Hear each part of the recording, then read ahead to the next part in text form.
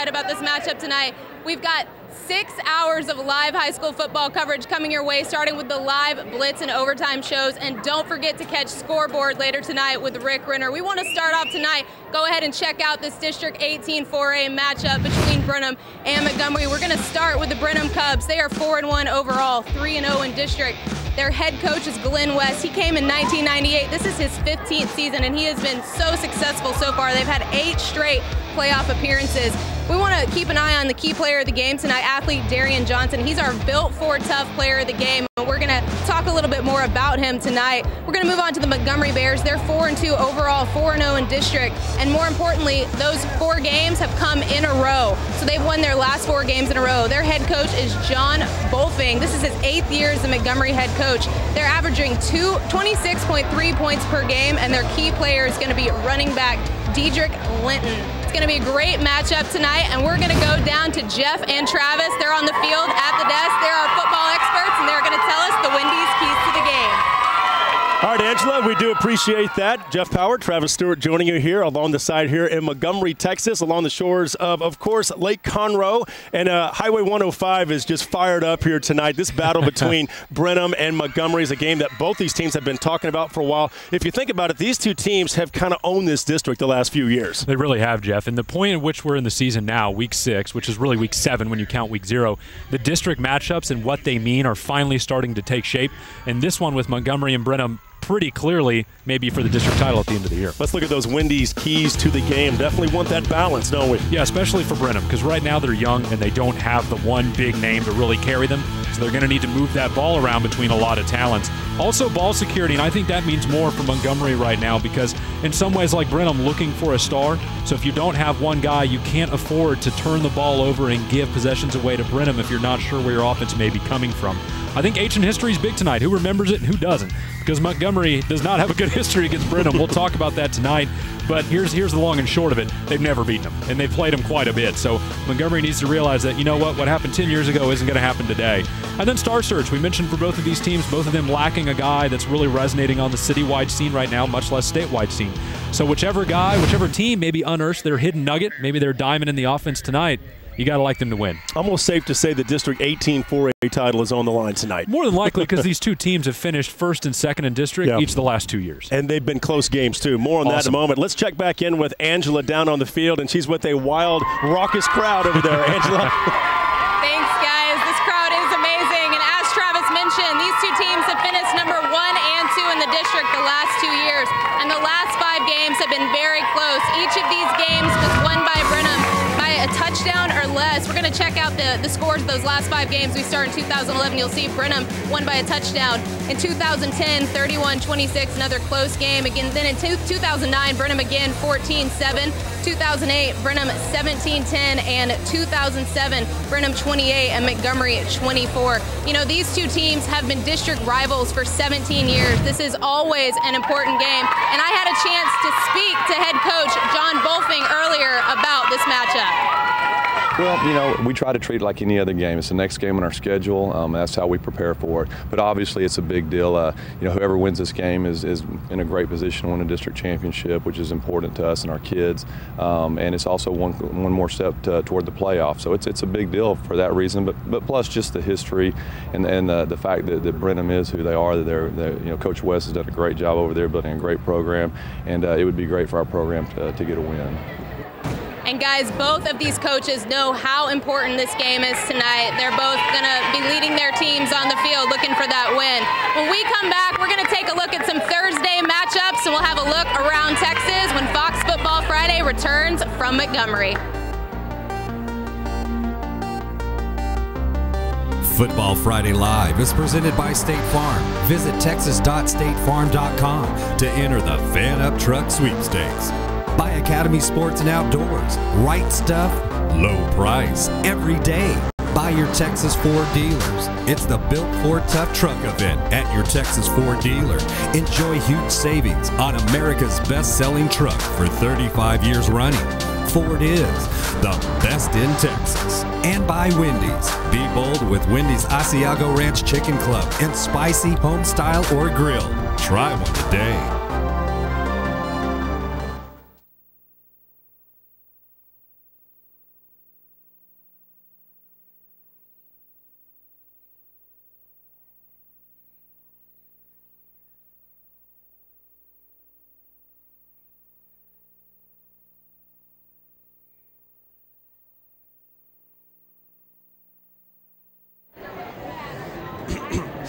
Good job, girlie. Thanks. Hey, we have a graphic for this read that's coming up. I know we talked about that. I just want to double check, right?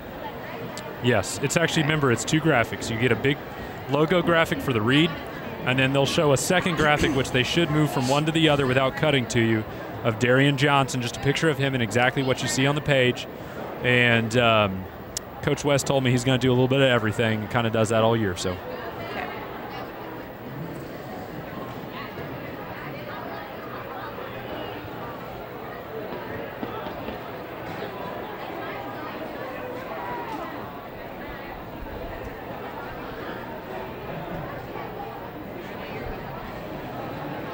Everybody has sent in pregame sound, by the way. If we want it, if we're a little bit, you know, whatever. Lockhart and We got about. Yes, you sound a little bit better. About 20 more minutes. we have Vista Ridge and Lockhart pregame sound. We lost the cheerleader. Yep. One more second. That's my fault. I need to do a better job of writing those in. It's okay. I mean, it's there. Just we never know if we're going to have them. Oh, I know. But I need to do a better job of writing them in. Ask you. Hey, Jeff, I know we're never light on time, but in case we are, we have some pregame sound in if we want it. Yeah. Okay, we're coming back. Answer your question.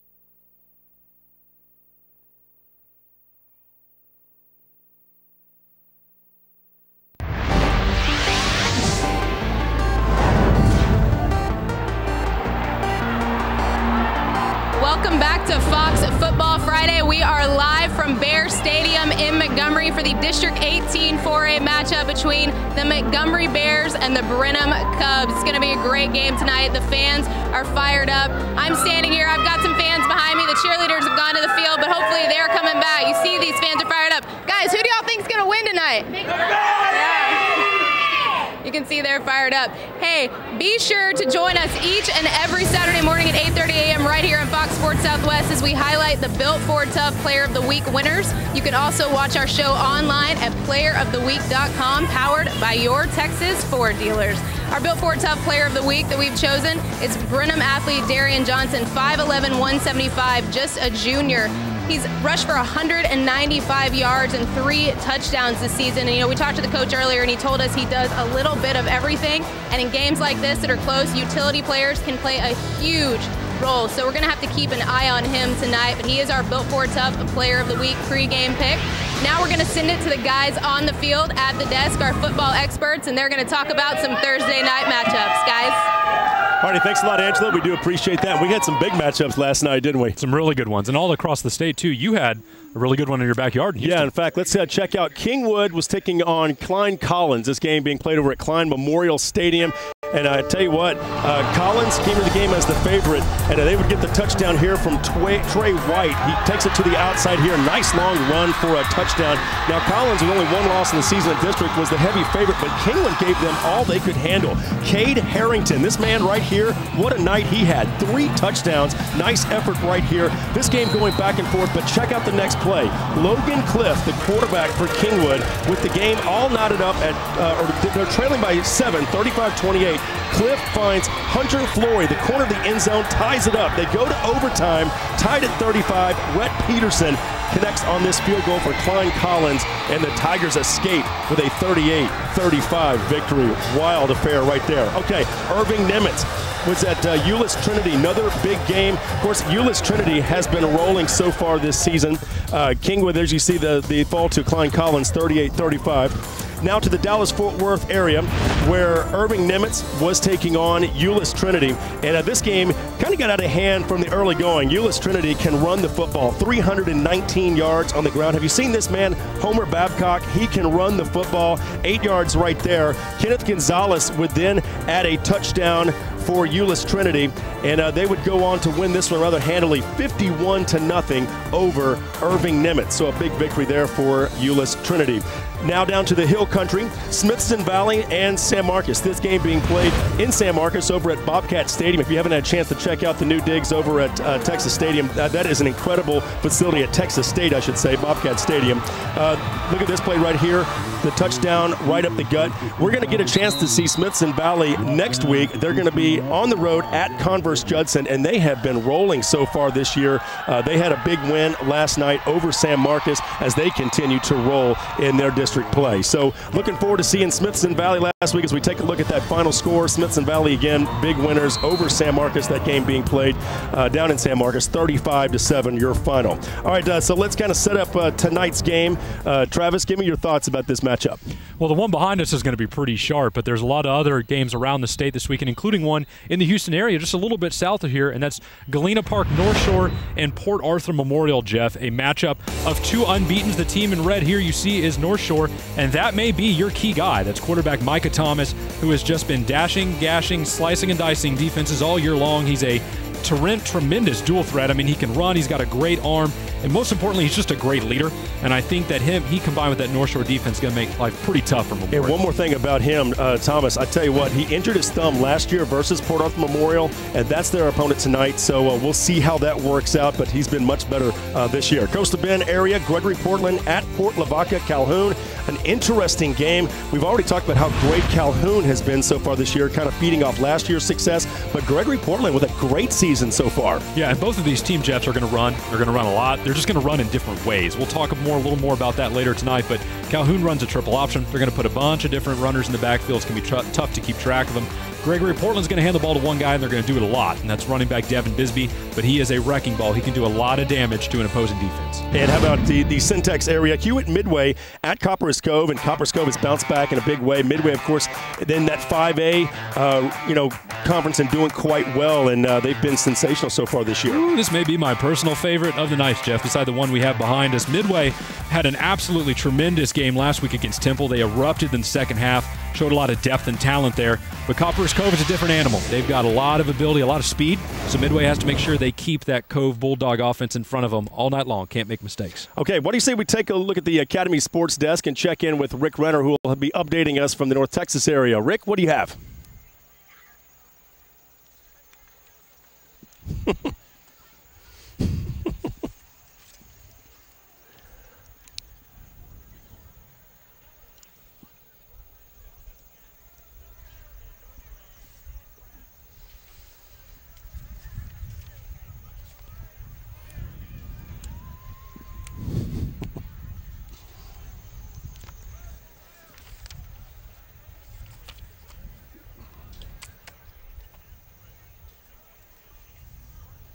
Now I'm your director of teaching for the Surly Award of the Good Sportsmanship League representatives from Montgomery High School and Durham High School will meet the same kids.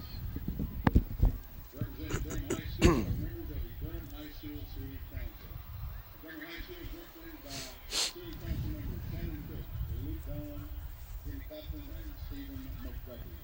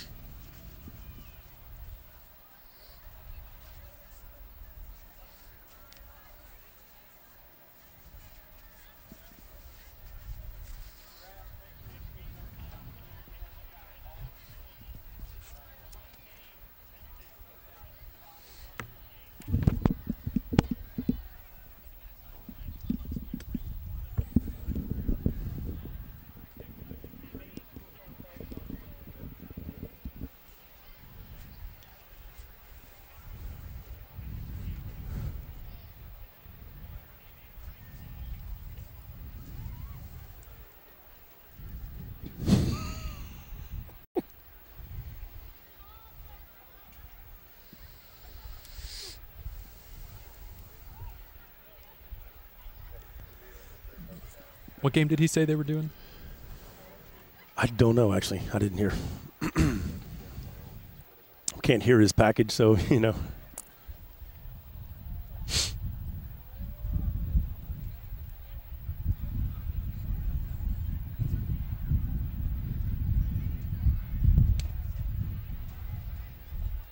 You remember Tim Cole also? Oh, yeah, linebacker. Yeah, I talked to him, or talked about him to Coach West this morning. That's their game tonight? What's that? They're doing Cy Ridge, Cy Falls? Whom? Neil? No, that's not Beasley. Oh. That's another guy. Oh. But wait, what's the deal with that game? 10-7. Oh, already. I see. Yeah, I was just showing you the score. Just be You a were asking little about quieter.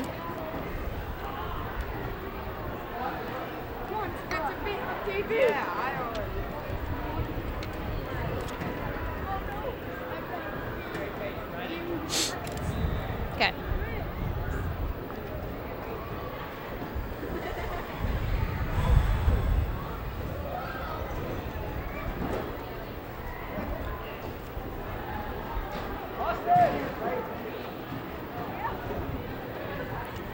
You know, the Cubs have had a lot of success in baseball. Not so much, as far as state championships. Really?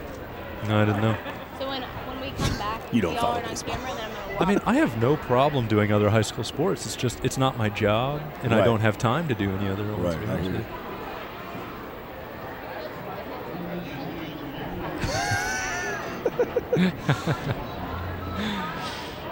We're talking dear about me, baseball, and he's telling me he ain't got time. No, Brenham has won.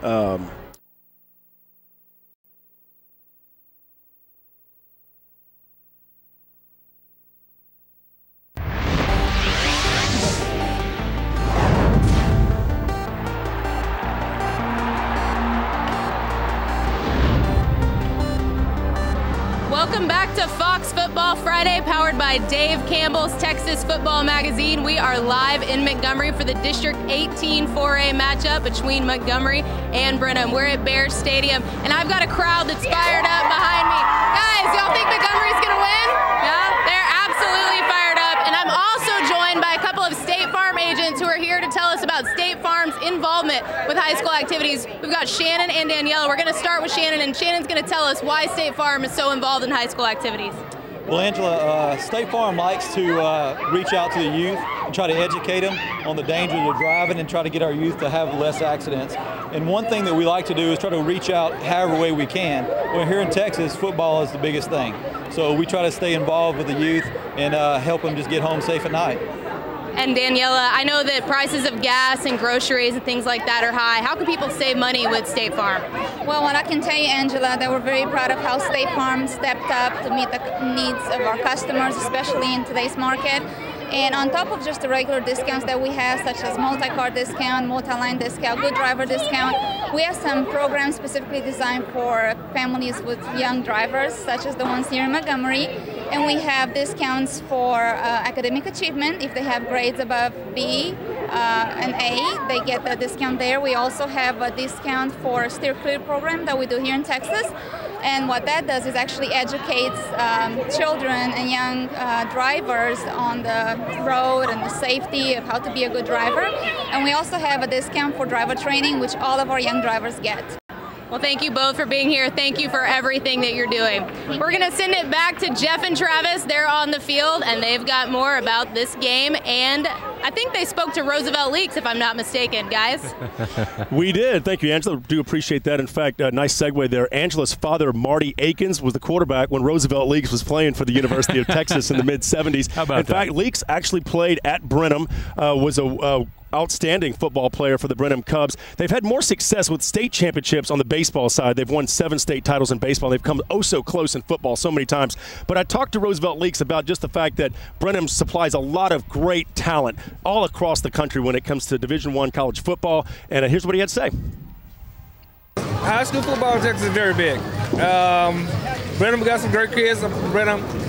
Texas got 2 kids out of Brenham. There's probably all 300 or 400 kids in the state of Texas that will go to Division I school. And so everybody comes to Texas recruit players. So it's big time. And Roosevelt Leaks there. He's right. A lot of great talent all across from Brenham all across the state. And they've done quite well over at the University of Texas. You see Malcolm Brown there, 2012 defensive tackle. And you can add Tim Cole to that list, too. A linebacker plays there. Star linebacker looks like he's going to redshirt this year, but he's got a promising future. Other Brenham stars that have gone on to college careers, Derek Edwards, wide receiver, has already seen time at Texas Tech this year. He signed in 2011. Defensive back Terrell Reese went to Utah in 2010. Trent Thomas, a safety at TCU, still on the roster now. He signed in 2009. And then Ryan Roberson, the fullback, finally getting a chance to shine at UT. The starting fullback now, and I might add, having a really good season so far in that new run-based offense. And, you know, of course, Brenham, they played for state titles in 2002 and 2009 in football, but one player who almost never got a chance to shine was senior defensive back Justin Davis. And Angela has more on this story. It's actually become a very sad story, but one that we hope will have a very good ending. Angela? Well, guys, coming out of the offseason and going into this season, Justin Davis was arguably the best player on the team. And then in late August, he suffered a stroke. Today, he actually was in Bryan for a procedure to reattach part of his brain that was removed to prevent brain swelling. And I actually had a chance to speak to Coach West earlier about that. I haven't spoken to him today. He was still asleep when we left, but I go and see him every week and just visit with him, and he's doing remarkably well. You know, being a young person, he's recovering, and we're hoping for a full recovery. He's at the Tier Hospital. Actually, he's in Bryan right now with the when they put the attached his skull back together, but he's doing super, and we keep praying for him and hoping that he keeps getting better. And, you know, guys, it's great to hear that he's doing well. He's resting after that procedure, and his family, you know, has been in contact with the school, and they've been telling everybody that he's doing well. And you heard Coach West say earlier that he visited him actually just this morning. So that's great. And obviously the hospital bills are racking up, and we were told that you can go to any Wells Fargo and you can say that you want to donate money to the Justin Davis Fund, and you can do that, like I said, at any Wells Fargo. Obviously, there's great tradition, you know, in the community in Brenham, and a great football tradition. And I talked earlier to head coach John Bolfing about how, you know, they want to build that tradition in Montgomery as well.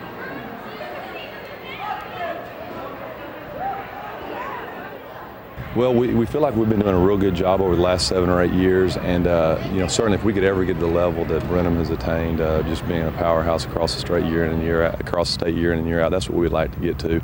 It's something that we're working toward, and you know, we've gotten a tremendous amount of support around here for our football program. We feel like we built a pretty good program over the last few years. And they're off to a good start so far, 4-0 in district. When we come back, we're going to take a broader look at District 18 4A and check out some other matchups tonight. And Fox Football Friday returns from Montgomery.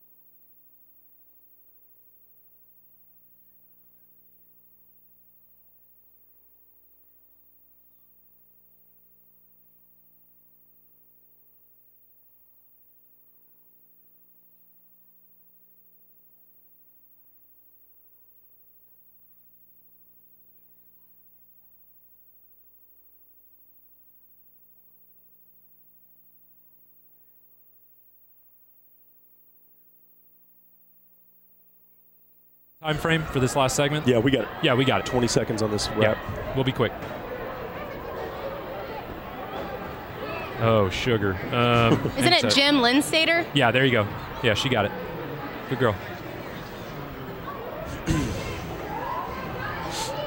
That's a ridiculous record. That'll never be broken. Never close. Never even close.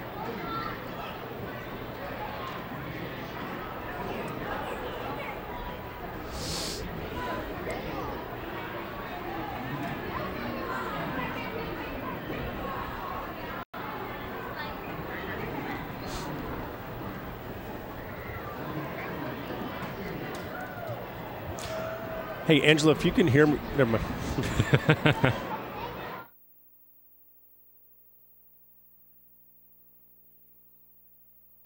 Football Friday Live is presented by State Farm. Visit texas.statefarm.com to enter the Fan Up Truck Sweepstakes. By Academy Sports and Outdoors. Right Stuff, low price every day by your Texas Ford dealers. It's the Built Ford Tough Truck event at your Texas Ford dealer. Enjoy huge savings on America's best-selling truck for 35 years running.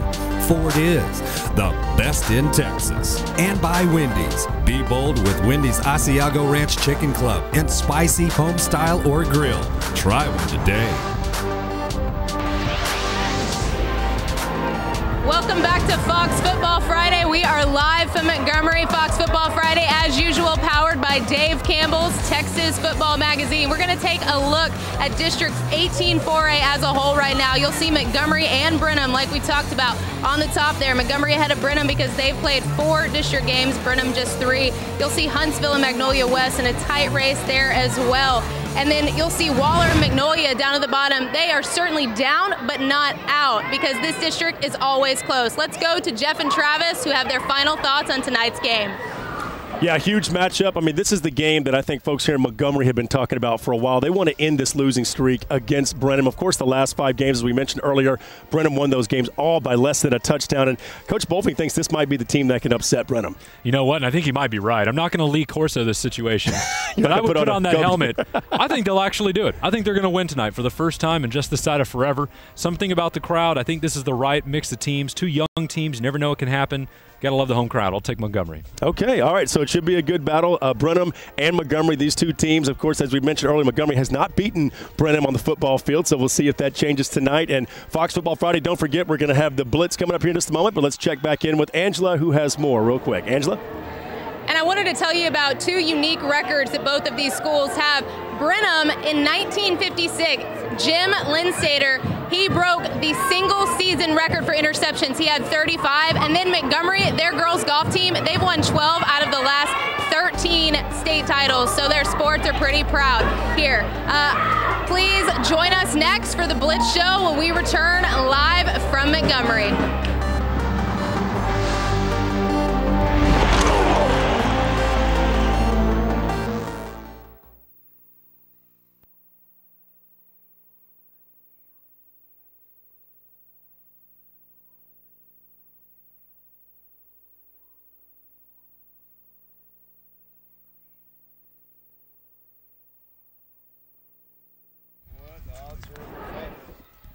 Why not? See, you could have put on your Montgomery helmet. Yeah, that's what I'm saying. I'm not going to Lee Corso it, but you came pretty close. I would. I'm sure Fox loved me mentioning Lee Corso, too. Yeah, really. Well, they have to admit, that's the premier college football show out there. All right, you ready to rock? Let's do it. You know it, baby. Oh, we can do better than that. Come on. Land it solid. There we go. Now we're cruising. Hey, we never used the shot of the Brenham players walking out in the suits. If we got it, maybe we could use that pretty soon. Yeah, let's do it right off the top.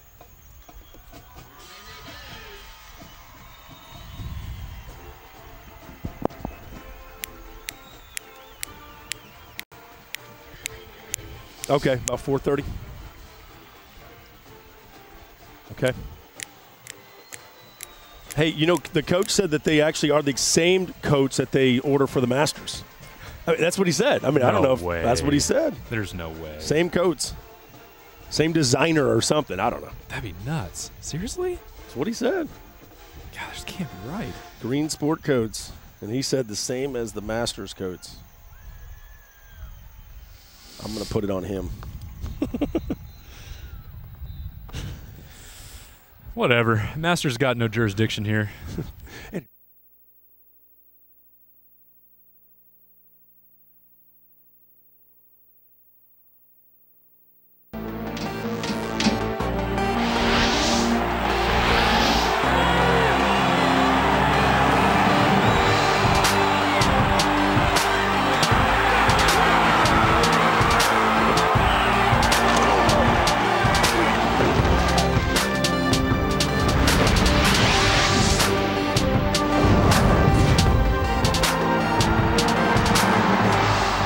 Fox Football Friday. It's the Blitz. We're here in Montgomery, Texas. near the shores of Lake Conroe as Brenham at 4-1 taking on the Montgomery Bears at 4-2. Both of these teams undefeated in district play. Brenham coming in at 3-0. The Bears of Montgomery at 4-0 in District 18-5A, so 18-4A. So a great matchup right here tonight. Montgomery taking on Brenham. Jeff Power, Travis Stewart, Angela Heyman down on the sidelines. Remember, folks, we can't show you the game live, but we can bring you highlights right after it happens. Game's about to kick off here in just a few minutes. But kind of talking about this game a little bit, the tradition of Brenham was impressive. They walked out here onto the field around 4:30 this afternoon, and they had these nice green blazers on. Look at it, kind of like the Masters or something. And it was a good-looking look for him. Coach Glenn West, he likes to have his crew looking sharp as they come out, take a walk on the field, get accustomed to the grass turf there, and they're looking sharp in that green. And you know what? That's something that Coach West has done a lot throughout his career, is take schools that are struggling a little bit or maybe playing right around 500 and improve them. And that discipline is part of that. He puts the kids in jackets. His coaches wear ties. He even wears a vest and tie during the winter. It's just part of the presentation and the discipline you need to run a tight ship in the high school football ranks. And he does it, and he gets great results. All right, well, let's take you around the state of Texas tonight. Of course, all the big games. We get this far into district play, and all the games are huge this time of year. And we're going to start out in the Piney Woods for you and kind of break down that area, the regional top 5. We got a chance to see Lufkin earlier this year. Look who's right there with them, Montgomery. This is a good-looking region right here in the Piney Woods. These top 5s, remember, compiled by geographic region and done by the Dave Campbell's Texas Football and TexasFootball.com staff. You'll see them for all the geographic regions throughout tonight. But you're right, Jeff, Lufkin up the top. They've been up and down. Right now they're up, so we'll reflect that in the rankings. Montgomery at number 2, riding that 4-game winning streak that they're on. Huntsville comes in at number 3. Cold Spring Oakhurst down in the 3A ranks is at number 4. And Jasper comes in at number 5, a super sharp Jasper squad in Class 3A. Games we're watching out for here in Week 6. How about the Woodlands at Lufkin? Man, you want to talk about Piney Woods rivalries? Here's another one. This one has also come down to the district title game over the past couple of years, and really the game here could be decided on whether or not Woodlands quarterback Blaine Gillespie plays. He missed last week with a severe concussion, was replaced by wide receiver Jamie Taylor. Without him, it takes away a dimension from that offense that they need, especially against Lufkin, especially when Lufkin quarterback Tyler Stubblefield has really been charging back into the equation. And Tyler Stubblefield for Lufkin has kind of been out in front of a trend for Lufkin. Look at their offensive numbers. When they score, Jeff, they win. When they don't win. Some teams can survive with defense, but Lufkin hasn't been that way. They scored 14 and 21 2 weeks and lost in both, but they've scored 40-plus and 70 in 1 week, and they won all of those. So the offense really is the engine that makes that car go out there in Lufkin. Huffman Hargrave over at Cleveland tonight. Another interesting game out here in the Piney Woods. And a really, really good quarterback for Preston Townley at Huffman Hargrave. And that's not a guy that people have talked about a lot, but his numbers are just ridiculous. He's got 1,500 yards passing, 21 touchdowns passing. Both of those are in the top 10 in all of South Texas. He's been razor sharp. So it comes down to a Cleveland defense that's been very good, especially against the run as of late. But I tell you what, I kind of like Hargrave here. Kuntz at Warren, another game we'll be watching out for tonight here in Week 6 in the Piney Woods. You know what? This game kind of reflects the one we have behind us tonight, because both Brenham and Montgomery are going to use a lot of guys still kind of searching for their big star. Well, Kuntz is in the same equation right now. They're using a lot of quarterbacks, they're using a lot of running backs. Warren, more or less the same. They're using a lot of guys in the backfield. They're running the ball all day long, but there's one guy that could be a star, and no pressure on the name. It's quarterback Colton Perfect. You think he's got a lot of pressure on him every day at practice? But he's a really talented kid. I think Warren could win here. Good name right there. Price Carlisle at Joaquin. Another interesting matchup. And one of my favorite school names in the state, Joaquin. Just so much fun to say. Say it at home, Joaquin. But looking at the schedules, these two teams have been 2 of the best in 1A right now. But that's kind of par for the course for the district. Look at 9 1A Division I from top to bottom. Almost every team in there is hitting home runs on a weekly basis. Price Carlisle is at 5-0. Joaquin is at 5-0. It's just a tough district to sled right now because everyone else in that grouping, Timpson, Harleton, Big Sandy, they're all killing it right now. Timpson's at 5-0. Harleton and Big Sandy are both at 4-1. So combined, those 5 teams, only 3 of those are going to make the playoffs. That's a tough field. So tough sledding right there in that district. As you can see the records, as Travis was alluding to, Joaquin, Price Carlisle, Timpson, all 5-0. Harleton and Big Sandy at 4-1. Harleton at Timpson, speaking of Harleton, they've got a good game tonight with Timpson. Well, Harleton's got an interesting dynamic going on. They're not scoring the ball a lot, but they're not giving up a lot either. So a lot of their games have been low scoring, but it's working for them. They're winning. But Timpson's not the same. They're going to score a few more points. They're a little bit up and down, got a faster pace to them. The reason this one is important, because we just saw the Price Carlisle and Joaquin matchup, if those two teams are both undefeated, shoot, this one may end up deciding the third team who makes it into the playoffs and who's going to be left on the outside looking in at the end. So if you think that Week 6 isn't giving you important matchups yet, you're dead wrong. They're all big right now. So it's not just the higher classification schools. It's a lot of that lower classification football around here. Okay, coming up next, we'll go to the Permian Basin. But real quick, let's check in with Angela. The game's about to kick off. Angela, what do you have? Hey guys, you're right, the game is about to kick off, and you might notice that in the stands behind me, a lot of the fans are wearing pink. Tonight is a pink out. It's their only home game in October, so they're taking advantage of it. The cheerleaders are raising money for breast cancer awareness. We're going to talk to them a little bit later. They're our academy team behind the team, but it's really neat what they're doing here tonight for breast cancer awareness. Back to you. Okay, Angela, do appreciate that, so we'll keep out for that. And Permian Basin is next here on Fox Football Friday. It's the Blitz. We're in Montgomery, about to kick it off between the Brenham Cubs and the Montgomery Bears. Stick around, folks. Football Friday Blitz is presented by your Texas Ford dealers. It's the Built Ford Tough Truck event at your Texas Ford dealer. Enjoy huge savings on America's best-selling truck for 35 years running. Ford is the best in Texas. Buy Academy Sports and Outdoors. Right stuff, low price, every day. Buy Wendy's. Be bold with Wendy's Asiago Ranch Chicken Club in spicy, home style, or grilled.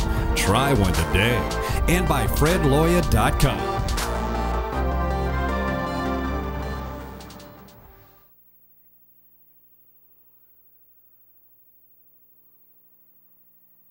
You know, I think if we don't get her preview package, we should try to do maybe a different preview or something, you know, even if it isn't from that region, because we have it kind of open. We got plenty of other sound. Yeah, that's fine.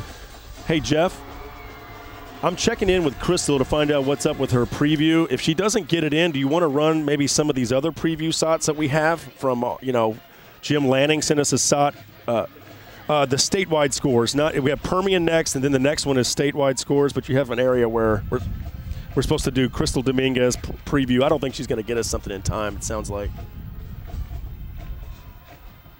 Jim Lanning, he has Vista Ridge Dripping Springs preview. And then I also sent one to Scott from, let me double check. Vista Ridge and Dripping Springs. And Lockhart. We have preview Lockhart. Who's Lockhart playing? Do you know? Is it Hayes? Is that right? That sounds right. Oh, God.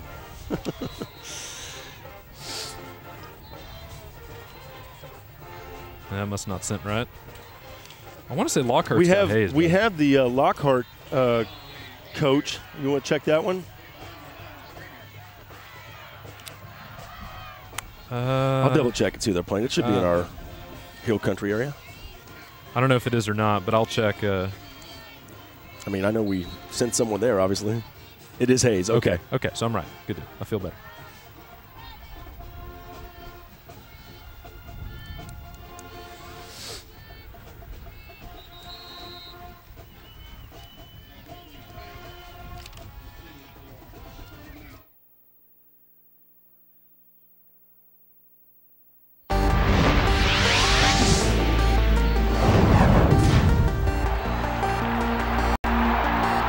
And welcome back to Fox Football Friday. It's the Blitz, powered by Dave Campbell's Texas Football Magazine. We are here in Montgomery, a live peek here at the crowd, getting fired up and ready to go as Montgomery, the Bears, taking on the Cubs of Brenham. Nice little rivalry here, key matchup. Both of these teams undefeated in district play, and they're about to kick it off. Don't forget, we can't show you the highlights live, but we can bring them to you right after they happen. Jeff Power, Travis Stewart, Angela Heyman will be on the sidelines talking about those highlights for us. And you just saw those pink shirts in the crowd. Remember, that's for breast cancer awareness for the month of October. And don't forget, we mentioned it earlier, the Justin Davis Fund for the Brenham player who had a stroke earlier in the year. You can go to any Wells Fargo throughout at any point in the country and ask to donate money to the Justin Davis Fund. They'll be happy to help you out. Okay. All right, let's move over to the Permian Basin now, the regional top five. Midland Lee at the top of our top five list out there. And I tell you, Midland Lee and Midland, these these teams have some big games tonight. And how about that? Midland Lee being up at the top. I don't think anyone would have predicted that before the year started, but they're running the ball better than pretty much anyone in Texas right now. We'll talk about them momentarily. Midland comes in right behind them. Permian, man, just struggling right now. 2-4 overall, but 2-2 in district, still alive in the district hunt. They're in at third. Big Spring in the fourth spot. They've got a massive one going on tonight in Midland Christian at 5-1, one of the best private schools in Texas at 5-1. They're in the fifth spot. Have I told you I'm a big Spring fan yet? Yeah, I think it's bleeding through a little bit. Well, I mean, they didn't win a game last year. I know. They're undefeated this year. I think it's a fantastic story. We're going to talk about how rare that is tonight, too. Okay, cool. All right, Abilene at Midland Lee. We talked about, hey, Midland Lee, they're at the top of the list. Go prove it tonight. You're playing one of the best teams in state against Abilene. You absolutely are. An Abilene team that's feeling really confident after they beat their big rival, Abilene Cooper, last week. But if Abilene knows there's one thing they have to do tonight, they can't let Midland Lee run the ball, especially with one big guy, Jason McAfee, who set a school record with 7 rushing touchdowns last week, Jeff. And remember, that's the school that Cedric Benson went to, who's rushed for 15 touchdowns over 3 straight state title games. That's a school with rushing pedigree, but Jason McAfee had a great game last week, and he has picked up steam throughout the year. As you can see, the past couple weeks, he's getting hotter and hotter. That offense is figuring out the way he runs, and they are looking really good right now. And he's going against the good Abilene defense. How about Abilene Cooper? They just lost to Abilene. They're looking to bounce back, taking on Midland tonight. Well, both of these schools are looking to bounce back because Midland coughed one away against San Angelo Central last week that will stick in their craw until the day they die. They had that team locked down, and somehow Mickey Scott, the San Angelo quarterback, got away from them, led it Central on a big comeback and beat them. And the reason that's important, Jeff, is because Scott's a dual-threat kid, and Cooper brings Lorenzo Joe, who is every bit the dual threat, if not better than Scott is. So if Midland had a hard time keeping Scott in check, it's going to be even tougher against Joe tonight. Going to have to find a way to button that kid up if they want to win. Yeah, Midland blew a 3-touchdown lead in the third quarter last week. All right, Andrews at Lubbock Cooper, another game we're watching out for. Exactly, and they're going to play 2 very different styles tonight. Lubbock Cooper is going to turn to a varied ground game. They got a lot of guys they're going to want to use. Their running back Keene, their quarterback Wyndham. They have the top wide receiver in the district, Mosley. They've got a bunch of guys that they want to use to spread that defense out. On the flip side, Andrews, they got 2 guys that want to hurt you. They got their dual threat quarterback Dolgener, and they got the second best wide receiver in the district, Lopez. So the 2 best wide receivers in the district are in action tonight, but they'll be used very differently. I think Cooper's going to be your favorite, but you never know out in West Texas. Shallow Water at Seminole. Oh, you want to talk about guys that are top in the district. It starts with Shallow Water running back Jarek Black. Get these numbers. This is in the ground game, and this is just through 6 weeks now, or 7 weeks, I guess. 1,500 rushing yards and 20 touchdowns rushing. That is 3 times the number of the next closest guy in district. Seminole counters with the best quarterback in the district at Jacob Birch, leading the district in passing, but man, it's really tough to look anywhere else than Shallow Water and that Jarek Black kid who is just running wild. How about Monahans at Midland Greenwood? I really like this one right now, and Monahan's coming in. They have one area that they really need to improve. It's their passing game. They're not getting a lot out of it. They run the ball well. They've always run the ball well, but I think they need a little more out of that pass game to really play and beat this Midland Greenwood team because Greenwood's quarterback Cam Williams has been very good, over 1,000 yards passing. He's also the team's leading rusher too. I think Monahan's is going to piece it together. I think they're going to win because look at the teams they've lost to, and it sounds like their record isn't that great. They've lost to an unbeaten Canyon team. They've lost to an unbeaten Canyon Randall team. They've lost to a 5-1 Midland Christian team. And even last year, look at their 2 teams they lost to. Argyle, which ended up being 14-2, and Seminole, which ended up being 11-2. So when Monahan's is as good or better, they're always going to win. It's only those really tough teams that have plagued them right now. That's why I think this Monahan team's not only a winner tonight, Jeff, but possibly a sleeper across that whole Permian Basin team for the rest of the season. They played a tough early schedule, but that usually pays off in spades down the line. Okay, all right, we've got some big coming up in a minute. The Academy Sports Desk and some statewide scores already pouring in. Fox Football Friday from right here in Montgomery. Brenham taking on Montgomery. Highlights in just a bit.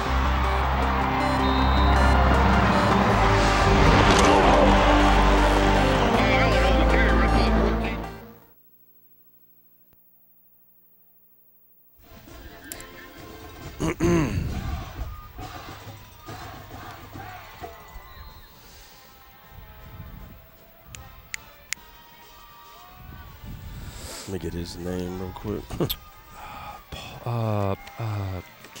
Kilsby? Paul Kilsby? Is that what it is? We go to the studio first, 4A. right? 4A. Oh, 4A. They should be... Okay. Nope, must be 25 4A. What are they? Here we go. No? Nope. Are they 16 flag? Hold on. What are they?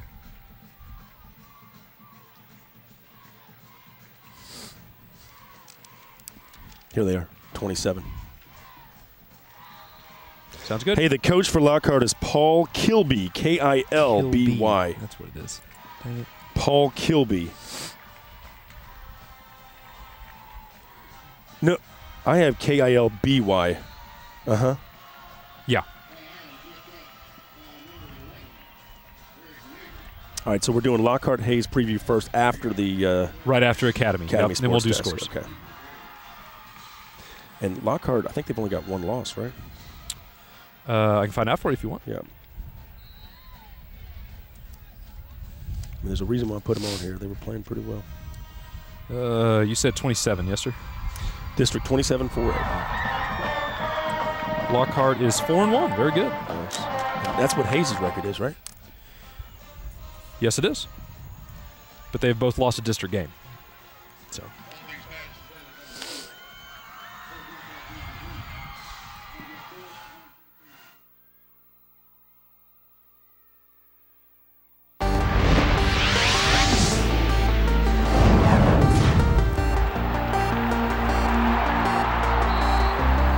And welcome to Fox Football Friday. It's the Blitz, powered by Dave Campbell's Texas Football Magazine. This is the crowd here in Montgomery. The Bears taking on the Brenham Cubs. Good rivalry. Both teams undefeated in district play, and you could say that this is a key matchup in District 18-4A. We'll see how this one pans out. Jeff Power, Travis Stewart joining you. Can't show you live highlights. We'll do the next best thing and bring you highlights right after they happen. Hey, let's take a quick Academy Sports Desk break, and then we're going to talk about Hayes and Lockhart and much of other games coming up here in just a second. Let's check in with Rick Renner.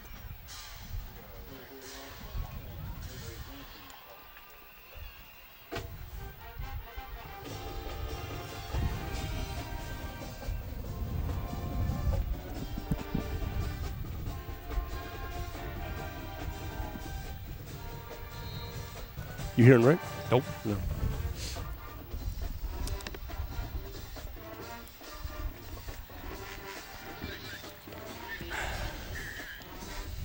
Jeff, do you have any score updates? Or do you need any scores? What's that Cy Ridge game? Cy Ranch? I've been retweeting it, so they should have it in there. Okay. Oh, Cy Falls, Cy Ridge is one game. Cy Ranch. Cy Ranch is over Cy Lakes, 28-0 right now. They're pummeling them. Who's winning that one? Cy Ranch. The Woodlands is over Lufkin, 7-0. Man, you know Cy Ranch has been on a roll ever since we were out there. Yeah, we've jump-started them big time. We've done that to several teams. I mean, we did that with Clear Springs last year. They were awful. And then they beat Pearland right in front of us, and then they had a great year.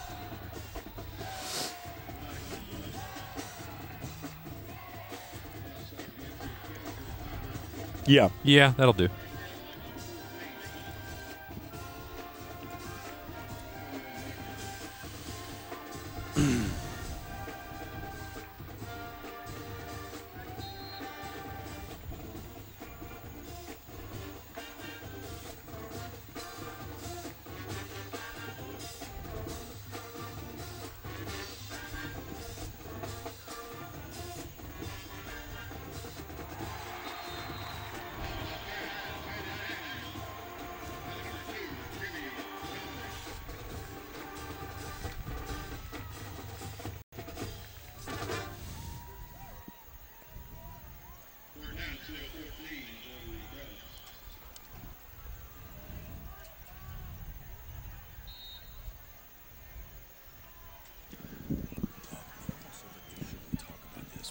What's that? Just completely not do this one at all. Which one? Oh, yeah, let's just ditch it. I mean, if her thing's not there, it's pointless. Yeah. Yeah, that's why I put it in, because it's almost 8 now. So.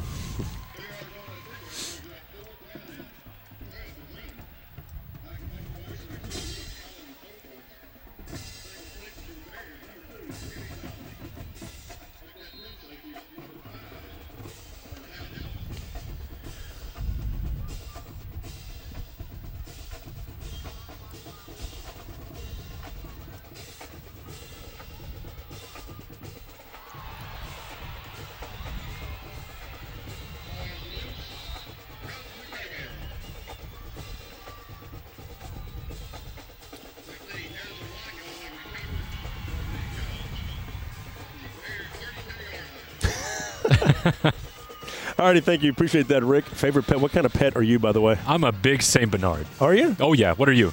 Cheshire Cat? There's so much I want to say, but we'll go to that later. And scene. The Lockhart Lions, 4-1, taking on Hayes. The Rebels also 4-1. Nice little matchup tonight. In fact, we got a chance to catch up with Paul Kilby, the head coach at Lockhart, before the game, to find out his thoughts. Well, Hayes is a great football program, great team. I think that we need to control the football, and they're a big play offense with number 11 at quarterback and 24, their little jet back, and they got a great receiver. We got to, I'd say, not give up the big play and control the ball in offense. All right, so that game just underway between Lockhart and Hayes. And interesting to see how Lockhart's been kind of on a roll so far this year, 4-1. They do have the one district loss, as does Hayes, so this is a very important game. Well, it's a boom year, I think, for Hill Country in general. 25-4A has been a delight to watch. 17-4A with Georgetown and Connolly has been a delight to watch. And now Lockhart carrying the flag down in 27-4A as well. It's just been a great year in the 4A ranks in the Hill Country, and really all those Hill Country districts are still wide open. Hey, let's look at some of these windy scores updates. Some of the scores already pouring in from all over the state of Texas. A lot of those greater Houston area games, they get started around 7 o'clock.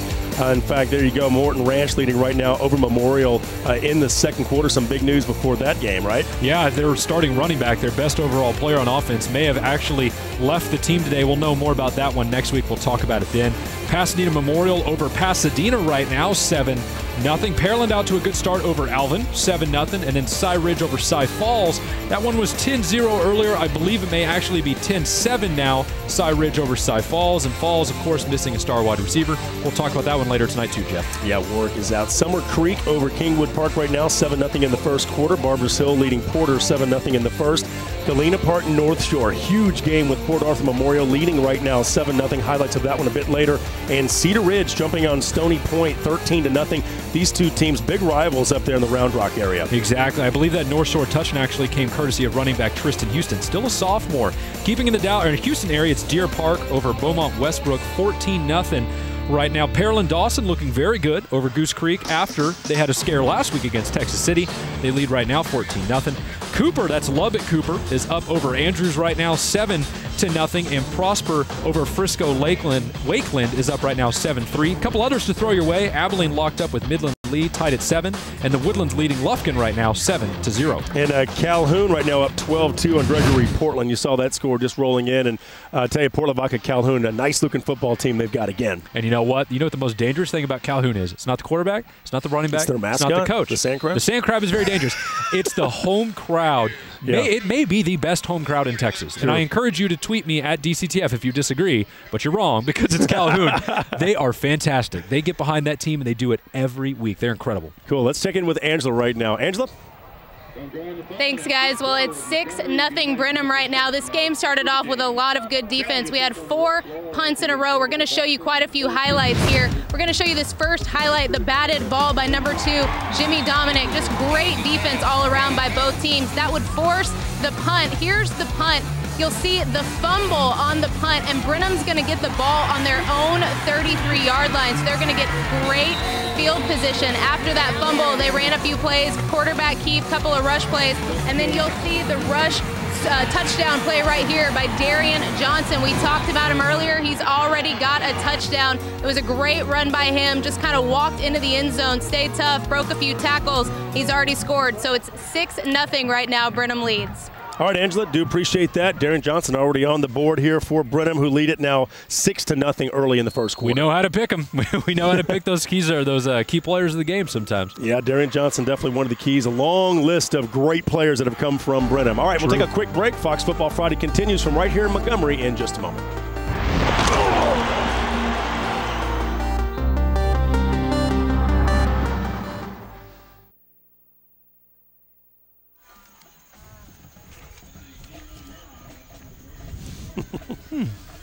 My parents still awake over there?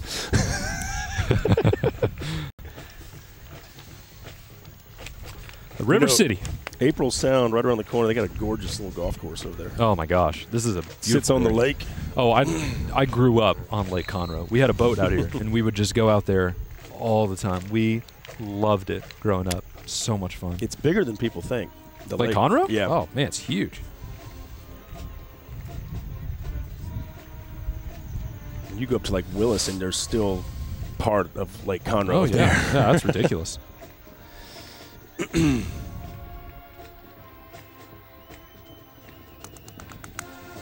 Hey, Jeff, for whatever it's worth, no, I was just saying we have highlights of Smithson Valley that we showed earlier in case you want to run them anywhere in this segment when we're talking about San Antonio.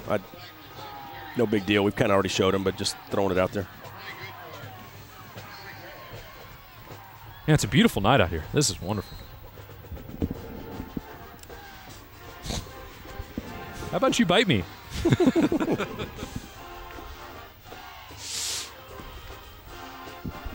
We send Russ up to what is that, Oregon or Washington? Seattle. Send him up to Seattle and he gets all earthy on us. I walked into his sound studio. He's got a bunch of Obama signs all over the place.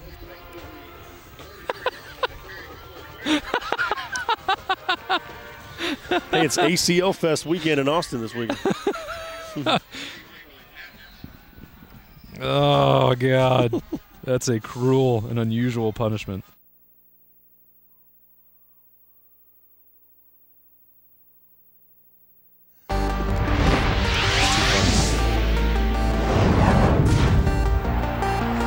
Welcome to Fox Football Friday. It's the Blitz, powered by Dave Campbell's Texas Football Magazine. We are here in Montgomery. You can see the purple and the pink. Breast cancer awareness here. October, of course, the only home game for Montgomery in October. And they're celebrating. We'll talk about that in just a moment. Taking on Brenham right now, trailing 6-0.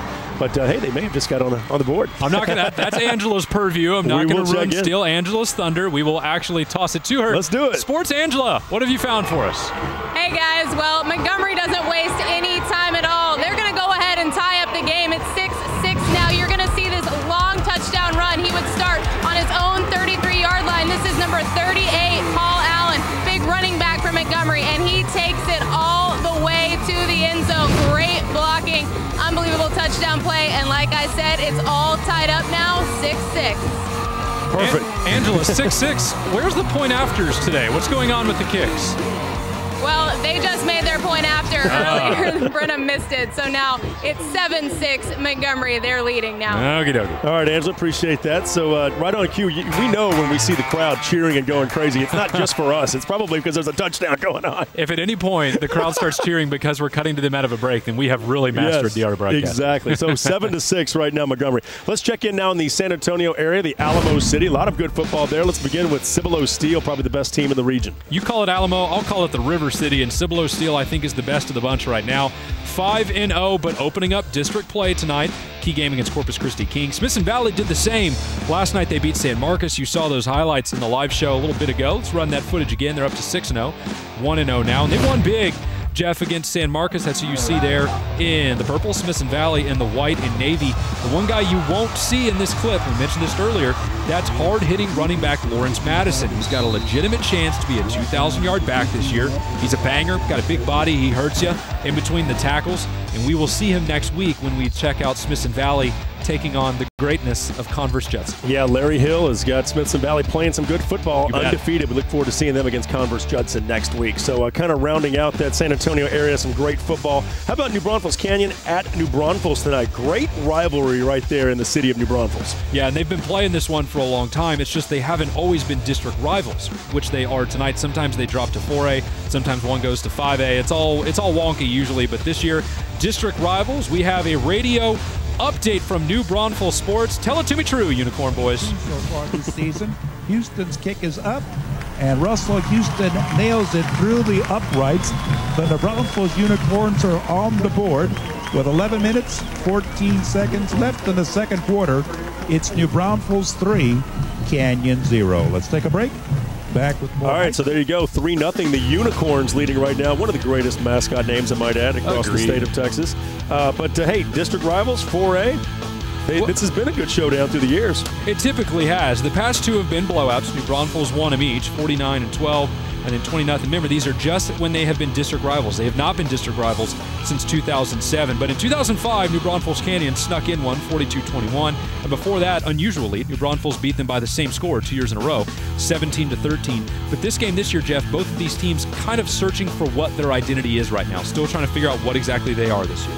All right, how about Converse Judson at Wagner? We will get to see Judson next week. They've got a huge game against Wagner tonight and leading right now 7-0. Lauren Chan now joining us on the phone for the San Antonio Express News. Lauren, how does Converse Judson look so far with their touchdown? We're going to get to see him next week. What are we going to see? They're looking pretty good right now. They've been rotating quarterbacks and threw a nice passing touchdown on their first drive. The really good player to watch for Judson is Jarvion Williams, who has more than 1,000 yards rushing after 5 games. Judson switched to a spread this season, but runs the ball just as much as it's ever been. 22 rushing touchdowns this season, 2 passing. So, Lauren, real quick, I know you got to go. Wagner took a crushing loss to a Mexico team last week. They gave up just the side of 1 million points in the fourth quarter. How does this team look emotionally to you? Do they look ready, look like they're hopping mad after the way last week went? It seems kind of similar to what happened to them 2 weeks ago. They've been going for big plays, but just coming up short. And for the last 2 quarters, Wagner's been shut out 31-0 now. So not too good at the moment, but I think they'll bounce back. Okay, Lauren Chan, San Antonio Express News. We do appreciate it. We'll check back with you later on. So Judson leading right now 7-0 over Wagner, that game in the first quarter. Cibolo Steel at Corpus Christi King. Another interesting game. Of course, Steel on the road up big already, 14-0. And you know what? Corpus Christi King, you can sub in that name for pretty much anyone in Texas right now, and you may see the same result because Cibolo Steel, they're just on another level. They're just playing really good football right now, whether it's at running back with Justin Stockton, who should pass 1,000 yards rushing on the year this night, or at defensive back with Jordan Stearns, who's had a great season so far. It just doesn't matter which way you slice the bread. This team runs the ball really well behind a great offensive line with a heck of a coaching staff. It's just a tough team to beat, and I think they're going to run undefeated through this district again. And Steele's recent district records, I mean, look at that. Extremely impressive. I mean, they just take care of business at home. They're 5-0 in district play last year, 5-0 in district play the year before that. And then the last 3 years they were in Class 4A, 6-1, 6-1, and 6-1. If you're in a district with Steel, I mean, you have to circle that in red, highlight it in yellow, and then pin it up on each kid's locker because, I mean, by and large, they're probably going to beat almost everybody. That team should have a target on their back every week once you get into these last couple weeks. They are the team to beat. All right, Kerrville-Tybee at Bernie Champion. Tybee up 7-0 right now in the first. I know this is going to sound weird because Rick Renner talked about Bernie Champion quarterback Kyle Pesky and how great his passing numbers have been, and they have been fantastic. But Bernie Champion, the past 2 weeks, they haven't been able to score. They've had a really hard time moving the football, or at least compared to what they were at the start of the season. So they need to figure out whatever bugaboo is shorting out the offensive system, because Kerrville-Tybee with Parks McNeil under center, he's just not going to give you the chance. He'll ring up 40 before you can blink. So Bernie Champion has to be able to get the offense moving tonight if they want to stick with this Amber team. All right, Gonzales at LaGrange. Another game we'll be following tonight. A massive 3A matchup, and this one could end up being for the district title. There are some other good teams in that district, but I like these two right now the best. And Gonzales, I tell you what, that's one of the best teams no one's talking about in Class 3A right now. They've given up more than a touchdown only once all season. So single digits, 7 or less points in all 5 of their 6 games so far. And the reason why has been a great defensive guy in Zach Lopez and a great running back in Cecil Johnson. That's just a really tough team to beat right now. I like them here tonight, too. We're going to be bringing in highlights from all over the state of Texas. So we use this file transfer protocol, FTP as it's known. It's a way to kind of bring highlights through the internet. It's very interesting. Look at you, tech-savvy, Jeff. Fans get a chance to kind of see these highlights, and they can wonder how we get them so quickly. Well, you know what? You send them to an email, and bam, they're in. So, all right, let's check out some more scores. Dallas-Fort Worth area. Yes, South Grand Prairie trailing Cedar Hill right now, 7-0. We've got some highlights right here. I know who that is. That's LaQuiviante Gonzalez for Cedar Hill, who I wrote earlier this week on TexasFootball.com. A Quicksilver Wraith if one has ever worn red and black. He is just dangerous. That's the only way I can describe it. We'll talk about him more tonight, but every time he has the ball in his hands, all 11 sets of eyes on defense need to be trained on him. He is extra special. Fitting that Gonzales would follow up the Gonzales game against LaGrange. Look at that symmetry. Hey, Greater Houston area is next when Fox Football Friday continues, and we'll update this one between Montgomery and Brenham when we return.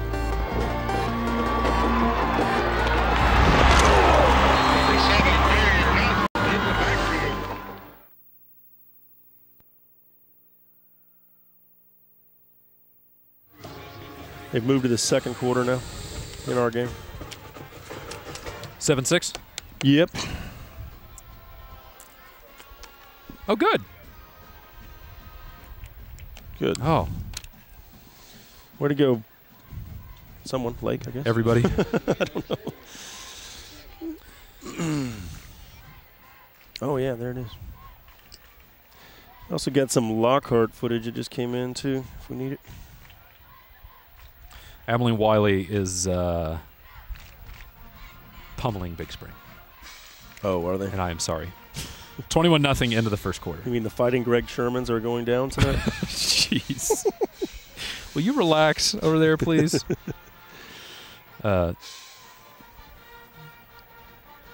Your email to him was high in brevity. I'll point it that way.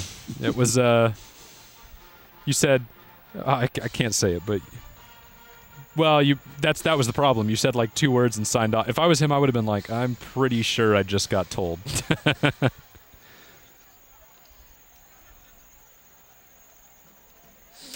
Yeah, right. Whatever. Oh wow, Calhoun's unleashing. They're up. Well, everyone just sent highlights. Amazing. We got like 4 emails in one shot. Yeah, that's right. And there was no punctuation or anything. It was just. Calhoun is beating Gregory Portland 25-2. I was surprised Calhoun didn't go further last year in the playoffs. I thought they were the team.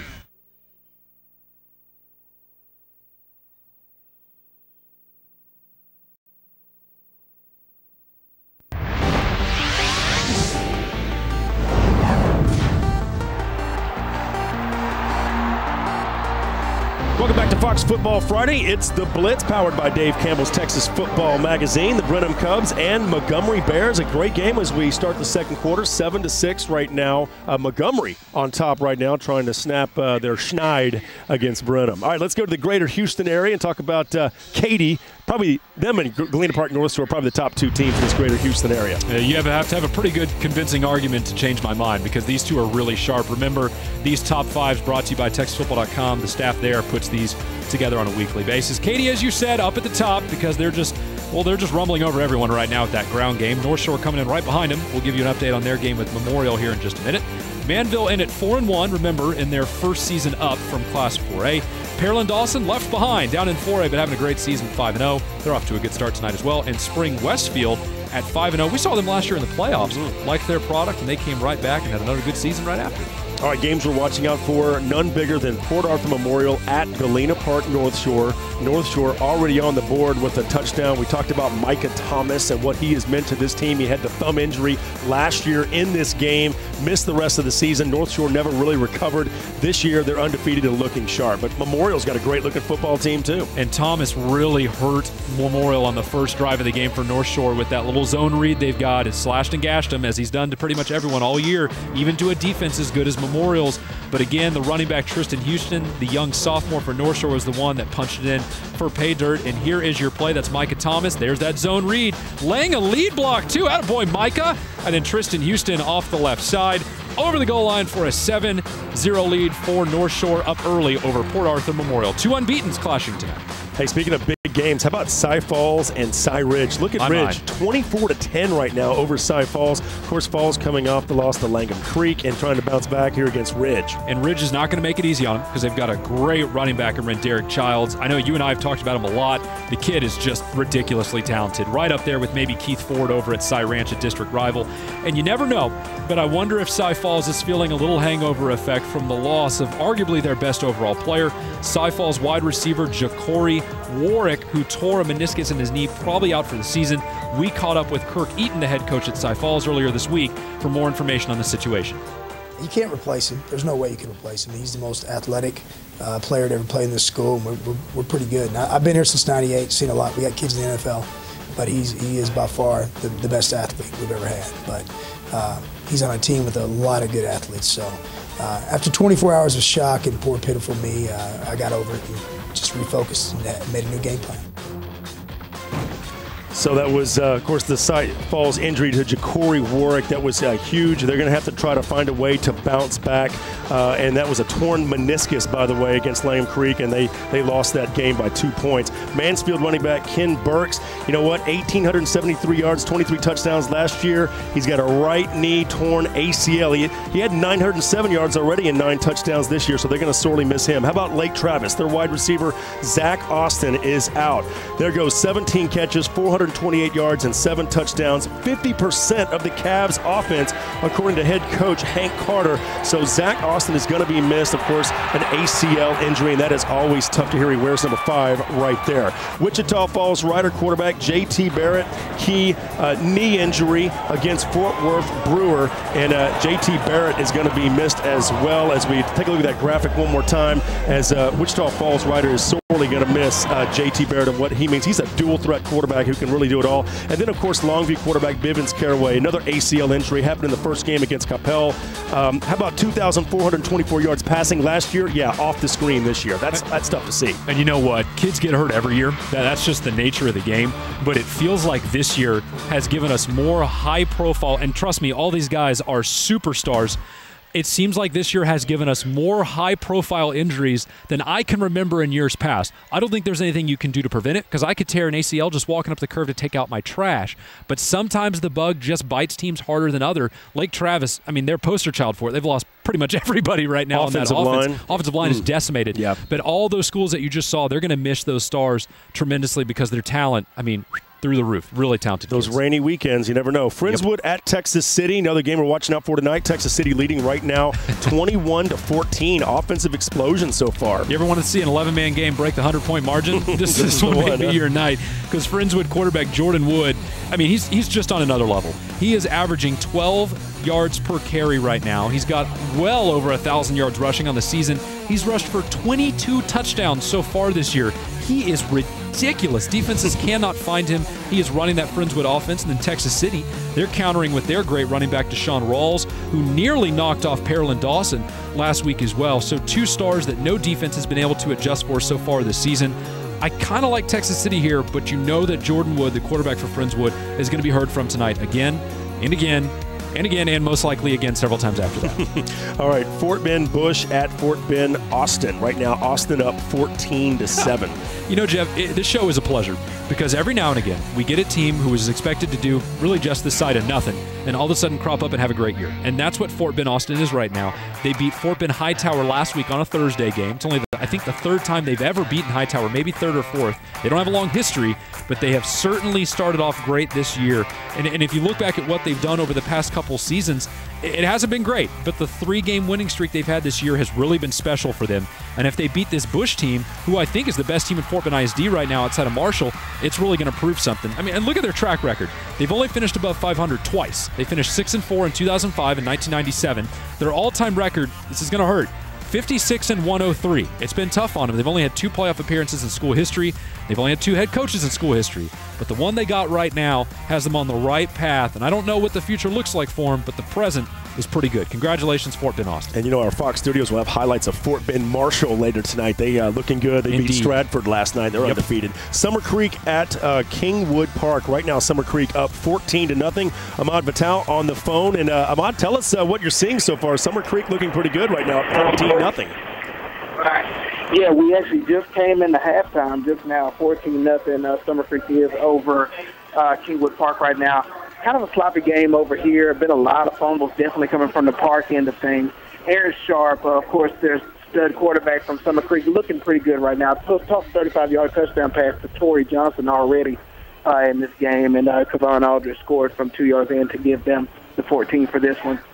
Pretty just back and forth type of game right now. I don't think really Summer Creek's really just kind of got in the zone just yet, but interesting to see what will happen for the second half. But right now, Summer Creek is in control of this game. Ahmad, quarterback Aaron Sharp for Summer Creek, one of the least most prolific guys in the area and still just a junior. If you're a college recruiter, is that a guy you give a chance at a scholarship? You think he's got it? Oh, yeah, he's got it. He's got it, and then a little bit more as well.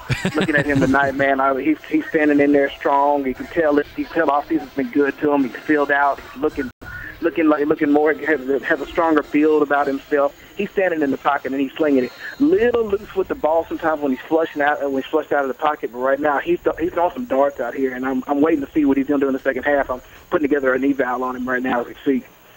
All right, very good, Ahmad. We do appreciate it. We'll check back with you a little bit later on. Right now, Summer Creek up at halftime, 14-0 over Kingwood Park. All right, let's check in with Angela right now, who has our Academy team behind the team. Angela? Thanks, Jeff and Travis. Well, right now, Brenham is up 13-7. That touchdown was set up by a long pass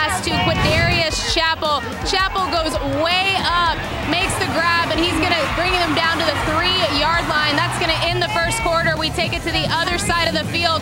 You'll see running back Darian Johnson, he's running the Wildcat. He's going to keep it. He's going to take it into the end zone for 6, and it is 13-7 right now. Brenham is up with about 7:30 to go in the second quarter, and right now Montgomery is driving. And speaking of Montgomery, I am joined by tonight's Academy team behind the team, the Montgomery varsity cheerleading squad. These girls, as you can see, have pink pom-poms, and they've been doing a lot to raise money for breast cancer awareness. Right next to me, I've got Captain Avery. And Avery, I understand that this cause is really close to your heart because your mom is a breast cancer survivor. Yes, ma'am, it is. This year, Cheer has done a lot along with NHS and FCCLA. Our president, Nicole's right here. Our Cheer Booster Club has done a barbecue and has put all of the money towards the cause. And we have been selling lots of... FCCLA has been selling shirts this week and last week to raise money for the cause as well. And the cheerleaders have gone throughout the school and throughout the stands collecting money for the cause. And we've earned a lot of money, and it's all going towards breast cancer awareness. Well, that's great what you're doing, and I heard that you guys actually kind of partnered up with the Brenham cheerleading squad as well. Yes, ma'am. Even though we're rivals and we've been rivals for forever, we've kind of united to support the cause. Well, that's very special. I know it's special to your heart. It's special to all of your hearts. There are several teachers here at Montgomery High School who have breast cancer awareness, so the whole school kind of rallies around those teachers, and this is a really big deal to them. Again, this is tonight's Academy team behind the team, the Montgomery cheerleaders, and they are definitely fired up. Guys, back to you. Angela, don't look now, but there's a bear behind you. He's definitely looking right over his shoulder the whole time. All right, so Brenham leading here 13-7. We'll be right back with more Fox Football Friday from here in Montgomery.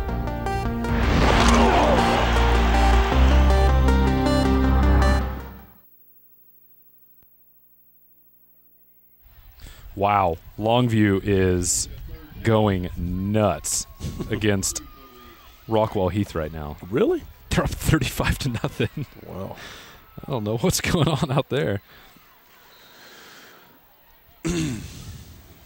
All right, no more tweeting for me for a while. Done. No more tweets. I'm going to get locked out. Okay, so we got an Academy Sports Desk. What are we on? I kind of teased Fort Bend Marshall. I hope they have them in this break right here. That'll be good. I don't know. No, it doesn't look like it. They said they have Panhandle and San Antonio here. Oh, that's right, yeah. They may have Houston at number 9. No, I guess they've already done them. Let's just do Hayes Consolidated. Yep, that's what they go by. Yep. And it's Buda. Windy.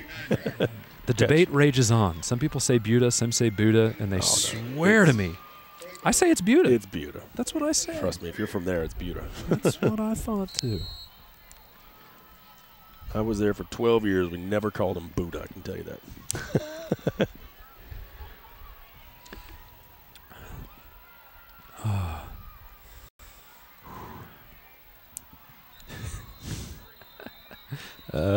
Let me check for you, big guy. Hang tight. I'll look.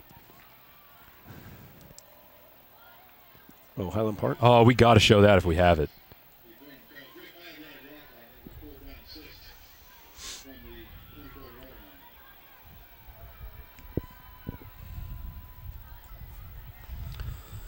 All right. Jeff wants to know about Irving MacArthur. Hold on, Jeff. I'm almost at MacArthur. Takes me a second. MacArthur is at home against Colleyville Heritage.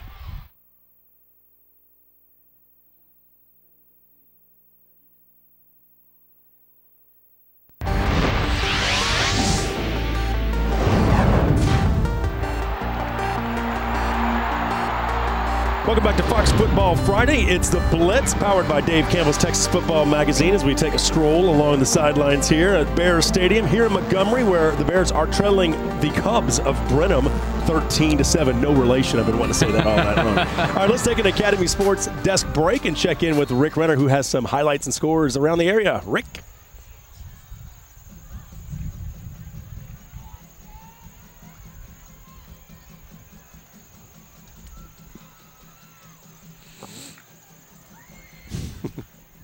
No relation. Cubs, Bears, no relation. I like that.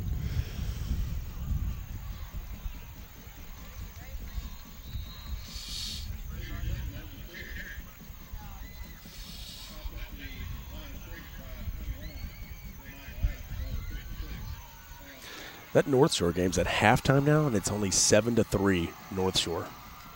Halftime? Yeah. We knew there was 2 good defenses, didn't we?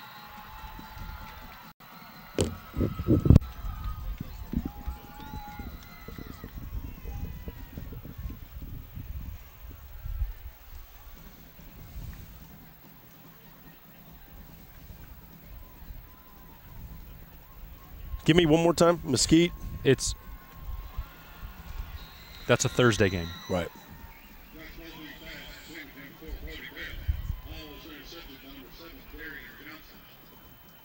You need scores for those? Jeff?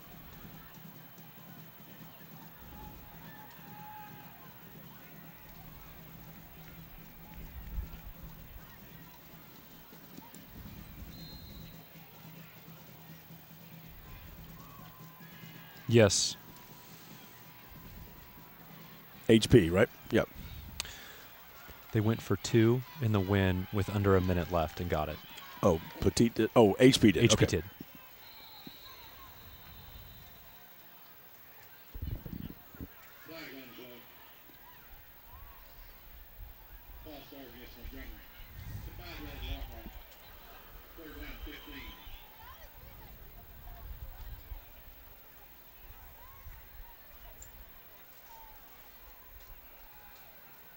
From Cedar Hill.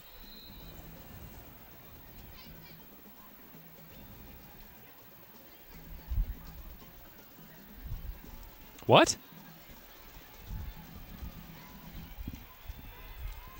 Wow, I didn't see that coming.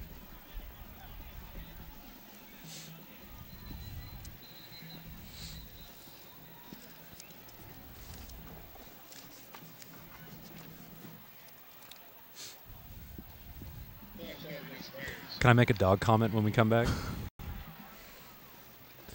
Yeah, I'm looking and I don't see anything on that.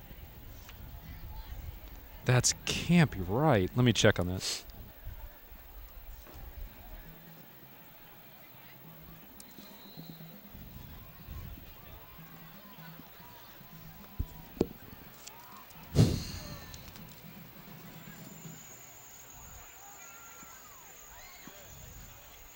All right, thank you, Rick. Do appreciate that. I tell you what, I have a huge dog. Have you ever tried to dress one of those things? The girls are looking for big dogs. They don't sell sweaters for bears. I mean, like, you just don't find those in the stores. My dog doesn't.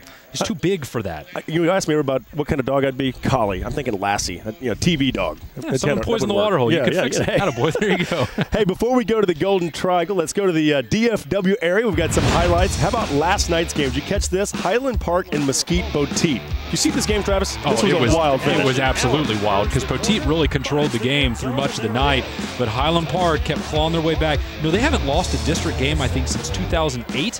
Highland Park hasn't, so you knew that everything was on the line for these Scots tonight. They got way, way, way close to the wire, but at the very end they scored, went for 2 with under a minute left to go, and got it. They broke Poteet's heart. I tell you what, the Poteet players were devastated. They kept fighting. This was them, obviously. I think this was actually them taking the lead a little earlier in the night, and this is the point at which Highland Park came charging back. This is the final touchdown of the game. Highland Park, you can see the emotion right up the middle. They would go for 2. It's the same zone replay. They just took a different guy. It's the quarterback. Cross that line. Jet Tuma reaches across the goal line. Pater 2019, the Scots. Big winners and an absolute thriller. Instant classic. Good stuff. All right, Irving, MacArthur, and Colleyville Heritage. Look at this score, folks. Well, let's show you some highlights first, and then we'll show you the score because it's been surprising to say the least. This is Irving MacArthur on the move, scoring a touchdown. And MacArthur's actually a much better team than they're getting credit for, but they've already played Euless Trinity and lost, so I think a lot of people kind of wrote them off as legitimate contenders. But they've been exceptional offensively this year, especially in the ground game. And look at your final product. It is indeed 20-0 MacArthur over Colleyville Heritage right now in the second quarter. Plenty of time for Colleyville Heritage to come back. Right now, if anyone can do it, they're passing attack. But MacArthur's got their thumb on the scale right now. Cedar Hill and South Grand Prairie, another interesting game. This game just rolling in. And that is Laquiviante Gonzalez, the explosive running back, wide receiver, punt returner, kick returner. Do a little bit of everything guy for Cedar Hill. That put them up early on, and their offense just kept chugging along. Gonzalez again. Oh, this is actually the same play. This is the same play. This was him darting out to the right side. Look at the speed as he gets around the corner. I mean, at least 2 or 3 defenders had a good angle there. Couldn't get to him. But a big safety by South Grand Prairie later on in that game. Quarterback, I believe that's Damian Hobbs for Cedar Hill, sacked in the end zone. Ball looked like it rolled out the back of the end zone, but the refs had to sort that one out. Cedar Hill still leading, though, right now, 21-9, and looking every bit as good as we thought they would this year. All right, more East Chambers at Newton. This is a Golden Triangle area, Week 6 action, and East Chambers and Newton, a game we're watching out for. But let's look at this regional top 5 first before we go there. Port Arthur Memorial, the top team, trailing right now at the half, 7-3, by the way, to North Shore. But still pretty salty, and better, I think, than the rest of this crew. Port Arthur Memorial is about as good as you're going to get around these parts. They're really good. Nederland comes in right behind them, 4-1. Vider at 4-1 as well. Man, both those teams are really good, too. West Orange Stark at 6-0, and Beaumont Ozan right now at 2-3, holding down the 5th spot. West Orange Stark, great start to this season. All right, East Chambers at Newton, the game we're watching out for here in Week 6. Whoa! Yeah, Newton up 27 right now to nothing over East Chambers. And fair and balanced, what do you think? Not this year. Both of these teams have actually kind of been toe-and-toe as of late. Look at their numbers coming into the game. 5-0 for Newton. 4-0 to East Chambers. Newton scoring 46 a game, giving up 11. East Chambers is scoring 34 a game and has only given up 13. And they've gone 2-2 over the last 4 meetings. But tonight, Newton clearly not amused, not messing around. And I bet you their running back, Kevin Shorter, has been a big part of that offensive explosion early on. He's already got 13 touchdowns on the season. All right, how about Beaumont Westbrook at Deer Park? Well, Jeff, this one is very important. Let's check in with Legacy Sports Network on the most recent update via radio. High snap. Martin gets it down. The kick is up, and it is good. And with 3 seconds remaining in this first half, your new score, Deer Park 31 and Beaumont Westbrook 14. As we will keep it here before we head into halftime. So there you go, Deer Park leading. Special thanks to the Legacy Sports Network there. But Deer Park up now 31-14. And this is why this game is important. When you look at this district as a whole, we're going to try and put a couple districts in context tonight for you. Port Arthur Memorial up at the top at 6-0. LaPorte is there at 5-1, 2-0. North Shore is 5-0 and 1-0. I mean, Jeff, I'll bet my shorts that Memorial and North Shore are going to make the playoffs, and I'll bet your shorts that LaPorte's going to make it too. So those Come on, LaPorte. those 3 squads have more or less got this spot locked up, which means these last two schools, Deer Park and Westbrook, there's other teams in there, but Deer Park and Westbrook have the best shot at stealing the 4th spot. So it's probably going to come down to the game between these 2 teams tonight. The loser of this game may be out of the playoff race. Interesting. Okay, in Week 6. Yeah, that is crazy. Port Neches Groves at Beaumont Central. Right now, Central up 21-14 on PNG. Well, the PNG offense is struggling right now, and they have been a little bit off and on for the past couple weeks. You can't do that against Central because their dual-threat quarterback, Robert Mitchell, he'll eat you up. And right now, 21 points in the first half for Beaumont Central. Let's say they held that pace and they score 42 tonight. I just don't know if the Indians can get there right now.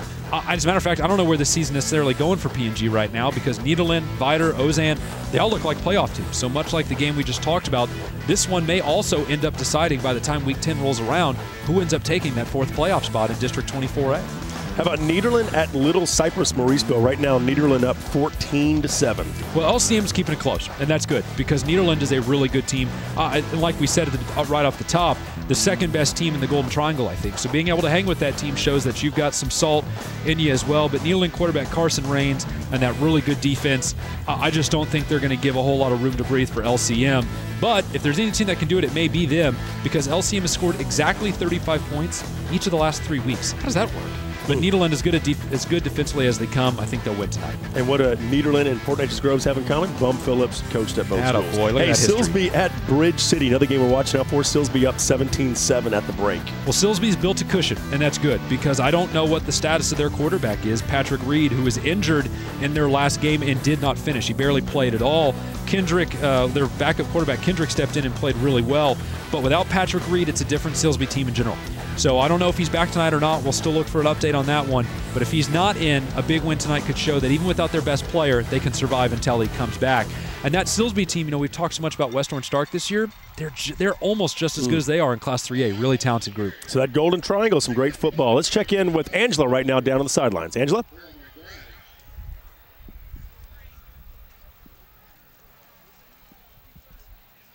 All right, a little audio difficulty there. We'll get that sewed up and check back with her in just a moment. I can tell you as I look over my back here, it's 13-7 still.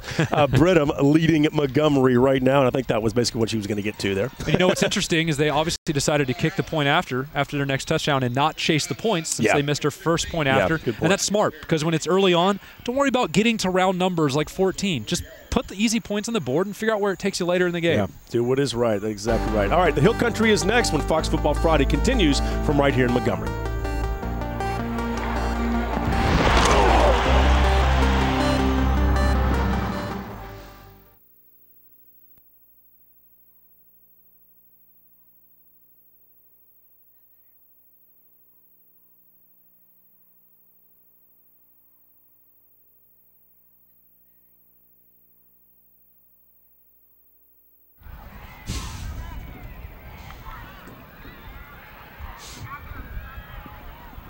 We've got 25 seconds left, and then I'm going to grab Coach West.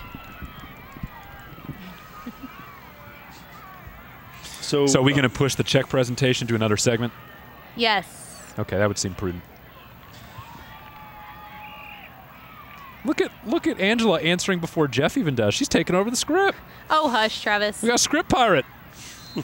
I wanted to talk about how cool the uniforms are from Montgomery. They look like Notre Dame. They're purple and not navy. That does not make them cool. Well, I think it does. Are you a Notre Dame fan? Maybe. There has been a Crystal Dominguez sighting. She does have highlights from the first half and is getting ready to feed them. The girl from El Paso. What is she sending? She's actually going to be sending us some highlights here. She has a touchdown and says she's getting ready to feed. Yeah, she sent them to my email, and I'll get it to Scott. We got 19 seconds. Would you count down for us? 19, 19, 19, 19. Hey, so we have highlights of Lockhart, right? Do we? That's ridiculous. We had sound. Let me double check something. Completely ridiculous. What do we have from Central Texas as far as highlights? Anything real quick? Nothing yet, maybe? All right, I have Lake Travis. Just got him. I mean, I don't know if we could push him down. We have highlights for that? I just sent in Lake Travis highlights to Scotty, Lake Travis. So check that out.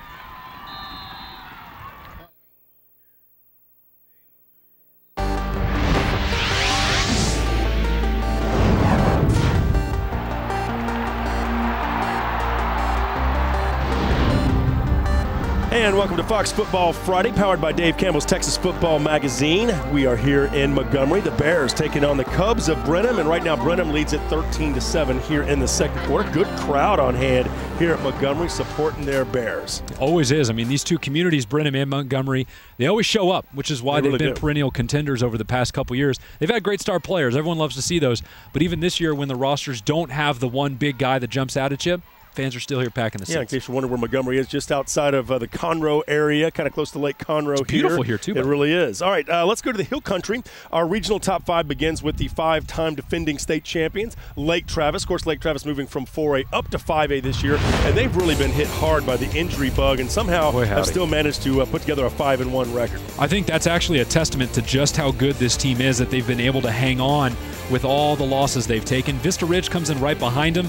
They have a really big one with Dripping Springs tonight. We'll have highlights from that game coming in later in the evening.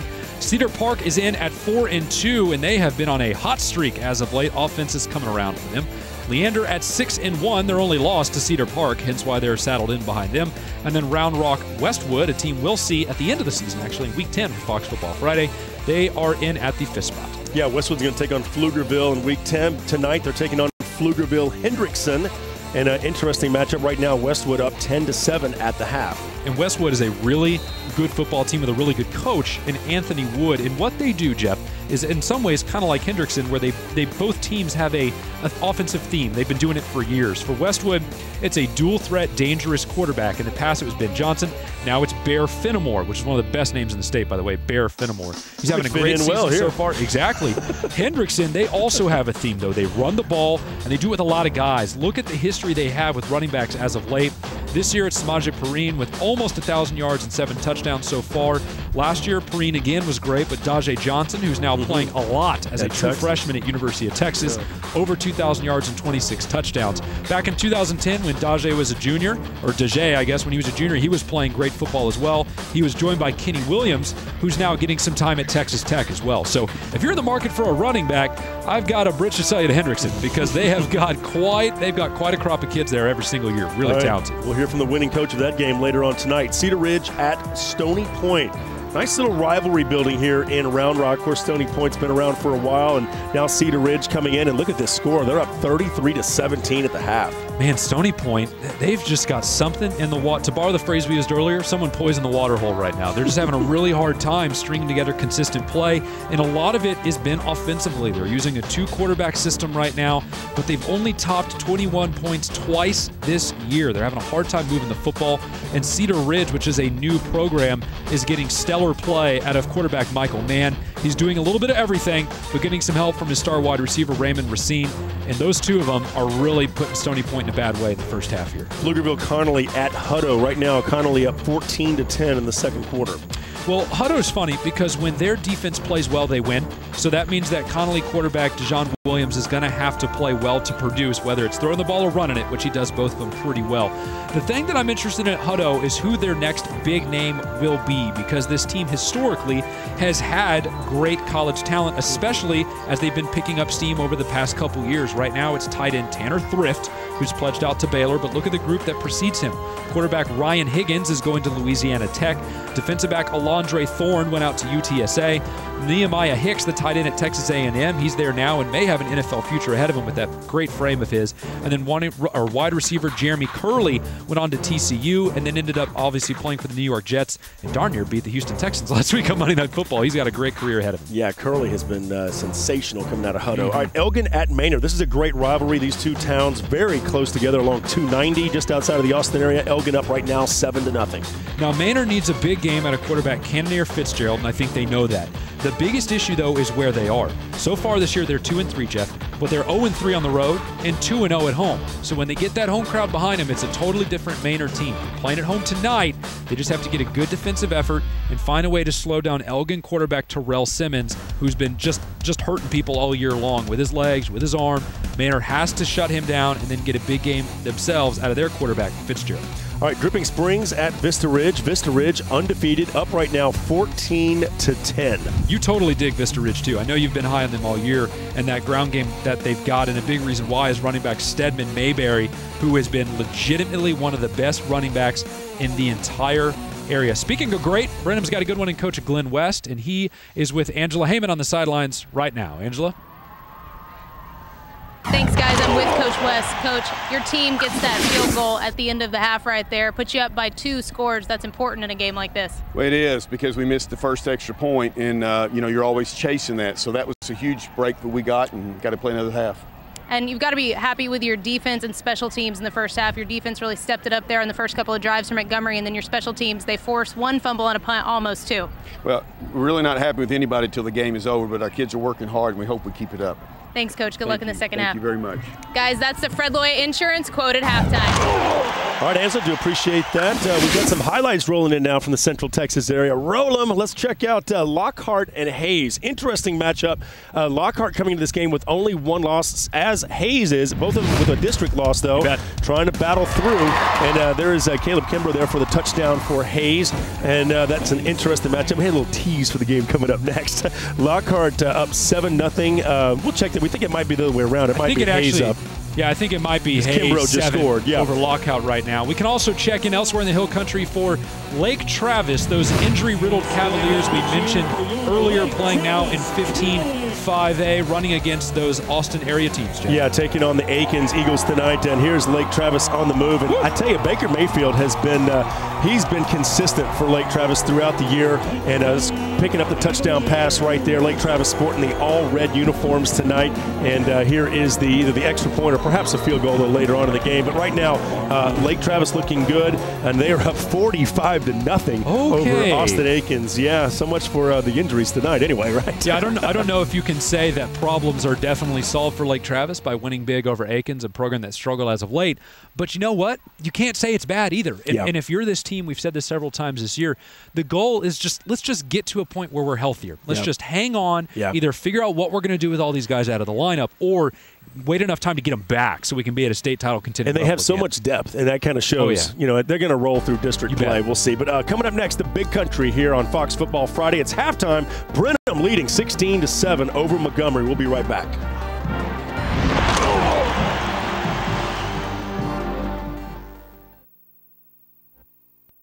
Pummeling Midland.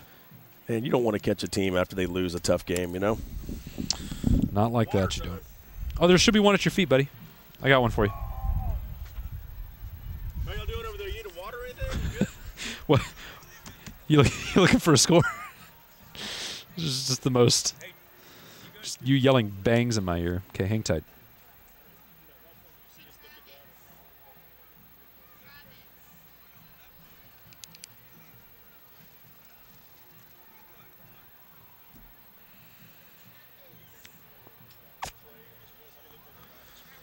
Man, I don't see anything from.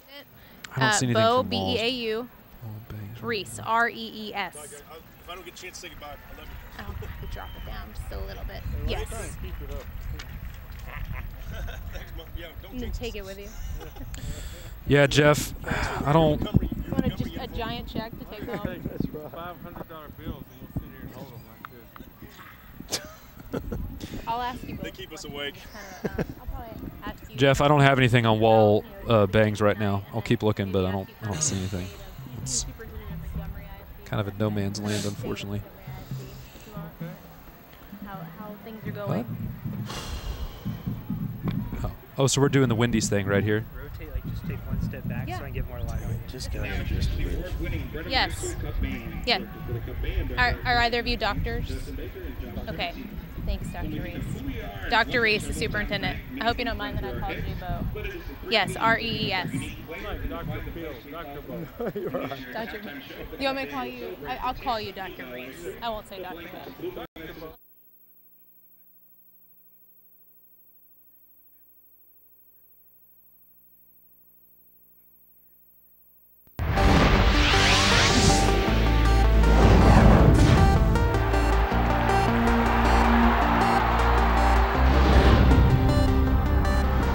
And welcome back to Fox Football Friday, powered by Dave Campbell's Texas Football Magazine. That's the Brenham side of the field. Brenham right now, the Cubs leading 16-7 over the Montgomery Bears. We are here at Bear Stadium in Montgomery. Jeff Power, Travis Stewart joining you here on Fox Football Friday. Let's check in now with Angela Heyman, who has more down on the sidelines. Angela?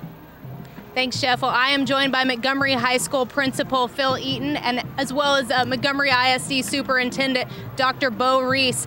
You know, Wendy's believes that a true key to success has to happen both on the field and in the classroom, and I want to present this $500 check to both of you. Congratulations, and congratulations on a great game tonight. Oh, thank you. Thank you very much. We appreciate it. Thanks to Wendy. Thanks to Wendy's. And how has this week been at the school kind of leading up to this big game? You know what? Homecoming week is always really big. We had that a couple weeks ago. This is kind of like our second homecoming. It's really been a great week for our school. And what about around the entire district?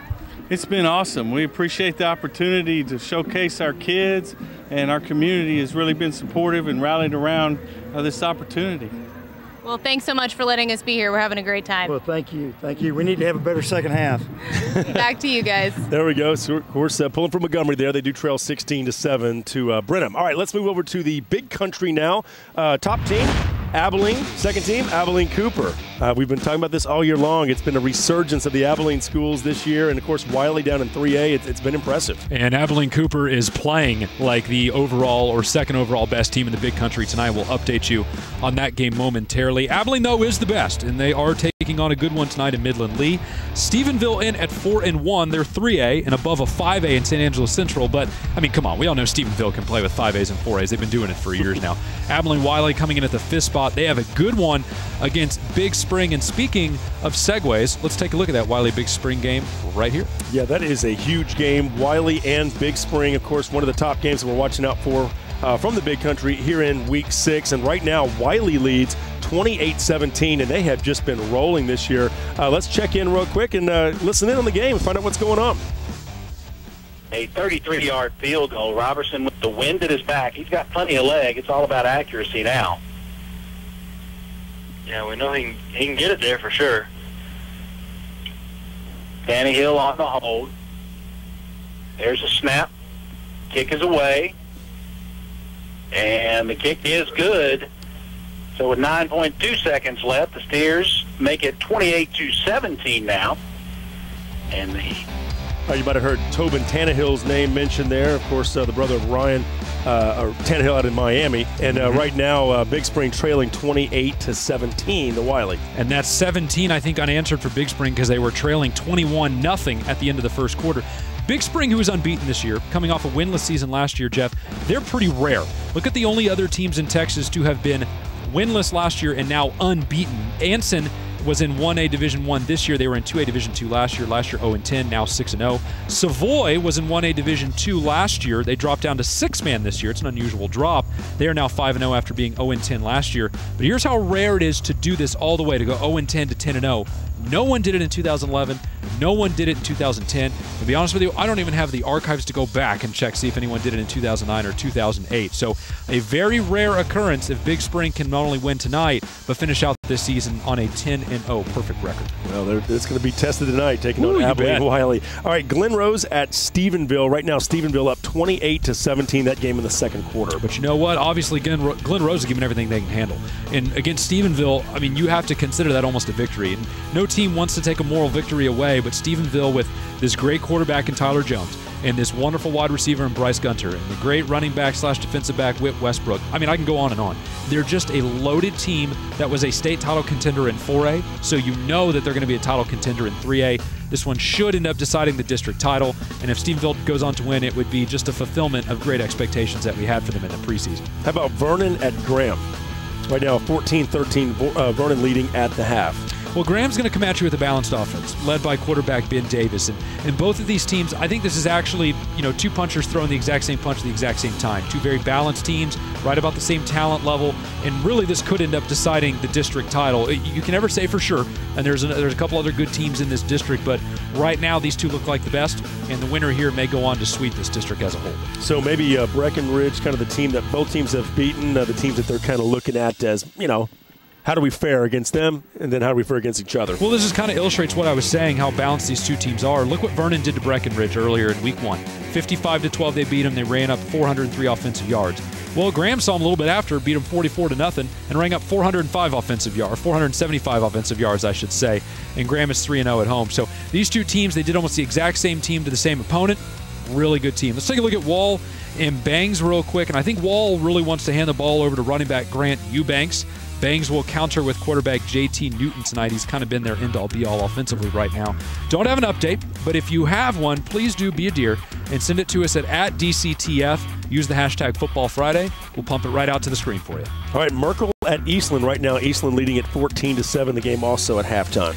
We've mentioned this a lot tonight. I think this is another game that could end up deciding a district title. This one could be 4-2A Division I, and I think Merkel's probably your favorite here, and it should be Baylor Mullins is the reason why. They're down early at halftime, but Baylor is the kind of guy that can drag you back and win a game for you on his own because he does so much offensively and defensively. I think Merkel will win tonight, but you never know. Eastland may end up taking this one to the house. Okay, hey, coming up, we'll go out to the Panhandle. But let's take a look at the first half highlights in case you're just joining us of this game right here. Of course, Brenham and Montgomery doing battle. And these two teams, I tell you, Montgomery has not beaten Brenham, but they've lost the last 5 games by less than a touchdown. And that kind of play right there will hurt you. Herbert House with the fumble, and Brenham would take advantage. It has been the Darian Johnson show.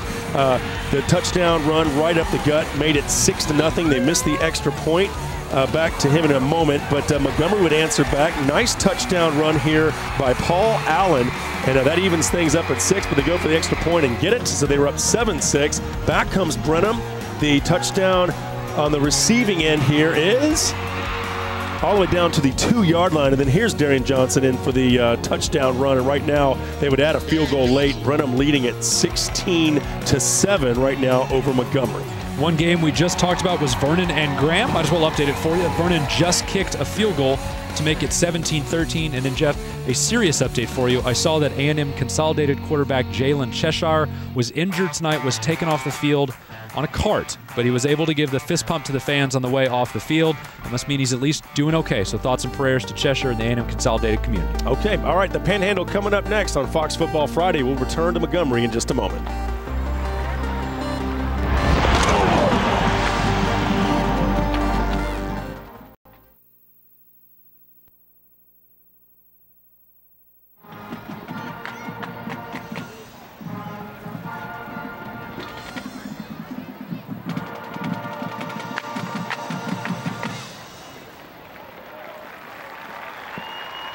Hey, who are they playing?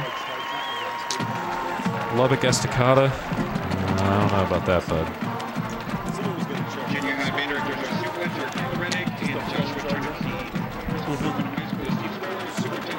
Yeah, I had it like over in the corner, and then when I came back to get it, it was just bouncing. I forgot. Okay.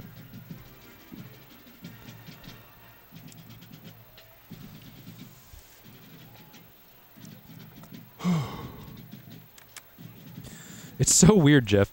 Every show we do, the first time I look at the clock is always right about 9 o'clock. Or I'm like, I wonder what time it is. I look down, it is always right at 9. It's so weird. That's the halfway point. I don't know what that is. How about you settle down? Haze is kind of pouring it on now. I'm seeing a bunch of highlights rolling through. Jeff, I don't think I'm going to get you a level-end score.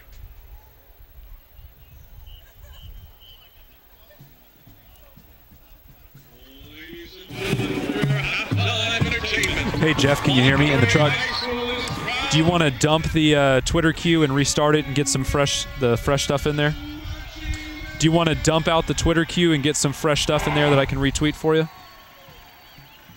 Oh, here's a... Oh, I love them so dearly. I haven't had a chance to look at it. Okay, Estacado is leading Levelland 7-0 at halftime. Did you get that one? Gracias.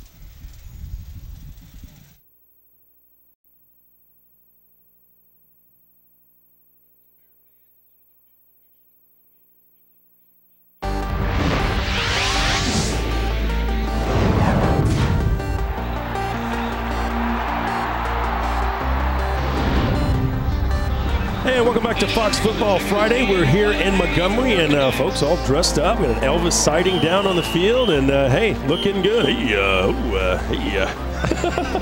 was not a very good Elvis impersonation. No, it was horrible. What is he doing down there?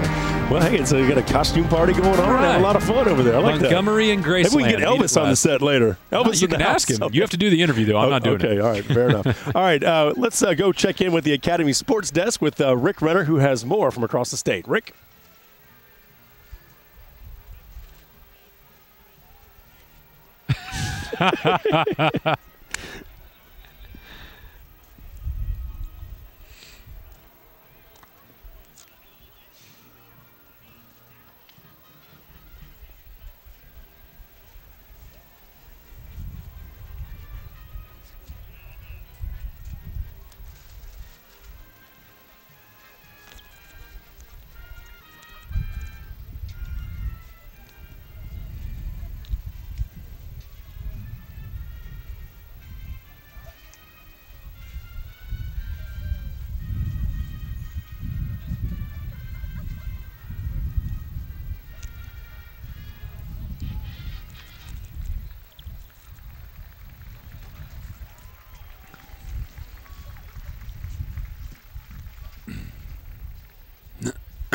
Excuse me.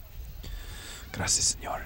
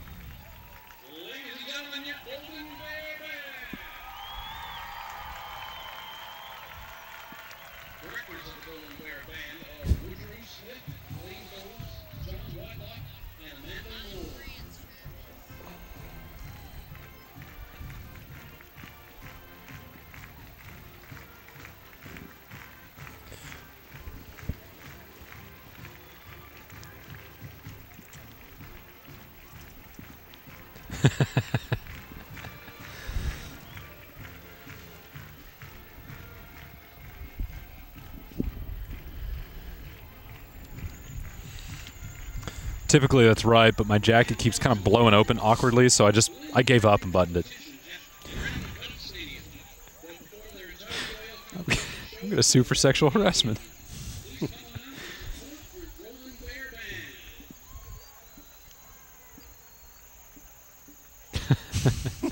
All right, thanks, Rick. Appreciate that. Well, we found ourselves, and we're in Montgomery, and I tell you, Brenham leading right now 16-7 at halftime, but it's been a very competitive game. It's kind of been back and forth, but a lot of defense in the early going.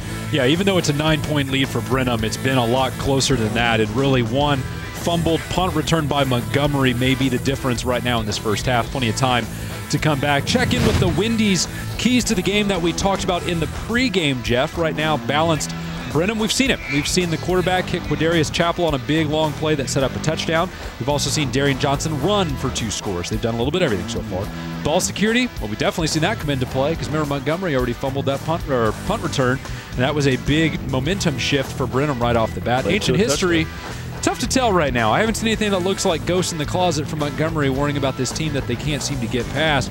But Star Search definitely answered because Darian Johnson, the running back, do-it-all athlete kid for Brenham, it's been special so far. 2 rushing touchdowns in a 16-7 game. That's about as good as you can do. Yeah, no doubt about it. All right, let's go out to the Panhandle now. Talk about our regional top 5 out there, beginning with Canyon Randall. And, of course, Randall 5-0 off to a great start. The Raiders looking impressive. And I love their uniforms. They look just like the old Oakland Raiders. You know what? This is for the Panhandle, this is the most wonderful time of the year, to borrow a Christmas song, because a lot of these Panhandle districts, Jeff, are smaller in the 4A ranks, and so they're just now opening up district play this week. So Canyon Randall and Canyon take each other on tonight. Amarillo's got a big one against Paladuro. Wolfforth Friendship is in action tonight against San Angelo Lakeview. And Lubbock Monterey has a good one tonight as well. So for the Panhandle, the long-awaited arrival of district play is finally here. Enjoy it. It's a wonderful holiday. And speaking of, Canyon Randall leading right now 17-10 in the second quarter. Great. Perfect. Everything I wanted out of that because I anticipated this was going to be a great game. Both of these teams are 5-0. It's not often that both of these Canyon ISD teams enter their big rivalry game unbeaten, but they've been super sharp. The difference is I don't know if Canyon quarterback Blake Weaver will play. He was hurt in their last game against Monahans, and if he's out, that gives too much leeway to Randall quarterback Colin Bowen and wide receiver defensive back Logan Britton. Randall, I think, is the better team, but without Blake Weaver, Canyon, I don't even think has a chance to pull the upset. But right now, a good game. So, but very versatile, though. I mean, Randall's balance showing last week. Well, look at what they did in their last outing. They had a blocked punt return touchdown and an interception return touchdown. That was before their offense ever took the field. So Randall led that game 14-0 before their quarterback even walked to the hash. That's how good they were. They also had a 61-yard rushing touchdown, a 47-yard passing touchdown, and yes, they can do the dirty work in the trenches, a 1-yard passing touchdown as well. They were just awesome that night, and they showed exactly what they can do on both sides of the ball. All right, Amarillo and Paladuro. Of course, Amarillo 3-2, as you had mentioned, up right now 14-0 in the second quarter. Well, Paladuro struggled in their last game against Borger, who is winless right now, and I think that raised a red flag for them. Amarillo, though, they've lost to Ryder and Stephenville. They're as good a team as you're going to find. Okay, very good. All right, so down but not out. No question about it. Amarillo 3-2, Denton Guyer 3. All those teams right there 3-2. So down but not out. Class 4A's top-ranked teams. All right, let's take a quick break. Fox Football Friday will continue in just a moment from here in Montgomery. I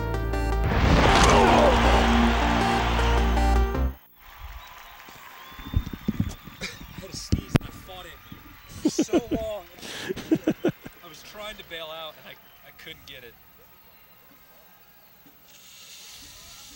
Man.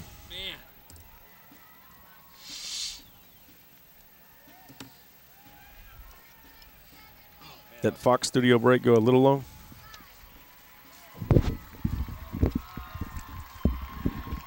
Oh, gosh. What happened, Jeff?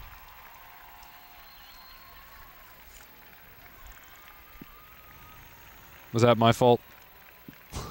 You sneezed and the audio went out. Oh, we lost audio? Something, I don't know. No, that's weird.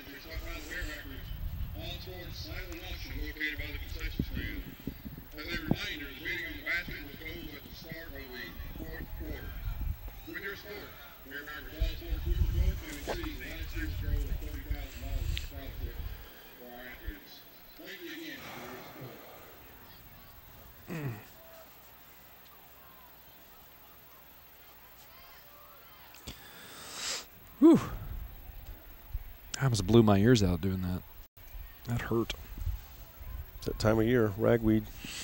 Yeah, I have a severe ragweed allergy, so this is painful. Montgomery's coming out to the field.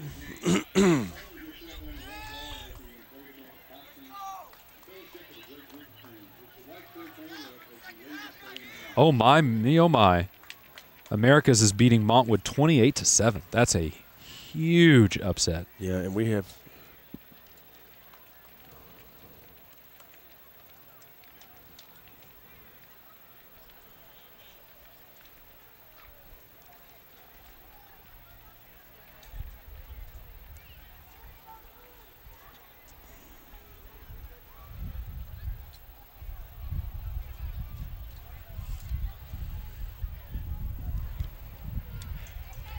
I think she's got an America's touchdown, so should be good there.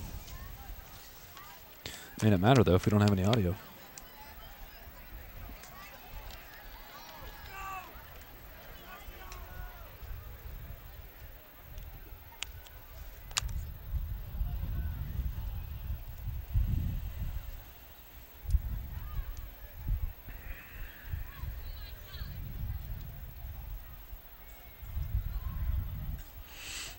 Oh, jeez. Sorry, truck. You're getting tired of hearing that. Uh-oh, North Shore is starting to collapse.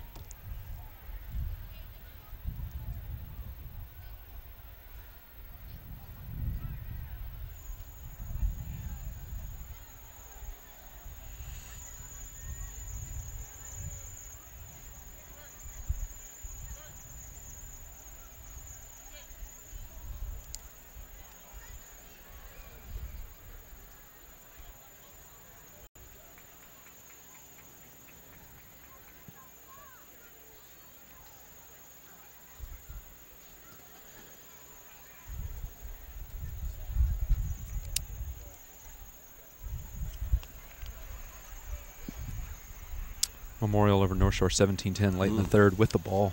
Wow. And I was going to say about the shorts thing that North Shore was Angela's team.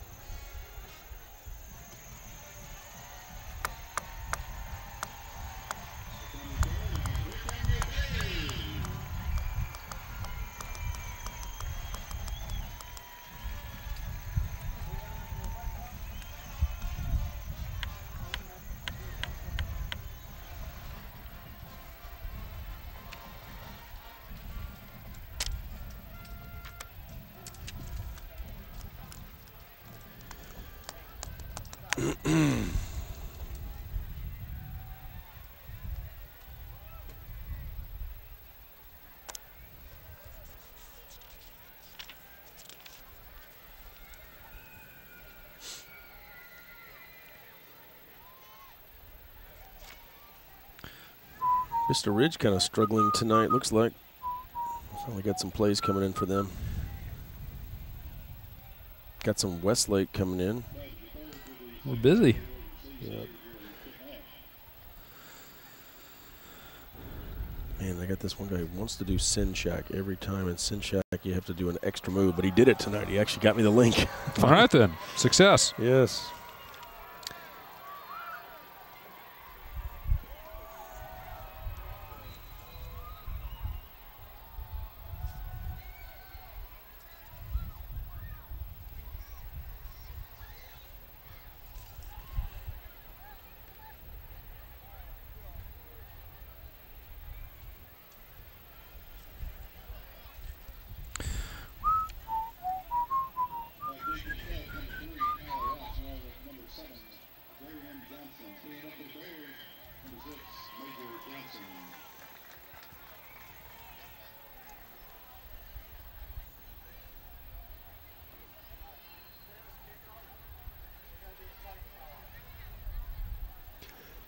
You know that Dripping Springs has a player named Micah Thomas? Oh, really? M-I-C-A-H. Caught her touchdown. Oh, that's weird.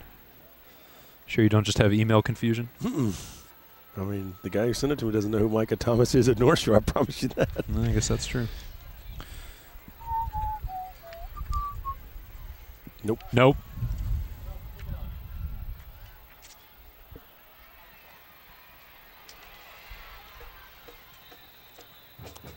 So it's 14-10 Vista Ridge of the half. A lot of highlights in the second quarter, apparently. All right. God, how many highlights can there be for 14-7? Or 14-10? Yeah, I mean.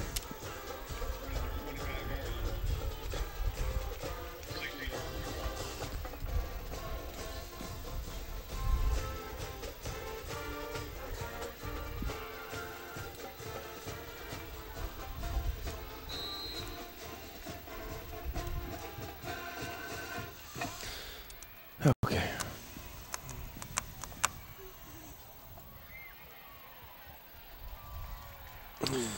Katie is really putting a hurting on Taylor. It's 56-7 at the end of the third.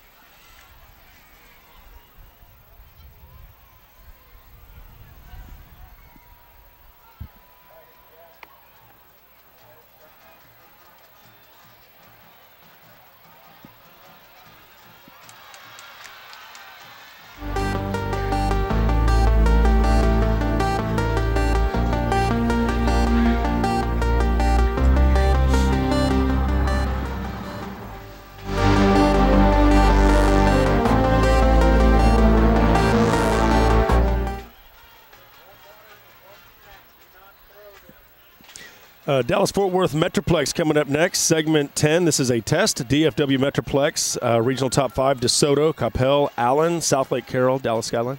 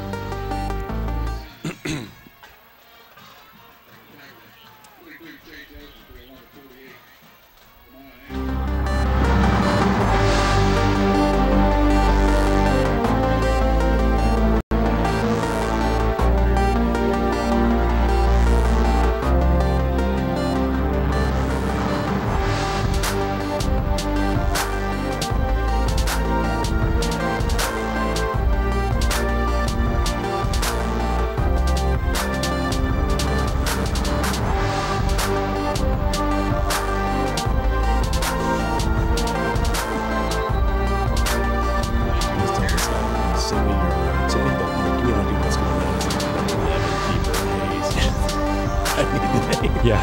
Thanks for the shorthand, bud. But it's in the title, no less. Yeah.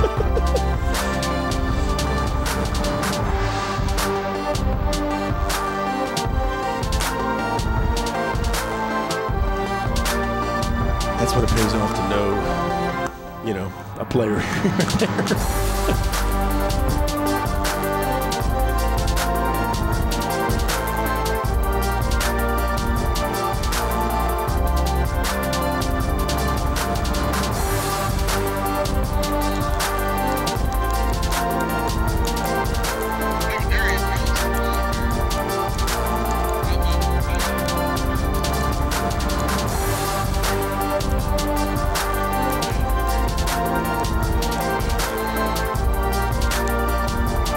That's not good.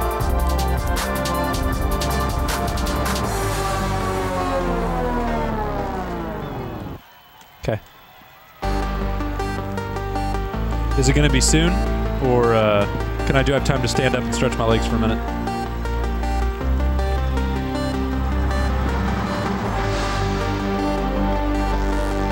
Throw something at me. I'm going to stand up real quick and stretch my knees out.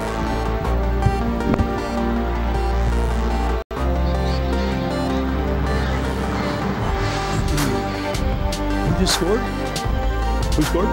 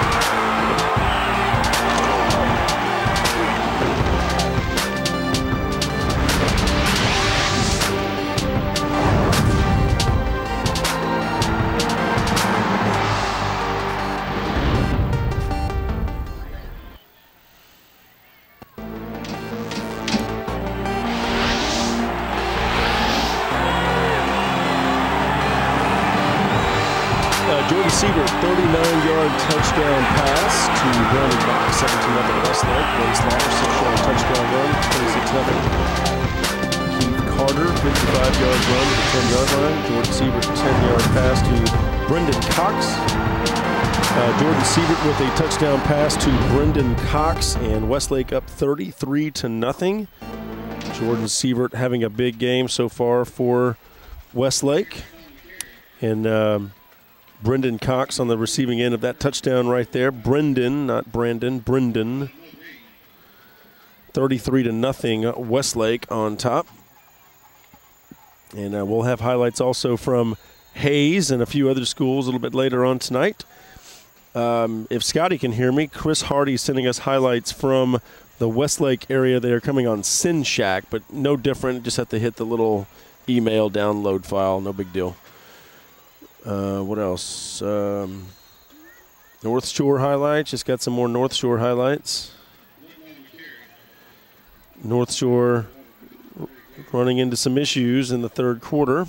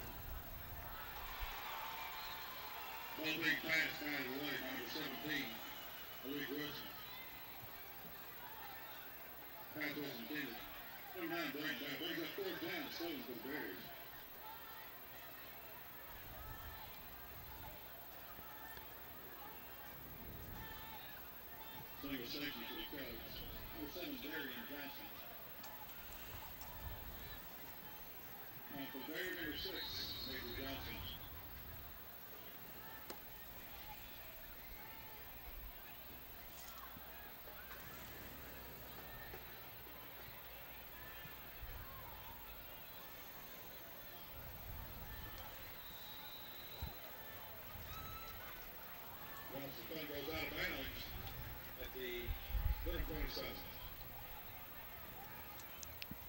Greg Sherman says he's here. He's under the truck. Actually really funny.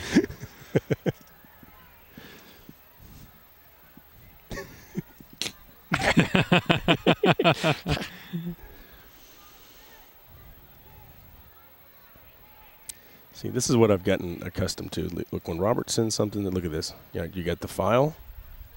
You got this, you know, exactly what's happened. You know, I mean, that helps, man. I mean,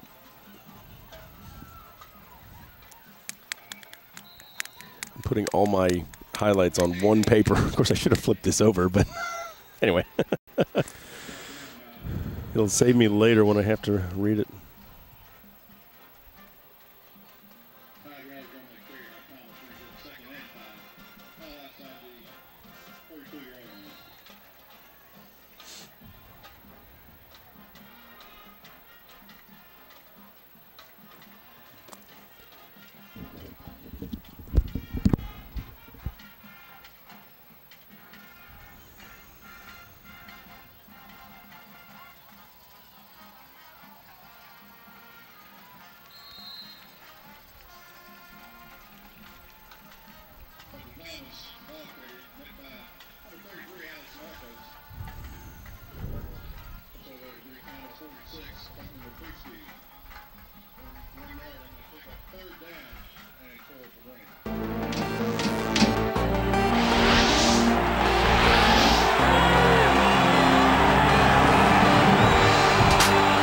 Hey, Travis, come on.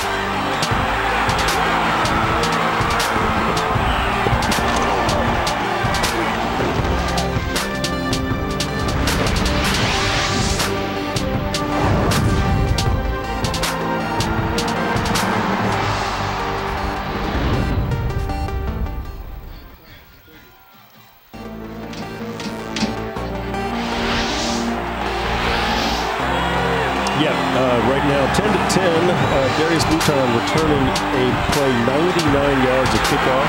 That's right, 99 yards on a kickoff return, Jeff. You don't see many of those these days. That's a long kick indeed, and 99 yards. I don't even know if I could run 99 yards. But Port Arthur Memorial held them to a field goal. That's right. And that game's actually been surprisingly close tonight between North Shore and Memorial. Oh, no. It's, I believe but yeah, beyond that now. Yeah, I believe it was 17-17 last time I saw it. Yeah, actually, right. And, North Shore trying to improve on their perfect 6-0 mark this year. Right, I was just reading it off that highlight sheet there. 5-0, I guess.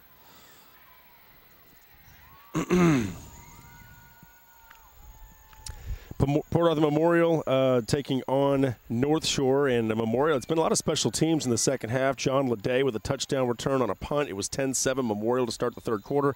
Ensuing kickoff, Darius Mouton of North Shore returns it 99 yards to the one, but PA Memorial holds them to a field goal, so it was 10-all.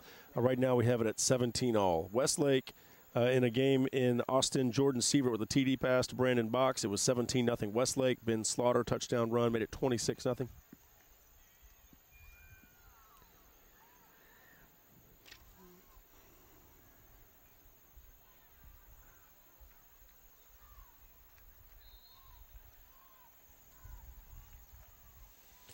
Medicus leading Montwood. You said that earlier, right? 28-10? 7. That's what I saw. Right, it's now 28-10. Crystal says she'll have highlights at 11:01 p.m. That's not going to help us. Yeah. Okay. It's like,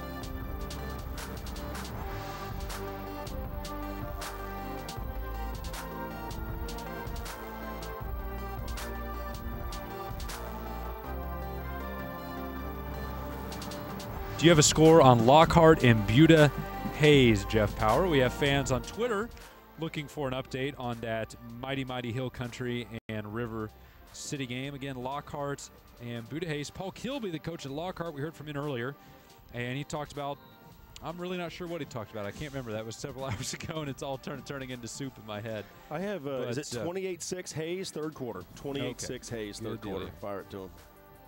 He wants to keep talking, Jeff?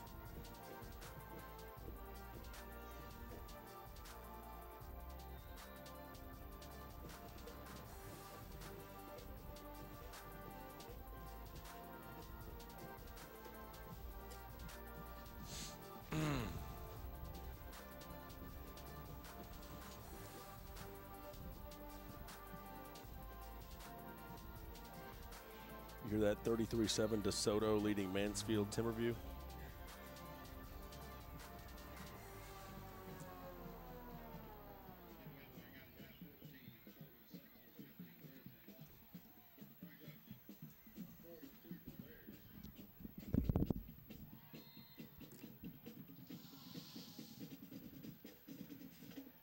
Man, it's funny when people send highlights. I can tell, you know, halftime all hits about the same time because everyone gets their highlights to us at almost the exact time. Are we good to go?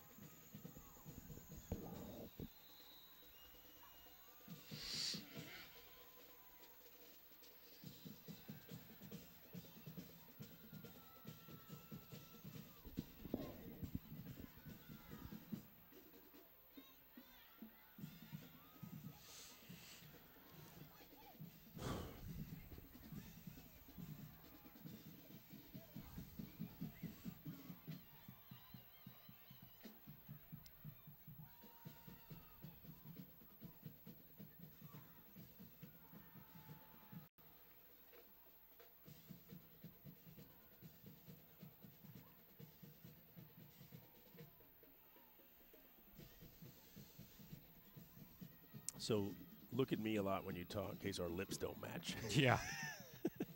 Sure enough.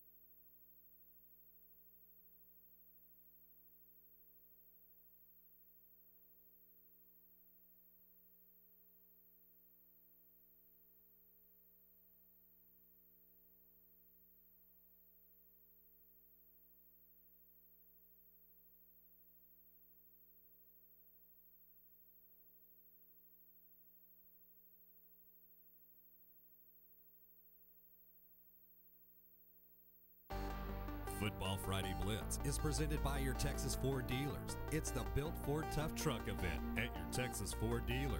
Enjoy huge savings on America's best-selling truck for 35 years running.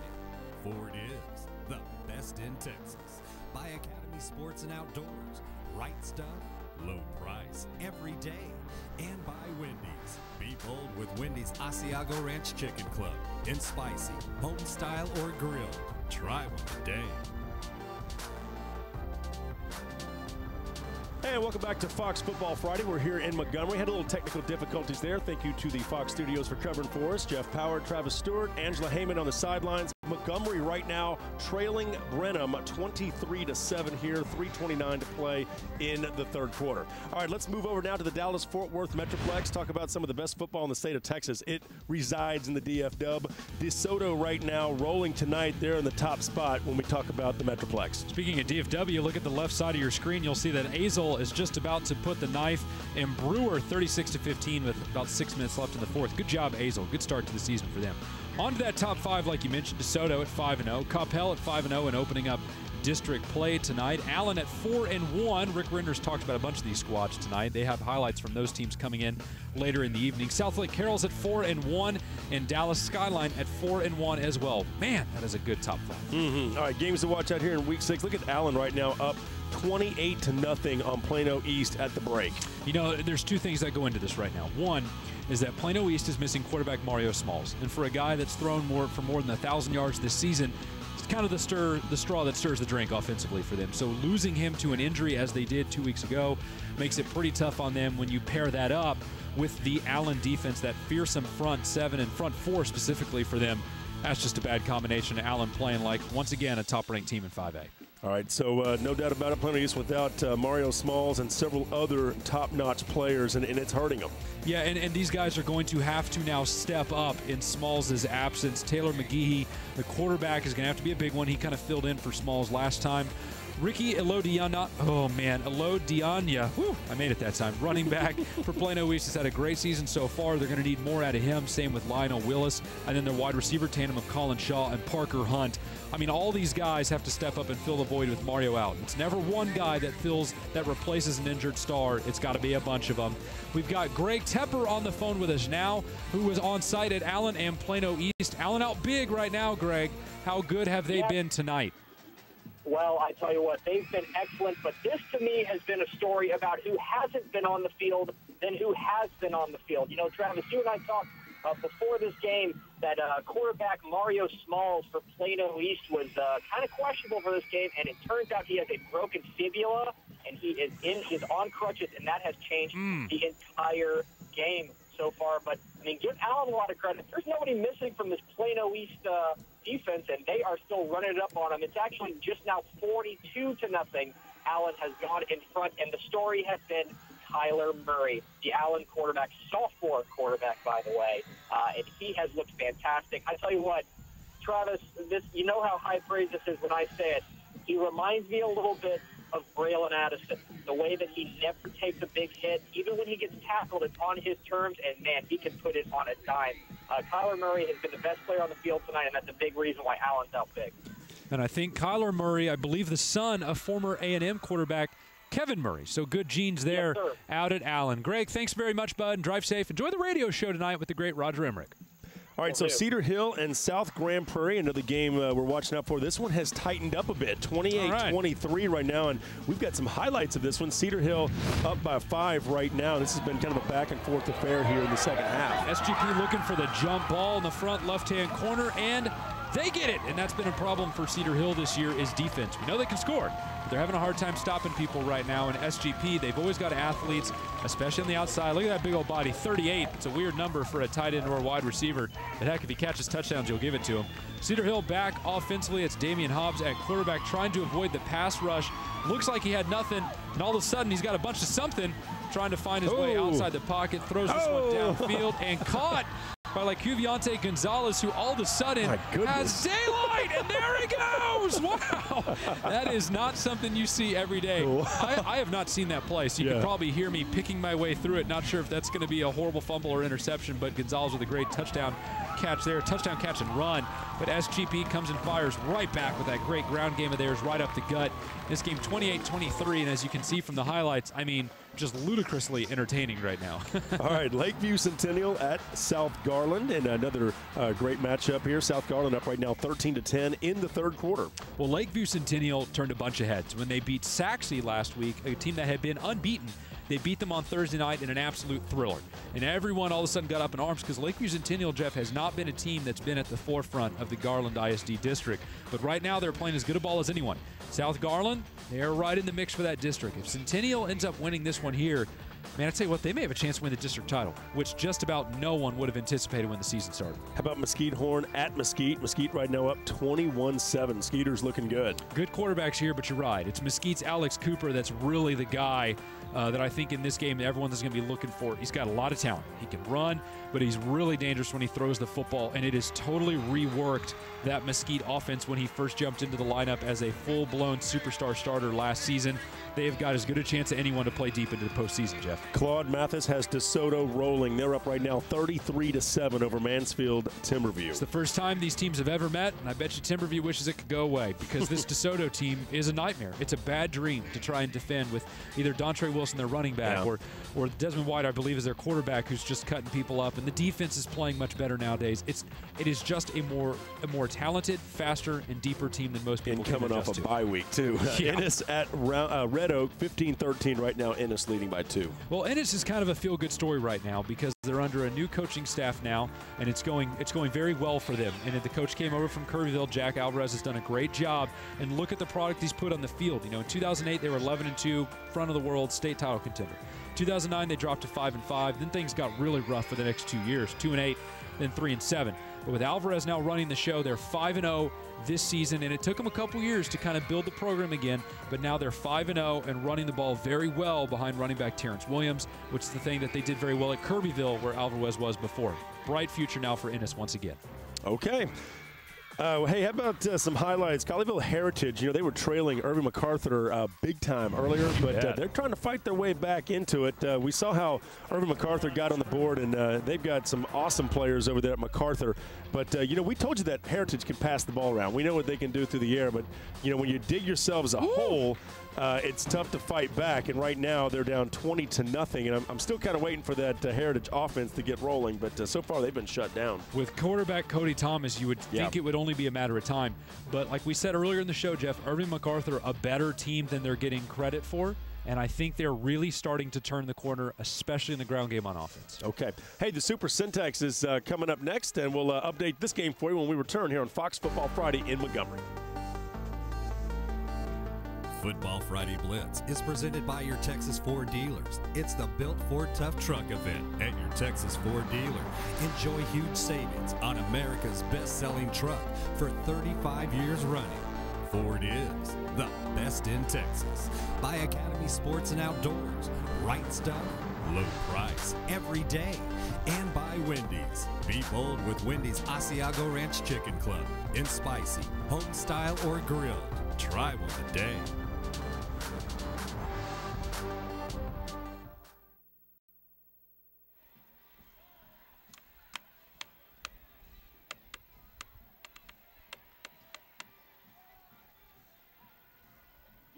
Ooh, I can help you with that. A&M consolidated up 33-0 over Bryan, third quarter.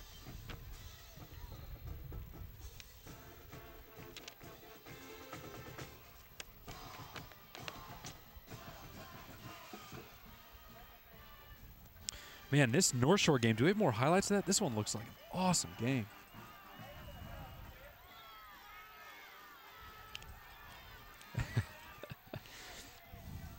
But you know what? We handled it well here, and you guys did a great job in the truck of getting us back. So, I mean, I don't think the viewers at home will even care. Yeah, but I mean, all they do is they put up a scoreboard and Rick reads them. They should be okay with that. Yeah. You guys did a good job in there.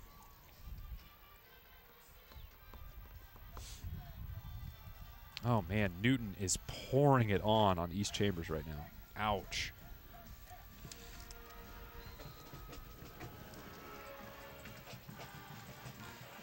Start of the fourth quarter. 23-7.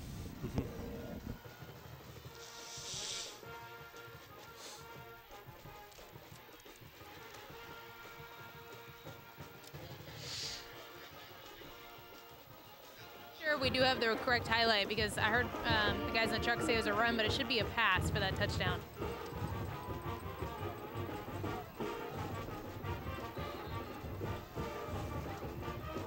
Okay. That was...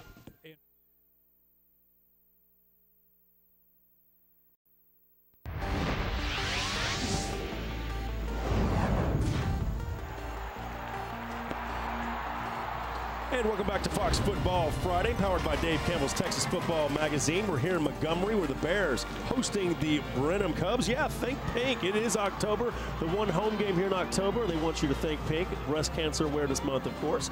23-7 right now. Brenham leading this one. In fact, let's go ahead and check in with Angela, who has an update down on the field to get you caught up on some highlights. Angela? Thanks, guys. Well, as you said, Brenham is leading 23-7 right now. They scored on a trick play. Quarterback Walter Thomas, they all roll out to the left, and then Walter Thomas connects with Quadarius Chappell, who is wide open after that trick play. But you know what? Darian Johnson just made an interception. Montgomery was driving. Darian Johnson does it all on both sides of the ball. Like I said, just had an interception, and Brenham is leading 23-7, and the fourth quarter just started. Okay, very good. Thank you, Angela. We do appreciate that. And Darian Johnson, you talked about him before the game. He's having a monster game. Couple of touchdowns, now a pick. Wow, he's doing it all tonight, huh? And we said that's exactly what he was going to do. When you have a guy that can do that many things for you, shoot, put him in the backfield. Put him at defensive back. Let him return some kicks. Put him on special teams. And the high school ranks, you can still take a kid that's that diversified athletically, choose him wherever you want. And he's really responded to the bell tonight. Okay. Hey, the Super Syntax, great football in that part of the state. This is kind of around the Waco, Belton area. Hewitt Midway right now, 5-0, 2-0 in district play, the top team. And, of course, A&M Consolidated, they've been pretty good so far this year as well. And remember, Hewitt Midway in action against Copperas Cove. It's a huge game. But right now, I have to admit, my thoughts are at A&M Consolidated, where quarterback Jalen Cheshire was carted off the field, but he did give that universal thumbs up on the card on the way off to show that he was okay. Consolidated's winning big right now. We'll talk about that score in just a minute. Rounding out our top five is Killeen at 4-1, and then Temple at 3-2, coming off a smarting loss to Hewitt Midway in an action against a big rival tonight in Belton. Yeah, and you see Copperas Cove there at 4-1. They are taking Hewitt Midway, and Cove right now trailing 28-19. Let's check in and get a little radio action for us. The man with more on the far side. They run King off the left side, and he will score. Touchdown, Copperas Cove. Boy, they are killing them on the edges. Both teams are running the spread with the football to their great backs and getting big yardage. And they're coming right at Krishard Bowen. Bosick was upset there. Touchdown from 6 yards out. That's King's third of the game. Bosick was upset there because he didn't read his key and over-pursued, and he's a smart player. Not customary of him to do that. A part of that is just straight speed, though, by King. He's got the sliver. You could see it. He's been doing it against everybody, and he did it so far tonight. 3 touchdowns for King. Bondarius King's having himself a big boy 153-yard game. Extra point is good. So, 7:10 to go. 28-19. Hewitt Midway leading Copperas Cove, and Bondarius King there, 153 yards. Impressive. That's 101.7 the ticket. We appreciate that. And look at what Midway has done in district play over the past couple years, Jeff, which would make a win from Cove tonight quite significant. In 2011, they tied for first in district back in 4A. 2010, they were first. 2009, they were second. 2008, they were first. Now Copperas Cove, I mean, they won district titles in 2011 and 2008, so you know that they can win districts too. But when it comes to Midway, much like Cibolo Steel that we talked about earlier in the night, they take care of business before they get to the playoffs. So this one is going to be a big one tonight. Whoever wins, good chance they're going to win the district title. All right, Belton at Temple, another game we're watching out for. Belton leading right now, 24-21. And Temple trying to bounce back. They started off pretty hot early on in the year and have kind of come down to earth a little bit. And you know what, Belton, no offense, I love you, Red, but this has got to be a surprise because Temple was going to be favored by most people in the area and really most people statewide. I mean, they beat Westlake earlier this year in an absolute thriller. We were there for Fox Football Friday, and they looked like the bee's knees. And then the next week, they took a bad loss to South Lake Carroll. And then last week, they got beat up by Hewitt Midway pretty bad. So if Belton's already got 24 on the board, I'd reckon to bet that their quarterback, Peter Shelburne, has already been heard from tonight more than once. But if there's one thing Temple can do, it's come back because their quarterback, Zach Allen, is as good as they get throwing the football in the state right now. A&M Consolidated in Bryan. This game being played over at Kyle Field. Longtime rivals. A&M Consolidated up 31-0. But the big story? Yeah, the big story would be quarterback Jalen Cheshire from A&M Consolidated was carted off the field earlier today. I can't tell you the parameters around what happened, but I do know he was carted off. He did give the thumbs up sign to the audience to show that he was okay, and A&M Consolidated responded. I believe this was actually 33-0 right now, but it's kind of academic at this point. Consolidated looks like the better team. They're going to win this big rivalry game down in the BCS area, and they have a bright promise for the rest of the season. And, of course, Consolidated lost to Midway early in the season, but had that huge win over Lake Travis. And Shoemaker at Killeen. Right now, Killeen up 24-6 in the third. Well, Killeen's kind of a defense-first team, and this result does not surprise because Killeen is a top-5 team in the Syntex area right now, and Shoemaker can't claim the same. But Shoemaker's a team worth watching because they got a kid worth watching, and that would be running back, defensive back, kind of do-it-all guy, Johnny Jefferson. And he is a Baylor pledge and has been brilliant all season long, but we just don't hear about him because Shoemaker's really struggled not only to move the ball, but just to win ball games over the past couple years. This year, he's already got almost 900 yards rushing, 12 touchdowns on the ground. The year before that, he was over 1,000 yards rushing and 8 touchdowns. He had 502 total yards as a sophomore back in 2010. He can play running back, wide receiver, a little bit of quarterback, a lot of defensive back. Talented kid. I know the team's struggling, but the kid is worth going to look at. Okay, sounds good. Here's Johnny, no question about it. And definitely Waco and Crowley battling tonight. Crowley up 21-8 right now at the break. A little surprised at this. Not that Crowley's not any good, but I thought Waco may have been the better team, but so far it is not playing out that way. And I would not consider Waco to be an explosive offensive team. So trailing by 2 scores at halftime heading into that second half, that's going to be an uphill battle for them. They're going to have to put out a much better product in the second half if they want to win. By the way, Jeff, we've been following a game tonight that has been absolutely fantastic. It's North Shore and Port Arthur Memorial. We'll bring you highlights of that one in a little bit, but I can tell you it is tied at 24 with 6 minutes left to go. That has been a wild affair down in Houston in the Golden Triangle. Hey, speaking of wild affairs, let's go up to North Texas now and talk about some action going on up there on the northern part of the state. This is some highlights rolling in. North Texas region, of course, Prosper, the top team out there, 5-0 right now. Wichita Falls right up there next to them at 4-1. Exactly. There's a lot of talented teams in the mix. Prosper, deservedly so, at the top spot after moving up from Class 3A in the offseason. Ryder, they're at number 2, but it's tough to tell how long they're going to be there, Jeff, because their quarterback, JT Barrett, as we mentioned earlier, tore a ligament in his knee, and he is done most likely for the year, which is going to hurt them pretty badly. Sherman is in action against Wiley East tonight. Ryan has a big matchup with Flower Mound Marcus, and Geyer won last night. All right, Flower Mound Marcus, speaking of them, they're taking on Denton Ryan tonight. Right now, Ryan up 18-0 in the fourth quarter. Well, Denton Ryan doesn't have a whole lot going on for him offensively right now, but when in doubt offensively, just play great defense. That's what they're doing. The bigger surprise maybe that Flower Mound Marcus is just they're having a struggle of a year, which is uncommon for them with Coach Irwin there, who's done a great job with that program and made them a contender. But right now, they're just a little young, a little undermanned, going through a tough stretch. Ryan, though, they needed this bounce-back game. It's good timing for them. Okay, Frisco Wakeland at Prosper. Prosper, undefeated, top team, but they're trailing right now, 23-14 to Frisco Wakeland. And you know what? I'm not going to tell you it's not a surprise because we have Prosper as the top overall team in North Texas, and they got a great quarterback in Davis Webb. And then obviously the Torrey Hunter's sons there, including Torrey Hunter Jr., the stellar wide receiver, defensive back, all talented. But the guy that didn't get talked about heading into this game was Frisco Wakeland quarterback Jackson Lamb. And all he's done is throw for 1,500 yards this year and 14 touchdowns. So he has been an absolute dynamo on the offensive side of the ball. And this may be one of those games where it's a big surprise, not because Wakeland's not a good team, but because no one knew about him, no one was talking about him. We're going to know about him by the end of the night, I think. All right, Wiley East at Sherman. We got to see Sherman last week. They're up right now 35-24. So after the Battle of the Axe, winning that one, looking good against Wiley East in the third. Good old-fashioned shootout here. I think this one and Sulphur Springs Mount Pleasant had the potential to be the 2 highest scoring games of the evening, and this one's living up to the billing. And in some ways, mirror images of each other. They've both got a pretty good quarterback. We saw Sherman's Drew Smith last week. They've both got great wide receivers. We know Sherman's got JT Looper, who's a really talented kid. And then Wiley East counters with Marcel Aitman, the big man out at Wiley East. He's a big, tall kid, and he's been hurting defenses all year long. He's 6'5", 198 as a senior. He's got 662 receiving yards right now, which is third in the entire Dallas-Fort Worth area. And he's got 10 receiving touchdowns, which is tied for third in the entire Dallas-Fort Worth area. So if you want to beat Wiley East, I know they got Jabari Anderson, who's a pretty good running back, but you got to find Marcel Aitman and just desperately try and keep that kid out of the end zone. I was going to say, Aitman in the corner of the end zone. I'm guessing they go to that play a lot. All right, let's check out the Wendy's score updates now and get you caught up with some scores across the state, some big games all over, of course, with, district play rolling in, with the exception of maybe some of the schools up in the Panhandle.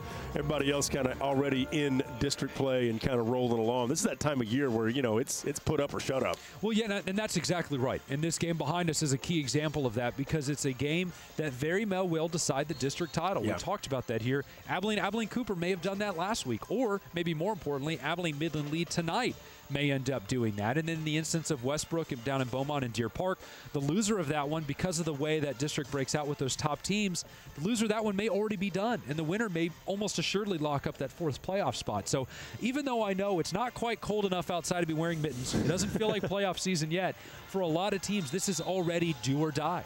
Hey, let's check back in with Falmouth Marcus and Denton Ryan. We've got some radio now. Good tight game, 18-6, Ryan up. Let's listen in. Seconds left in the fourth quarter. This is do or die moment for the Marcus Marauders. Vaughn is in the shotgun. He's going to take it, hand it off. They have an open receiver in the end zone. Touchdown, Marcus. A little trickery. Vaughn looks like he actually caught that touchdown there. A little trigger from Rhett. Started in the Wildcat formation. So Marcus trying to hang tight there. Of course, Denton Ryan with the lead right now, 18-6, but this game kind of going back and forth now. While we're in the greater Metroplex area, why not take a look at Longview and Rockwell Heath? And Jeff, we saw Longview a couple weeks ago against Lufkin, but we also know they got hit pretty hard against Mesquite last week. Yep. They responded in a big way, jumped out to a 35-0 lead over Rockwell Heath tonight, and now they are currently leading 52-13. So Longview, we've talked about how they've Jekyll and Hyde their way through the season so far. They were a monster tonight. They looked really good. Having to do it with a backup quarterback. All right, Fox Football Friday rolls on. Montgomery and Brennan will talk about this game and much more when we return.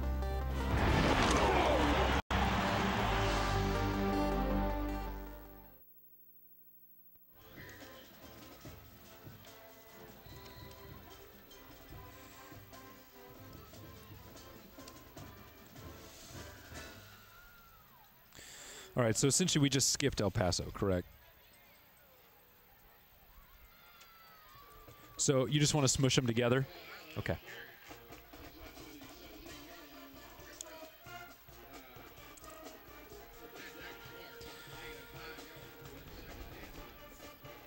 Yes.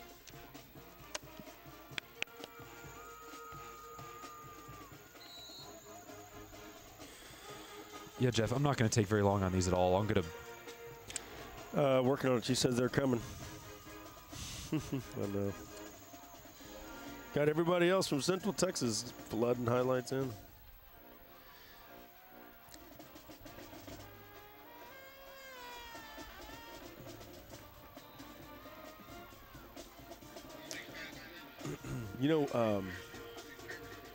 On the Central Texas highlights, since we always have so many highlights from there, I think if we just push them back a segment or two, it might be better because we got all those highlights in right when we just got out of that segment. Even though we got Lake Travis in. We didn't have them early tonight, though. I put them pretty buried. Okay. I mean, they're at segment 7, which is 8:30, and then Syntax was at 9:30. Yeah. I mean, that's pretty deep. That's an hour and 2 hours. I think what we run into is they feed something early and then they try to feed another one around 8:30. Yeah. Do we just want to drop Joe Fan entirely? I don't think we have enough time for a phoner if we're going to.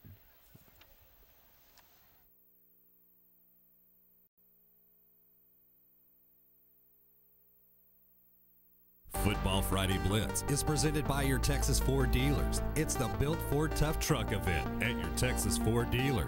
Enjoy huge savings on America's best-selling truck for 35 years running. Ford is the best in Texas. By Academy Sports and Outdoors. Right stuff, low price, every day. And by Wendy's. Be bold with Wendy's Asiago Ranch Chicken Club. In spicy, home style, or grilled. Try one today.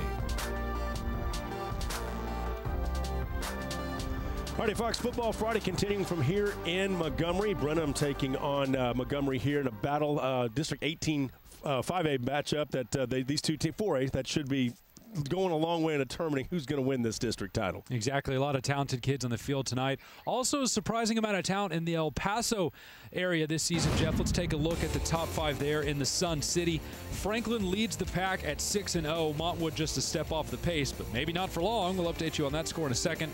They're 4-1. El Dorado in at 4-2. Chapin, which won last night, at 6-1, and Americas in at 3-2. Now, we told you we would talk about Montwood.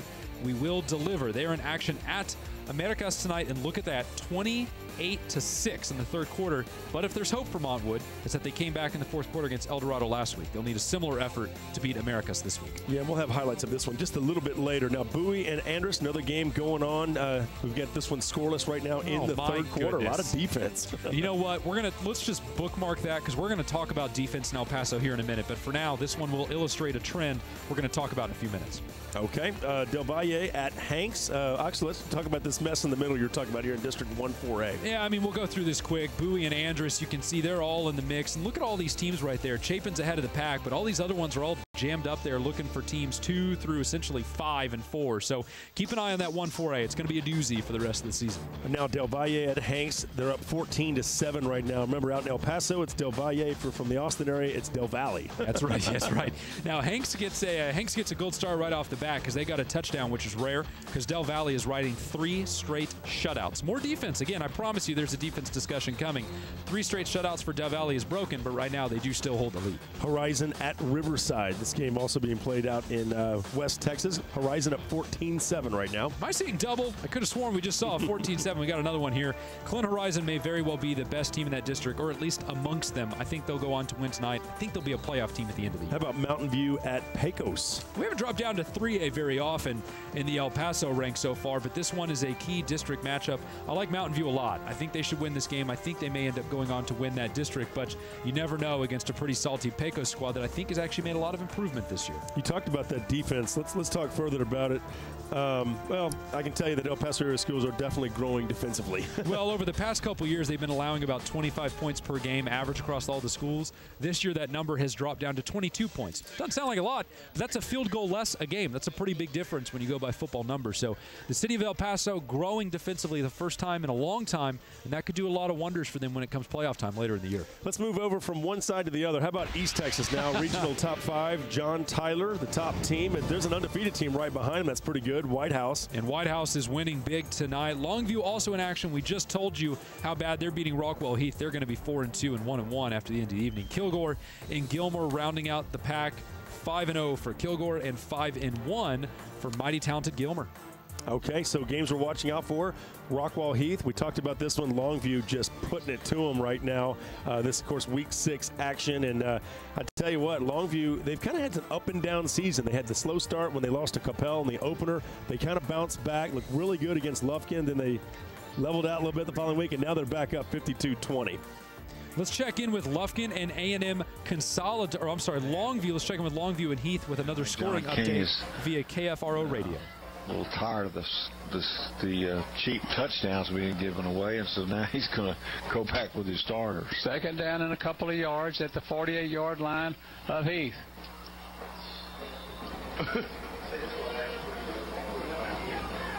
Let's see, somebody jumped before the snap, and they said it was Longview who jumped. All right, so lobosfootball.com right there. Let's move on now. This game, 52-20 right now, Longview up. But John Tyler at Corsicana, a game we're watching out for. And right now, Tyler taking it to Corsicana, 49-14 in the fourth. Yeah, not a giant surprise. I think John Tyler was going to be the better team all the way, and they're showing a lot of that explosive offensive speed. Elsewhere in East Texas, this one is getting wacky and wild. It's Van and Mineola. How about I give you an update for this one? With 7 minutes left to go in the third, it's 55-41. Van over Mineola, and Van quarterback Garrett Smallwood is having a big night, Jeff. All right, Jefferson and Troop And actually, let's check in. Van leading Mineola 55-41. Jefferson and Troop, another game we're looking out for, 40-16. Oh, wow. Troop up on Jefferson. That's significant for a lot of reasons. One, I think it shows that Troop is indeed a legitimate player out in East Texas with new coach Dennis Alexander, who came over from Harleton. But also it shows that the Troop defense can button up a really good player and running back Dion Williams for Jefferson, one of the best in East Texas. When you look at the Beasts of the East, those top rushers out there in the East, tops in that group would be Damian Haskins for New Boston, obviously, at 1,600 yards. Whew, that's a great number. KJ Garrett at center is right there with about 1,000. Dion Williams is assuredly going to pass 1,000 tonight, but they are losing right now. Chasten Bennett at Rusk is in the equation, and Jeffrey Wilson at Elkhart should be passing 900 yards this weekend as well. All right, Tatum at White Oak. Know the game. Look at this. All knotted up at 14 in the fourth quarter. Thanks for ETSN.FM for a lot of these East Texas stats you'll hear in this segment. For Tatum, it's kind of with quarterback Darian Brooks right now, who's kind of their big guy, and that's a good guy to have when you're knotted up going into the fourth quarter against a really talented district foe. And, you know, honestly, Jeff, all the teams in this district are talented. The upper crust in 9-2A D1 is just ridiculous, just like it is in 9-1A Division I. Those top teams in that district, Jefferson in at 5-0, Troop in at 5-0, Tatum in at 4-1, Gilmer Harmony and White Oak in at 4-1 as well. So no weeks off in 9-2A Division I. And just south from East Texas where we are, Brenham leading right now over Montgomery 23-7, and a little over a minute to play. We'll have some highlights of this one when we return here on Fox Football Friday.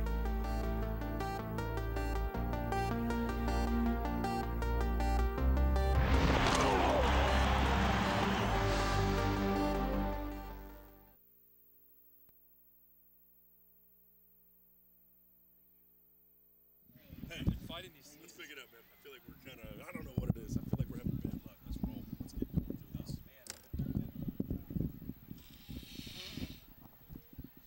All right, how we doing on highlights on this game behind us that hasn't done much at all in the second half? Can you believe this? One touchdown, that's it?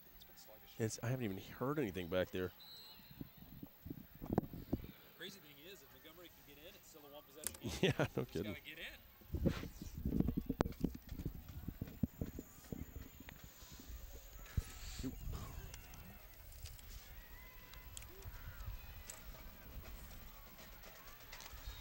Okay. Sorry about the sneeze, Jeff. I did my best. Hey, I have some allergy medicine. I'm on it. Okay, good. So it didn't make it. Yeah, I didn't hear it, but you were kind of leaning like you were about to sneeze. But God, I was fighting this so hard. Thought I was going to die. You can just sneeze on me next time. That's all right. Gross. I'll take one for the team. All right, if that's what you want to do. Yeah, you need all of them? All right, let me see what I can do for you.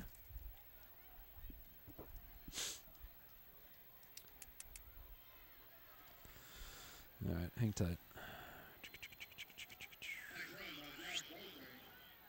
Oh, boy.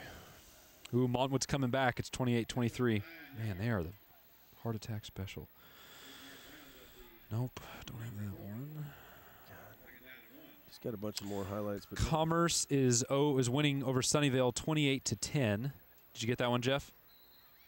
That is in the fourth quarter.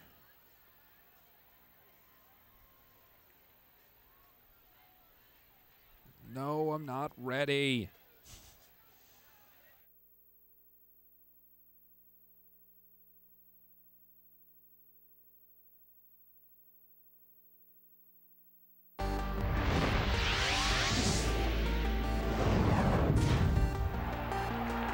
And welcome back to Fox Football Friday, powered by Dave Campbell's Texas Football Magazine. We are here in Montgomery, and it's been the Brenham Cubs taking care of the Papa Cubs, if you will, the Montgomery Bears, 23-7. A little over a minute to play. We'll break this down for you in just a moment. What do you say we take an Academy Sports break and check in with Rick Renner? Rick?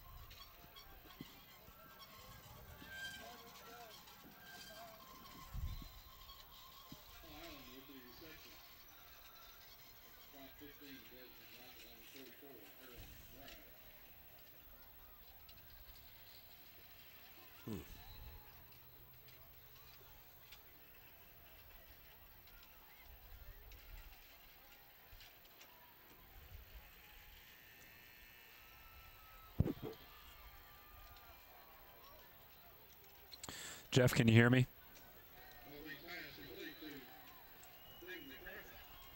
Mount Pleasant is beating Sulphur Springs 53-43.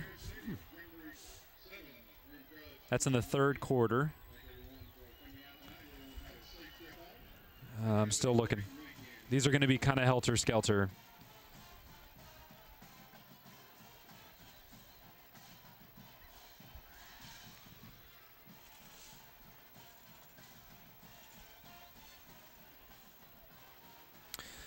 Atlanta and Paris was 9-7 at halftime. That was an hour ago. That's the best I can do. Atlanta was winning 9-7. We'll just have to go with that. Yes. I've got the notes on that one. That's all I got, bud. I'm sorry. This is always a tough area.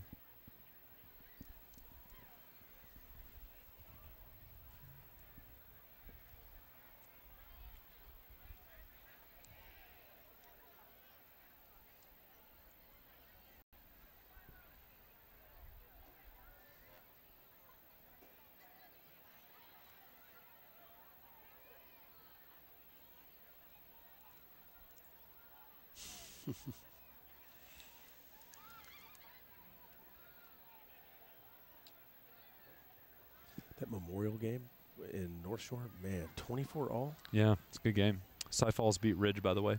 They came back? They came back and won. Wow, good for them. I got the Westlake Reed, you know. I got some. East Georgetown. That's. Yeah, that's their. No, I don't think that's correct, is it?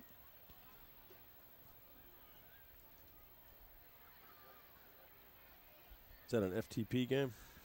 I guess it is. What FTP site? Was that YNN?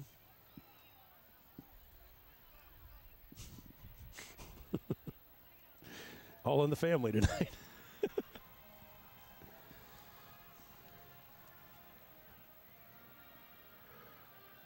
Oh.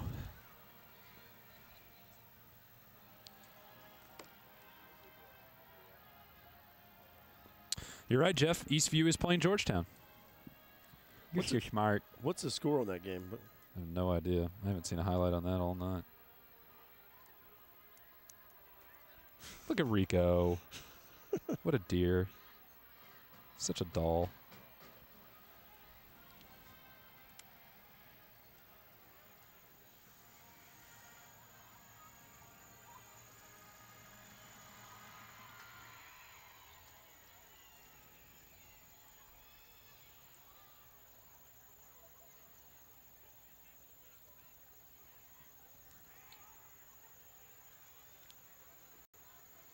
All right, thank you, Rico. Appreciate that. It's kind of been all in the family here, too. Your parents are here. My parents are here as well. Yeah, my parents are right there. They're sitting there staring at me. They live in Houston. What can I say? Why not, right? Get a chance for a home-cooked meal. Hey, that's right. Hey, the Northeast Texas area. Let's talk about some of the football from not only Northeast Texas, but just all over the state. In fact, you know what? I tell you, before we do that, let's check in real quick because we got a final here now. Brenham has won. It is official now, 23-7 over Montgomery. Let's show some highlights real quick and kind of break down what happened here.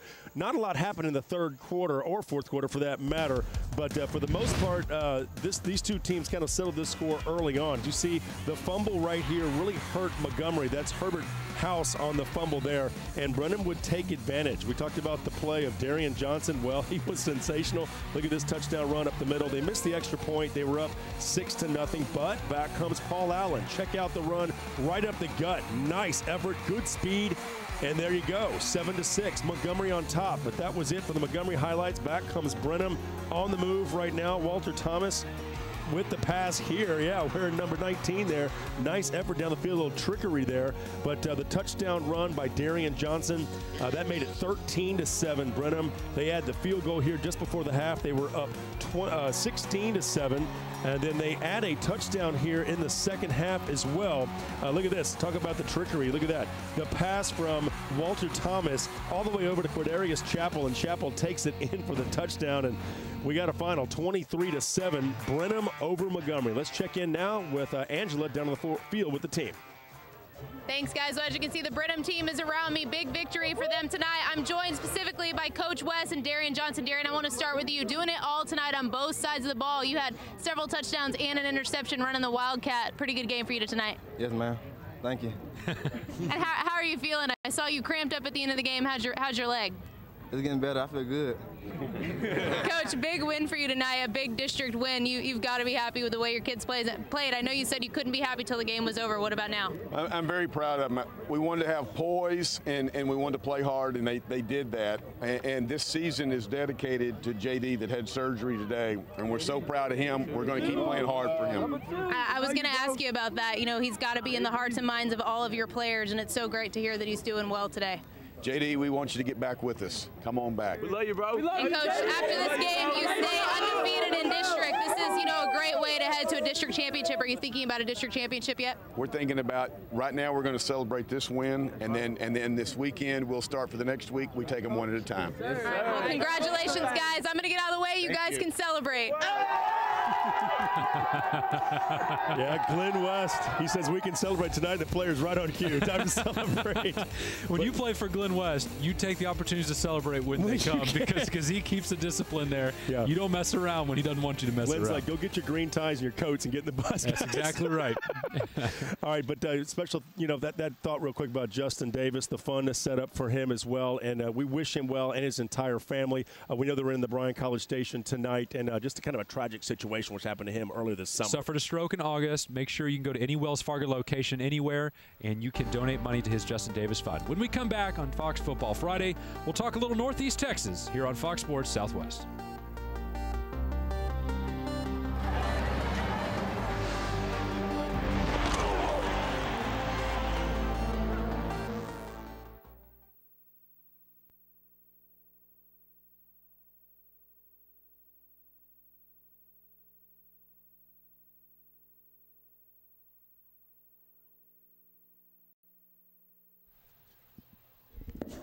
That's okay. That's always the one that we ditch if we have to.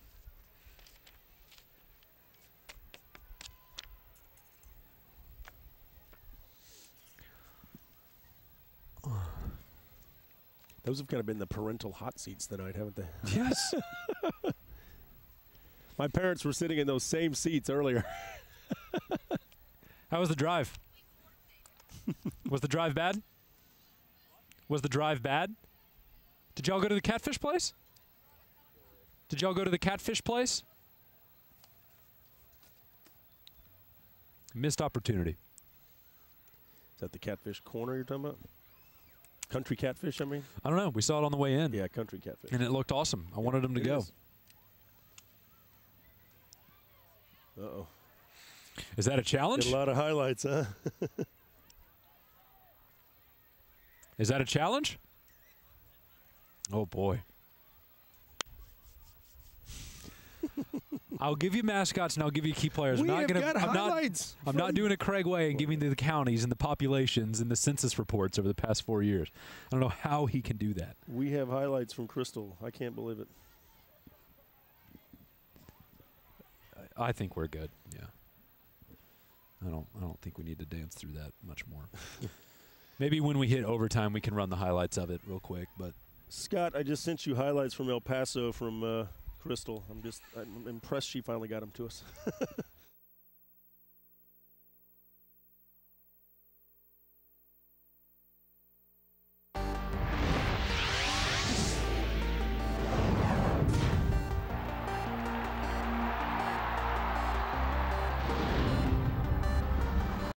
Welcome back to Fox Football Friday. We're here in Montgomery, of course, powered by Dave Campbell's Texas Football Magazine, kind of behind the scenes here, if you will. Brenham wins this one 23-7. We're going to roll into overtime here at the bottom of the hour. Nothing but highlights, wall to wall. Check that out coming up here in just a bit. Let's roll down to the Coastal Bend now. Jeff Power, Travis Stewart joining you as we talk about Port Lavaca Calhoun. No doubt about it, top team down there. And they proved it tonight when they played Gregory Portland. We'll get to that score momentarily. Corpus Christi Flower Bluff also unbeaten in at the third spot in this top 5. Corpus Christi King, they played Cibolo Steel. Ooh, that's a tough matchup. They're in at number 4. Corpus Christi Cal Allen had a big opportunity, a big proving ground against Tuloso Midway tonight. All right, we talked about Gregory Portland and Calhoun.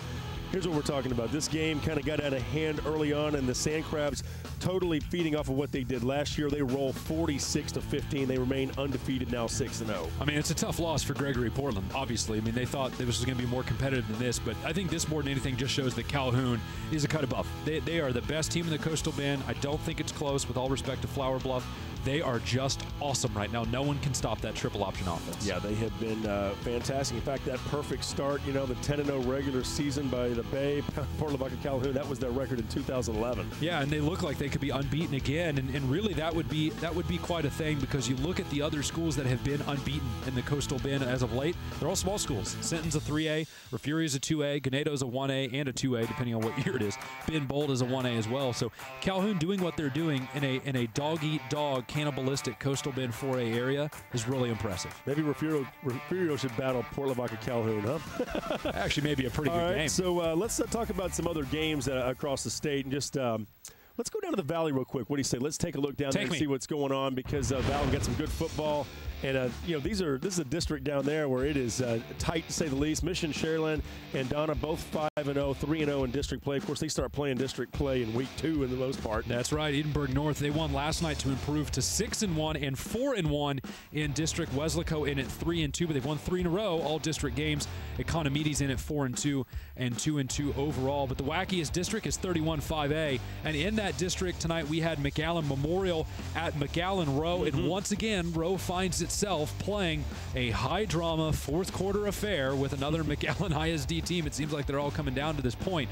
Memorial ahead and having a great offensive night, something they needed because they've been struggling on that side of the ball as of late. 31-28, tight game. We'll update that one just a bit later. San Benito at Weslaco East. Another interesting matchup down in the Valley. And remember these scores. You can also check out scores at the bottom here on our ticker. But San Benito trailing 14-0, now a final. Weslaco East wins it. And Weslaco East looking very sharp, even in their first season up from Class 4A. Elsewhere in 4A, it's Mission at Roma. Haven't heard of Roma before? That's okay, because they've had a long struggling history, but this season has been much better for them. They're losing to Mission tonight, but even if they go on to lose, I still think there's a lot of signs of success here. They're having a great start to the season, and this area is just burning for a district title and a playoff berth.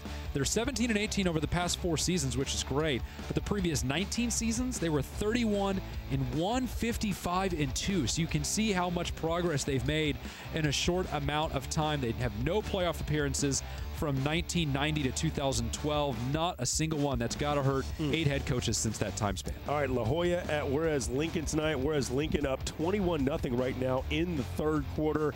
Another game to pass along. Weslaco at Far San Juan Alamo North. And Weslaco right now trailing 17-16. This game late in the fourth quarter. And PSJ North leading. Weslaco had been red hot. So, I mean, this would be a massive win for PSJ North, not just because they're beating a hot team, but because it is a district win that they desperately need right now. Okay, we got some more scores that we're going to pass along to you when Fox Football Friday continues from here at Montgomery, where Brenham wins at 23-7. They continue to dominate this 18-5A. Very impressive team, and Glenn West does a fine job with the Cubs. We'll be right back with more from here in Montgomery.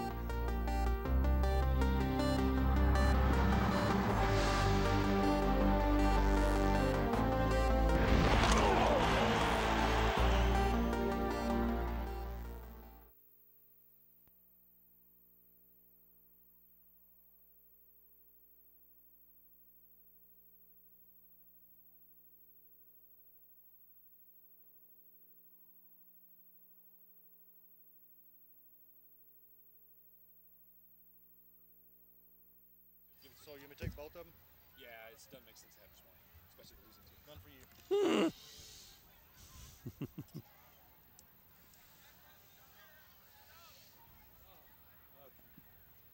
That's better. Okay, let's see here.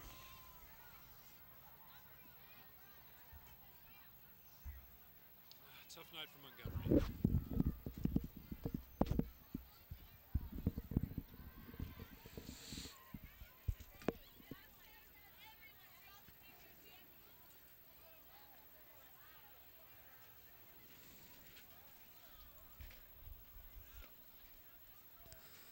Yes, sir, it is.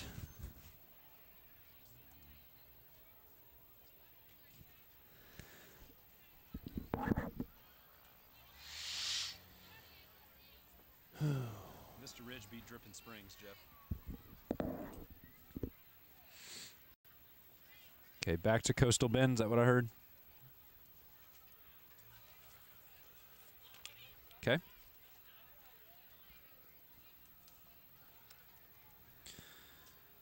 Okay. Do you know who won that one?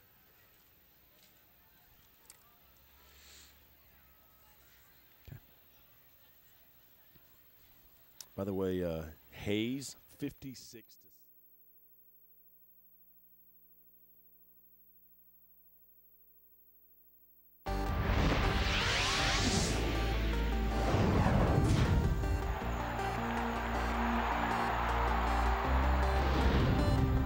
And welcome back to Fox Football Friday, powered by Dave Campbell's Texas Football Magazine. Jeff Power, Travis Stewart, Angela Heyman on the sidelines. Highlights will be rolling in here in just a moment. Don't forget overtime right here at the bottom of the hour at 10:30.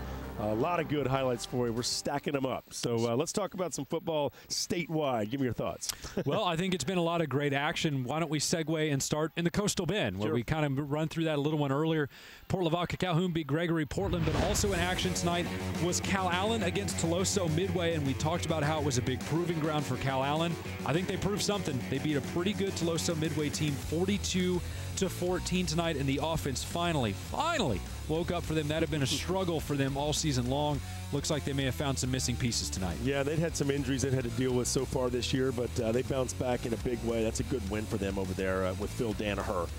Also in the Coastal Bend was Cuero and Giddings tonight. This one yet to go final, but it's really close. I think there's about a minute left in Giddings, looking like it will be a winner. I tell you what, this Giddings team, I don't want to say falling through the cracks. That's not fair to say. But looking at all the 3A state title contenders, they should be one of them with running back Joseph Glenn. They're just not getting mentioned in that group yet. I think they will be. Just give it another 2 weeks, let that momentum keep building, and maybe one of the best teams in the class. And they played such a tough non-district schedule and just rolled right through it. They ran right over it. Thinking about that win over Wimberley and some of the other big games they had. Palacios and Hempstead was another game. But how about let's check out some Aransas Pass Santa Rosa highlights. Very nice. Rolling the R. Rolling the Santa Rosa. All right, small school matchup here in the Coastal Bend. I guess so. Fogging up the camera lens a little bit. Dancing through the middle, but brought down short of the goal line. Didn't fumble it yet, but a great defensive stand right there to push them back. I believe that's Aransas Pass in the white and purple there. I could be wrong, though. That looked like a fake field goal. It is tipped and intercepted right at the goal line. Son, you might just want to go down there. Yep, there you go. That's not necessarily where you wanted it, but a good forced turnover there on that fake field goal, Jeff. Yeah, I was trying to read those jerseys right there. Moving too fast. It is. Yeah, that is Aransas Pass. I see that big AP on the helmet. That's what I thought. And there is a touchdown run for you right down the sideline. And, yeah, good to see. Good to see the Aransas Pass doing quite well there. They win at 35-13 over Santa Rosa. Good win for Aransas Pass. And there were a lot of good games in the Coastal Bend by and large tonight. Victoria West also played Victoria East. We're looking for the final there, but I know East was surprisingly winning. That would be a big upset in Victoria ISD. And then, like we said earlier, Calhoun beats Gregory Portland handily tonight. Cal Allen a winner over Toloso Midway.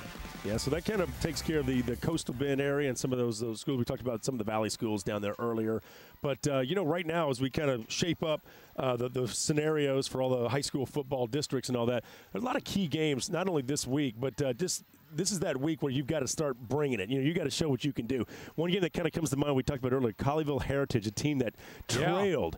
I mean, they were getting shut out by Irving MacArthur, and they have found a way to get back in. Not only get back in it, but they've taken the lead. Yeah, it was 20-0 fairly late in the second half. Yeah. They've charged all the way back, and I mean, I don't have the score in front of me anymore, but they are now in the lead heading into the fourth quarter, and it's high scoring now. I mean, we're talking 30s and 40s. So we talked all night about how that passing game for Colleyville Heritage Cody Thomas was surely going to wake up any minute. We kept waiting. We're twiddling our thumbs. Bang! All of a sudden they took off. Here's the highlights right now. This was Irving MacArthur starting off strong with that bruising, pounding run game of theirs. They would build a fairly sizable lead with that attack. Again, it's number 2, right up the gut. The defense takes him for a ride, but he holds on. His second touchdown of the evening for Irving MacArthur. And then here comes the Colleyville Heritage show. That's quarterback Cody Thomas on a bubble screen. He's got a wide receiver who just follows his blockers. That's what a bubble screen is all about, or a tunnel screen. Just follow your guys all the way to pay dirt. He did that. Colleyville Heritage, they slowly started clawing their way back into this game. Cody Thomas again, a pump fake, a second pump fake, freezes everybody. Then he had a big dragger out in the back of the end zone, scored again. Looking familiar? It's Cody Thomas again, dropping back in the pocket under pressure. Somehow he gets that away, but this one's intercepted. Irvin MacArthur going the other way. Surely he has got it, and he does. Fourth quarter score right on top of you. It is 42-40. Heritage and MacArthur. I tell you what, this may end up being the game of the night right now. I tell you, Mike Fuller's done a nice job. He said something to Colleyville Heritage at halftime and got him fired up because they're looking pretty good right now. All right, Fox Football Friday will continue in just a moment. Don't forget, tons of highlights rolling for you. 20 different games at the bottom of the hour. Stick around, folks. Fox Football Friday I'm done. Rolls on from Montgomery. Not doing it.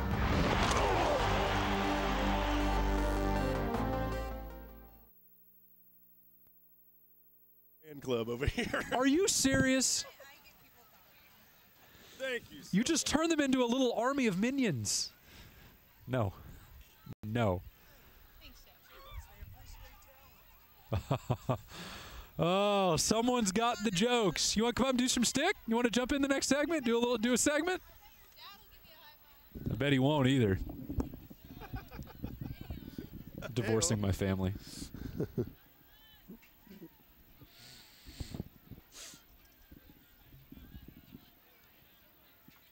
Okay. That'll do.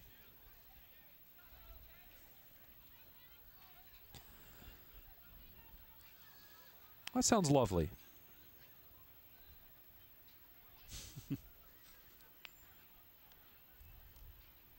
Mike Fuller. His cell phone number should be in those files that I gave you. Has anyone seen a Littlefield score? They pummeled Bushland. I tell you, the game of the night, you were talking about game of the night, I think that North Shore game with Port Arthur Memorial's got to be the game of the night. Yeah.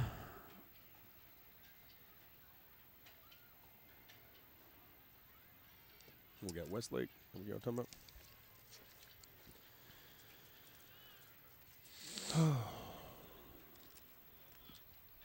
Okay, that's what we're starting with? Okay.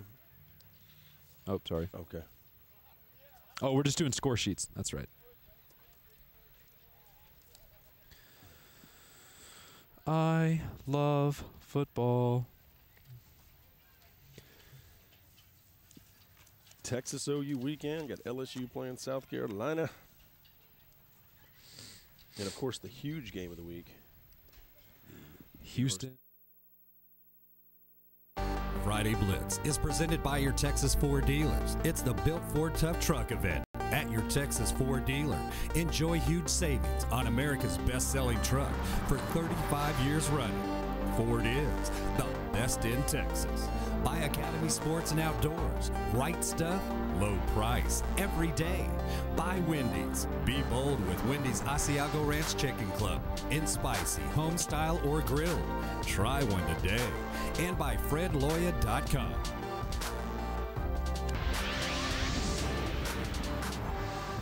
All right, welcome back to Fox Football Friday, powered by Dave Campbell's Texas Football Magazine. Jeff Power, Travis Stewart. We had a final here earlier tonight. Game moved kind of fast, but Brenham defeated Montgomery 23-7. But plenty to get to. Don't forget the bottom of the hour.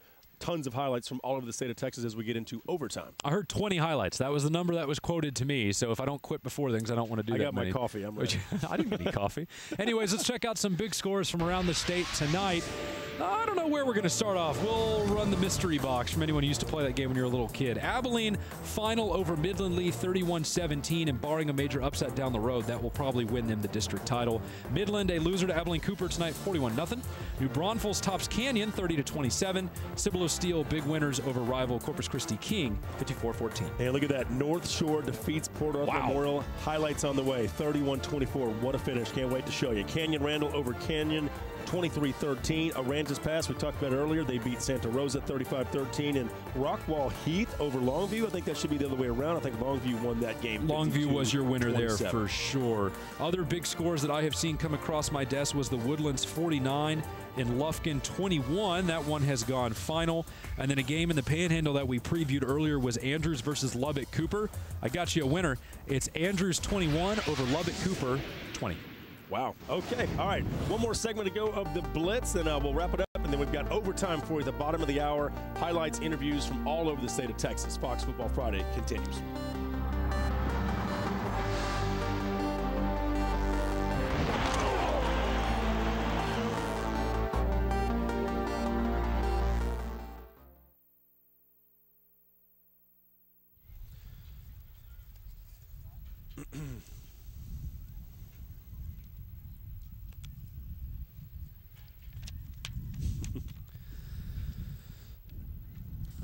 It's killing me. What was Aranza's passes mascot? It was killing me while we were watching it.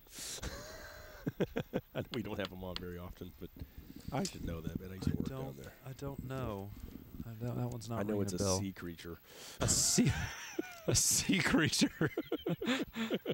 Oh man, South Lake Carroll pummeled Richland tonight.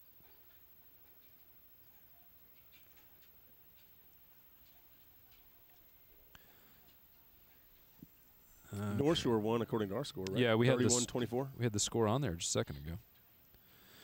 All right, you need Cedar Hill, Jeff?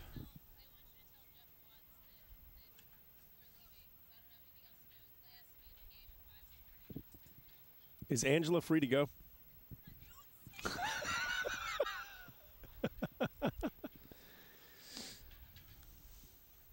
Cedar Hill is beating South Grand Prairie 55-30 in the fourth quarter. Cedar Hill over SGP 55-30 fourth quarter. And you were looking for North Shore? Oh, I had that one. 56. Hayes won big. Yeah, see what I've got. Just put Hayes and then a frowny face for Lockhart. Yeah, I think it was 56-6. Let me double check. I'm getting to the score for North Shore too. Yeah, Hayes won 56-6. Hayes over Lockhart, 56-6. Unbelievable.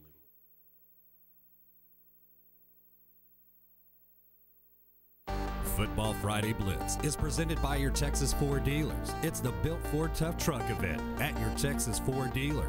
Enjoy huge savings on America's best-selling truck for 35 years running. Ford is the best in Texas. Buy Academy Sports and Outdoors. Right stuff, low price, every day. Buy Wendy's. Be bold with Wendy's Asiago Ranch Chicken Club. In spicy, home style, or grilled. Try one today. And by FredLoya.com. All right, welcome back to Fox Football Friday. It is the Blitz right here, and coming up here at the bottom of the hour, it's overtime, nothing but highlights as we put a bow on the Blitz here. And Jeff Power, Travis Stewart, Angela Heyman on the sidelines. They've cleared out here. Montgomery falls to Brenham 23-7. Final thoughts? Well, I think Brenham showed they were the better team tonight, obvious by the score, but they controlled the game defensively. Montgomery got their touchdown off a long touchdown run. And other than that, there just wasn't a whole lot there. Brenham really shut down the doors. An athlete, Darian Johnson, who was a guy we picked in the pregame to be a Built Ford Tough Player of the Week, played very well. 2 rushing touchdowns and an interception. Special teams did a great job, too. Well-deserved win. No doubt about it. Brenham is good. Fox Football Friday. Don't forget, overtime coming up here in just a couple minutes. Stick around.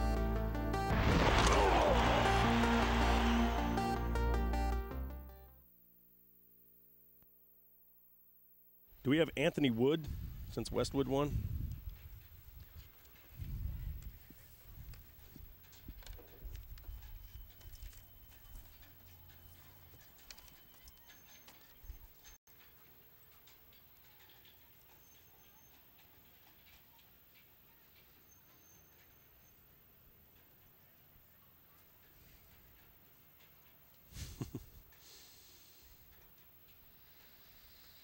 Okay.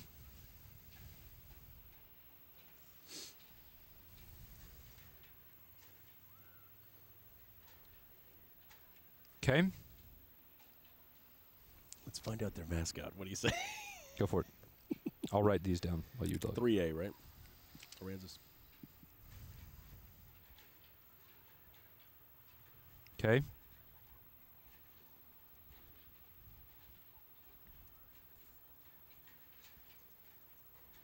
Old High?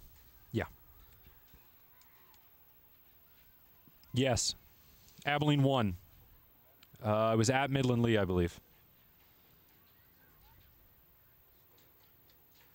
Big game, too. Yeah, that's a good one. KTXS, yeah. Awesome. Winona Judd? No, it's not Winona Judd. We'll start looking, but I wouldn't hold your breath on it. Yeah, that was a slaughter.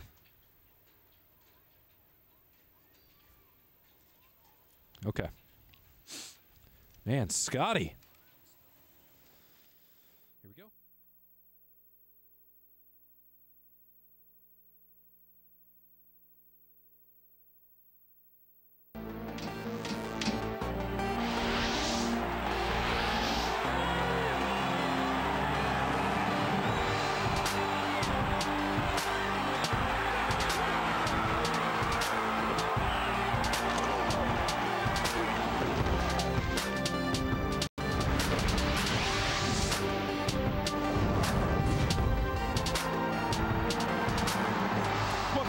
Football Friday, powered by Dave Campbell's Texas Football Magazine. It's the Overtime Show. Jeff Power, Travis Stewart. We're here in Montgomery, where Montgomery falls to Brenham by a final score of 23-7. A game that ended pretty early here, but Brenham taking the Bears out of their game pretty early and often. Well, this is Overtime. We roll you a lot of highlights, so let's not waste any time. Let's get right into it. Let's break in the game probably of the night down in that greater Houston area. North Shore. They were doing battle with a team out of Port Arthur Memorial, of course, and this is a game that featured a couple of undefeated teams, and they came out firing both of these squads. Running back Tristan Houston for North Shore on the touchdown there, that electrifying little sophomore. He's been great so far this year. Port Arthur Memorial, though, answered back a punt return. He could go all the way, Jeff. Yeah, that's John Leday in the end zone for a touchdown. It was 10-7. And ensuing kickoff, though, check it out. Darius Mouton. He picks up a block right here. He's off to the races. Look at him go. He returns it 99 yards, but he is going to be tackled on the 1-yard line. That's why you don't give up. That's why you don't give up. Look at number 6 making a play right there. Nice job. They would hold him to a field goal. It was 10-10 at that point. North Shore ends up winning it 31-24 in the end. I understand David Amon is on the phone right now. And, Coach, give me your thoughts about this big victory for your Mustangs. I'm sorry, what is it? David, yeah, this is Jeff Power here, Fox Football Fridays. Right. Big victory for you. Give us your thoughts. It was a great game. No one left. No one asked for money back. No one left. It was a great win. That's one way to sum it up, Coach. Real quick, and we'll let you get back to it. Your quarterback, Micah Thomas, how good was he tonight, and how good has he been all year? Well, he's done a great job. We were pressured a little bit in the passing game and protection when he shouldered that up, but in the running game, he did a great job for us. How big is this win for you, Coach Amon? It's huge. 2 undefeated teams coming together in the same district, trying to get a foothold and a great start, you know. So it's huge, and they're a good football team, so we beat a real good football team today. Coach Amon, appreciate it very much. Congratulations on your win. Go celebrate with your team. Thank you. I appreciate it. All right, that's David Amon, head coach of North Shore. Big win right there. Let's roll back to the highlights now. We've got Cedar Hill taking on South Grand Prairie, that Dallas-Fort Worth area. This game back and forth all night long. Quarterback Damian Hobbs for Cedar Hill looking in on sneak preview. This is going to be the Academy play of the night, by the way. Looking for space, can't find it, buying time. Throws downfield, and he's got Laquiviante Gonzalez, the electrifying athlete for Cedar Hill. And there he goes, folks. And yes, I know it's unbelievable. That's going to be a touchdown. And look at the space he opens up in between him and the defenders. He is as talented as it gets. Cedar Hill would go on. I'm not sure if this one is final, but they were winning big early on, 55-37. Surely they are going on to a victory. All right, let's go down to the Hill Country now. Lockhart and Hayes. And this game, I tell you, we kind of spotlighted as one of the games we wanted to watch out for. Both teams 4-1. But Lockhart scoring the touchdown right here, looks like. Yep, right into the end zone. Good play right there, running the ball in for the touchdown. But really, it was Hayes' night to shine. We've talked about Caleb Kimbrough all year long, their quarterback. He's had a great season, was kind of injured early on in the year, but has found a way to motivate his team and get them back in. Here he takes it right up the gut for the touchdown. Nice to see Kimbrough there. And they go on to win win it. Look at that score, 56-6. So Hayes, huge win for them at home. Swing it down a ways to the River City for San Antonio Harlandale taking on San Antonio Kennedy. We've seen Harlandale a couple times this year. That's them in those Washington Redskins-looking uniforms. Great running game in Harlandale, looking for space down in the goal line. By the way, we're looking for a final here, so please send that at DCTF on Twitter with the hashtag Football Friday. That Harlandale running game still pounding away. Kennedy looking for answers defensively. Like we said, we've seen Harlandale a lot this year. It's because they're pretty solid. But again, if you have a final here, do us a favor. Send it to us at DCTF on Twitter. All right, let's move down to Aransas Pass and Santa Rosa in that Coastal Bend area. Of course, Aransas Pass are here in the purple and gold uniforms. We saw a lot of purple and gold here. Driving rainstorm early on, and I tell you, it kind of seemed to favor both defenses in the early going, but back comes the Aransas Pass defense right here. Look at that play. That's one way to play linebacker. Just step up and get that backfield untouched.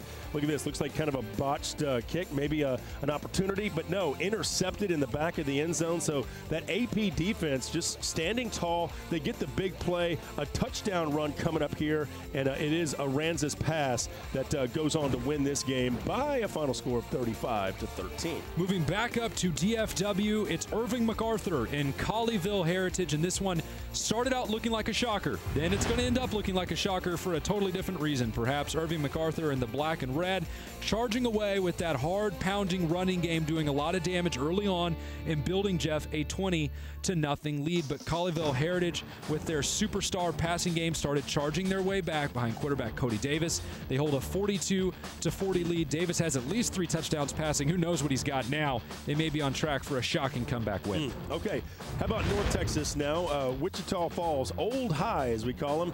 There they are taking on Denton, and a huge matchup up in the Wichita Falls area. Wind always a concern there, blowing quite hard, but doesn't stop these teams from trying to go up top. But nice defensive effort right there, and that's what you need when you're going to be playing this time of year district play. You need some good defense. You need to have your guys step up on both sides of the ball.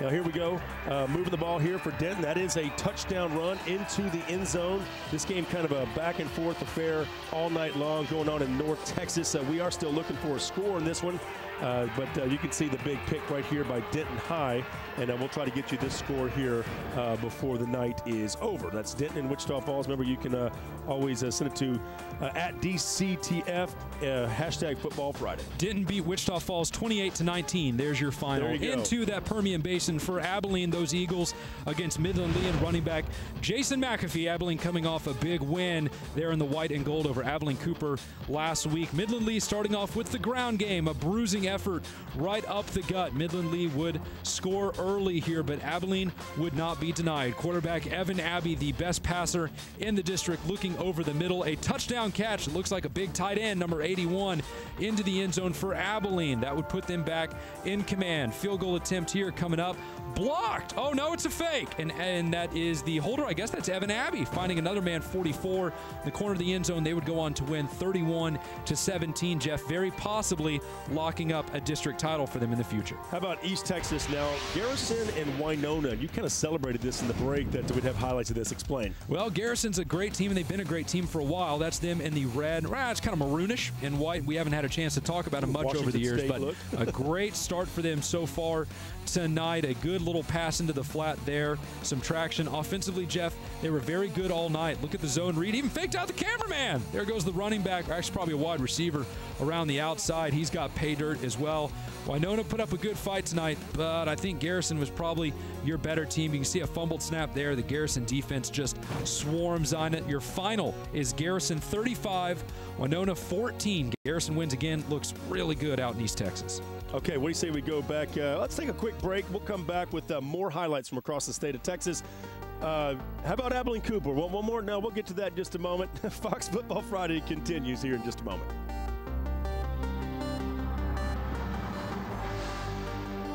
Football Friday Overtime is presented by your Texas Ford dealers. It's the Built Ford Tough Truck event at your Texas Ford dealer.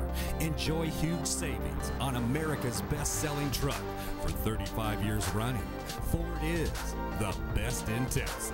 By Academy Sports and Outdoors. Right stuff low price every day. Buy Wendy's. Be bold with Wendy's Asiago Ranch Chicken Club in spicy, home style, or grilled. Try one today.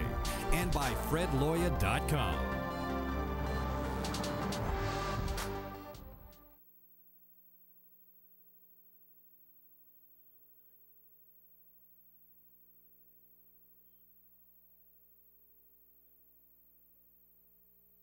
Okay.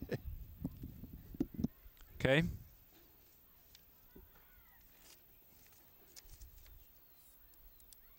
Woohoo. They had Dripping Springs. Mm-hmm.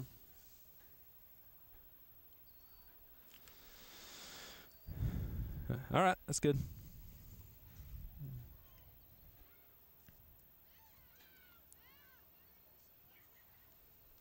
Okay.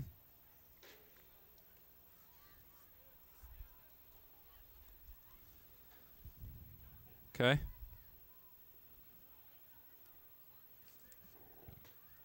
Okay. We were going to start off with Cooper Midland, though, right?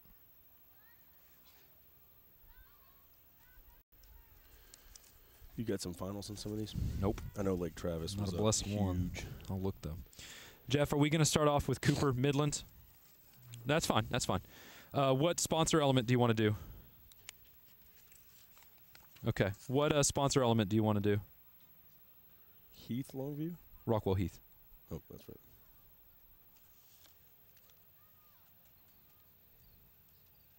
Okay. The player of the week, just run the same graphic we ran before the show. I'm going to stick with the same kid. Player of the night, same kid that we did in the pregame, Darian Johnson. Couldn't tell you.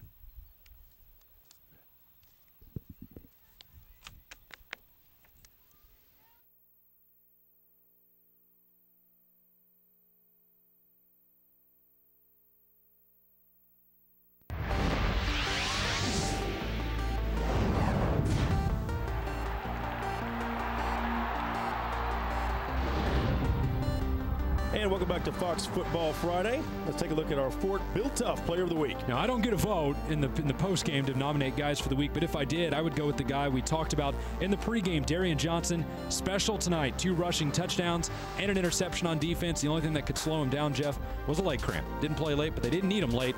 They go on to win. Brenham does, that is, and this kid had a special night. Good job, Darian Johnson.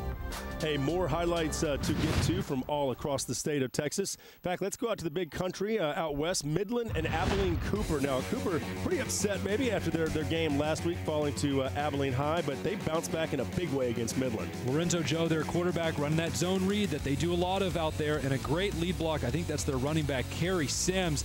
Bust a run all the way down to the 1-yard line. Joe under center. Not what they do a lot, normally a shotgun team, but he looks good there.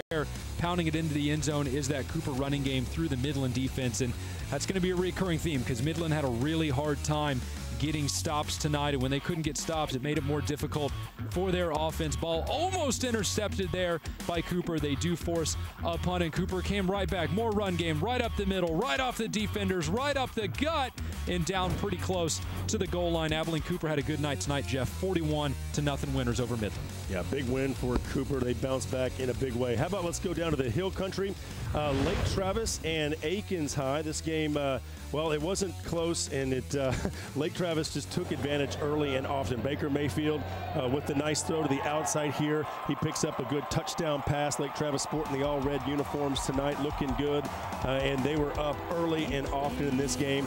And, you know, another thing about Lake Travis, they've had a lot of injuries this year to their offensive line, but they have found a way to kind of battle through it, and they are in the thick of things right now in district play and looking pretty good as they continue to work on their season. And right now they go on to win it 59-14, your final score. Lake Travis over Aikens. All right, sticking with the Central Texas theme, let's check out Vista Ridge. They're undefeated, taking on Dripping Springs. And Leland Dunn, he's a good quarterback. Look at this play right here, the nice pass to this one over to Kyle Johnson looks like this is actually Dripping Springs on the move right here as Kyle Johnson found Cole Rogers. That would lead to a field goal, but Vista Ridge would come back in a big way. Check out the play. Leland Dunn is going to hit Patrick Cunningham, and watch Cunningham go to work down the field, down to about the 32-yard line. That'll set up a touchdown pass from Dunn to Adrian Duncan right there in the back part of the end zone. And it was that kind of game. Vista Ridge goes on to win it. And a good game by Leland Dunn, I might add. Look at that. But it was a little tighter than some people might have thought. 24-17, Vista Ridge over Dripping Springs. All right, let's move over to the south side of Austin. Westlake taking on Anderson. All Westlake all the time. Jordan Siebert, he's a great quarterback for Westlake. The touchdown pass to Brandon Box made it 17-0. Then Ben Slaughter will score a touchdown run and make it 26-0. And Westlake goes on to win by a final score of 47-3. Elsewhere 47-3. Austin Westlake over Austin Anderson. Siebert with a huge game. He and Box on several TD passes. Elsewhere in the Hill Country, Stony Point against Cedar Ridge. Stony Point looking to rebound there in the blue and yellow. Cedar Ridge, and it looks like maroon and white. Big passing game from Cedar Ridge took effect early. Big touchdown pass into the middle of the end zone there. Stony Point couldn't cover, and that's going to be a theme here tonight as well because there was a lot of offense here. Zone read, the quarterback let that one hang for a long time before he pulled it out, went around the right edge. No defensive in there. He will score. Cedar Ridge comes right back, though, with a handoff of their own. Yardage in chunks and points in chunks. That would give them 14 points on the night, and it just kept growing. Cedar Ridge again, another big bomb, again right down the middle of the field, again to the same wide receiver. Cedar Ridge would go on to win tonight over Stony Point 40-30 in a wild Hill Country shootout affair. 40-30, Cedar Ridge winning, and that's a big rivalry. Those two schools are neighbors up there in Round Rock. How about Georgetown and Eastview? Speaking of neighbors, these two teams right up there in the G-Town area, just north of Austin. And Eastview, one of those teams that's coming on strong, taking some teams by surprise. Exactly, with quarterback Jake Hubenak, and they actually may be the district favorites right now, even over Pflugerville Colony. That's Hubenak there. It's a nice play fake there and a handoff. Gets a guy in the flat, and he's got blocks, and he's got points. A touchdown for Georgetown again. The last update I saw, they had a lot of those. The offense had a good night for Georgetown. Eastview, which is a new program, and their first varsity year, a little bit overmatched. And if you're Hubenak and you can make that throw, which is essentially just a deep corner route right there in the red zone as the Georgetown fans wave the come and take it flag, if you can make that throw, not only do you have a bright future in high school, you got a bright future in college. Their running game was working too. Beautiful all-around effort from Georgetown. They win big time tonight, 48-7.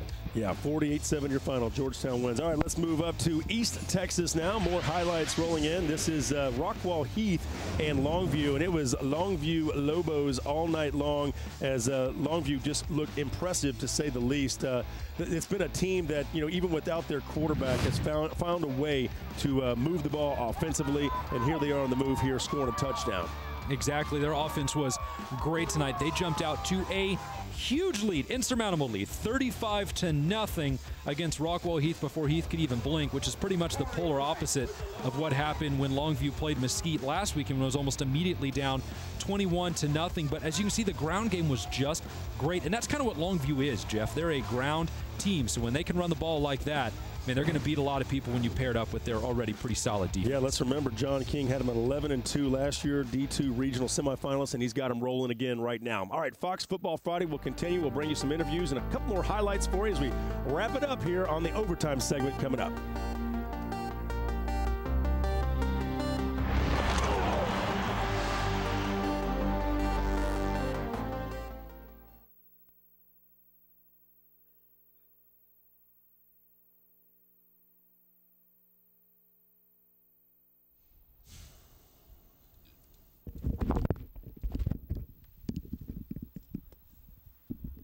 Hey, did Scott ever get the that file to work from Crystal?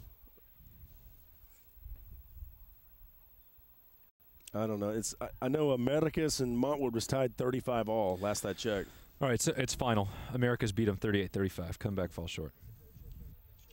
Yeah, please. Who is it? Coach Wood, can you hear us?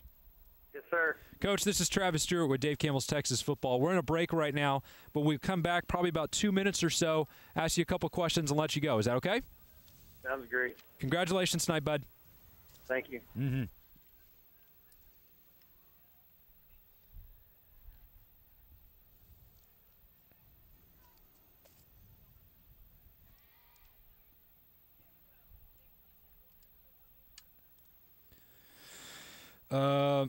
Yeah, we want to do that that crazy Cedar Hill play, that quarterback throw after that long scramble that Gonzalez, number 2, catches and runs for a touchdown.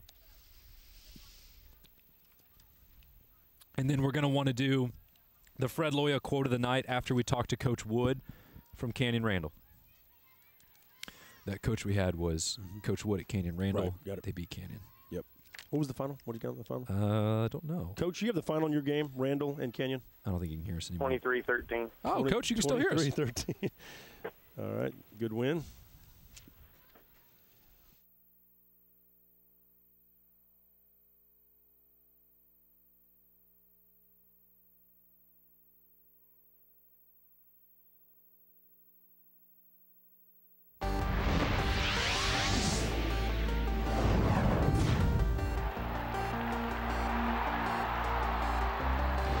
Welcome back to Fox Football Friday. It's the overtime. We're here in Montgomery where Brenham was doing battle with Montgomery. Brenham winning the game 23-7. And joining us now on the line is Canyon Randall's head coach, Brian Wood, who had a big victory tonight over Canyon, 23-13. First of all, congratulations, Coach, on the win, and give us your thoughts about the game. Well, thanks. I appreciate it. We it's one of those hard-nosed football games. Kind of came down to the end, and it could have gone either way. We just were able to hang on when as the clock ran out. Coach, talk to me about your balance right now. Y'all's offense is producing. Your defense even put up points a couple weeks ago. Your special teams has been stellar. Is this the best team that you've had since you've been at Randall? That's a good question. You know, at times we look like it, and then at other times I'd argue against it. But the only thing I can tell you is that we got a bunch of guys that play really hard, and they seem to find a way to get it done. All right, Coach, we appreciate it. Congratulations again on the win. Enjoy it. Hopefully we'll catch you again later in the season. I appreciate it. Thank you. That's the Fred Loya Insurance Live quote of the night, and a good one from Coach Randall. Sometimes we look at it, sometimes we don't. You don't want to pat him on the back too much, you know, because you got to go to practice this week and get them ready for their next game. So, all right, some good stuff. Hey, how about the Academy play of the night? Well, we have to go out to Cedar Hill, and who did they play tonight? I've already gotten scrambled eggs. Cedar Hill, that was Colleyville Heritage, I believe, and Cedar Hill. Cedar South Hill, Grand Prairie, South Grand Prairie. That's right. And an incredible play combo between quarterback Damian Hobbs and running back Lacuviante Gonzalez. Check this out. So Hobbs is on a scramble. Oh, he's dead. No, he's alive. Oh, he's dead again. No, he's alive again. Dead again. No, he's still alive. Finds the sideline, hits Gonzalez down the field, and Gonzalez makes a paralyzing turbo charge. And then he absolutely turns on the afterburners, and he is gone. I tell you what, that actually may be the right stuff play of the year that I've seen so far in our highlights, because he is so fast. Yeah, he is. I don't know how they ended up in the end zone, but Texas A&M, which is where he's going, they got a good one. Don't let him go.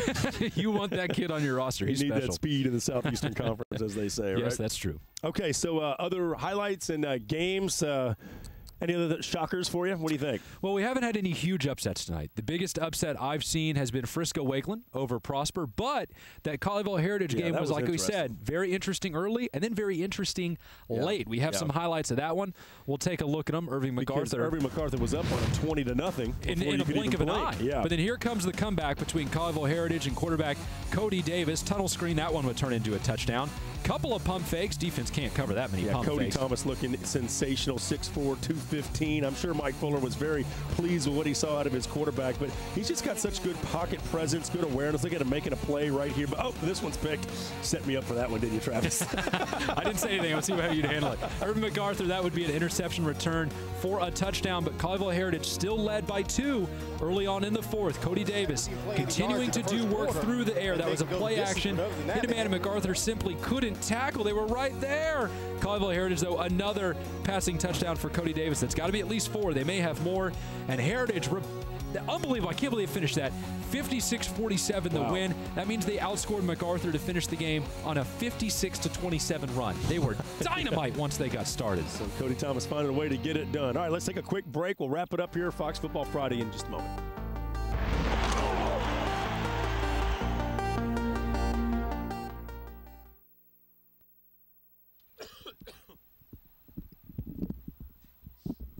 Did you mean to say Cody Thomas?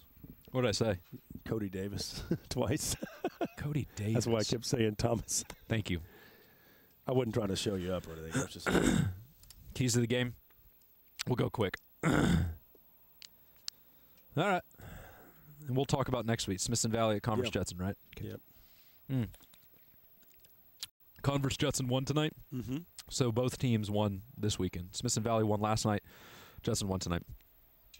Yep. Man,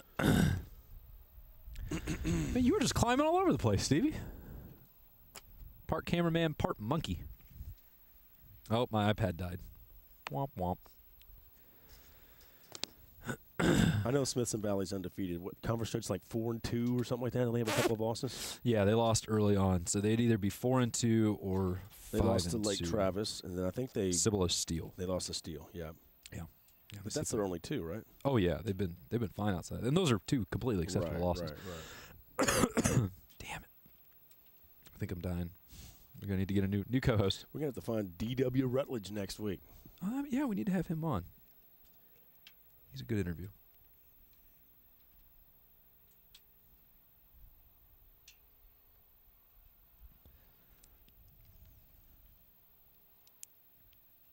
All right, first things first, we'll hit those Wendy's keys to the game, and then we'll just talk our way out. Okay. Converse Judson, they won tonight, so they are now 4-2 overall, 1-0 in district. And Smithson Valley like 6-0, right? 1-0, 6-0. No.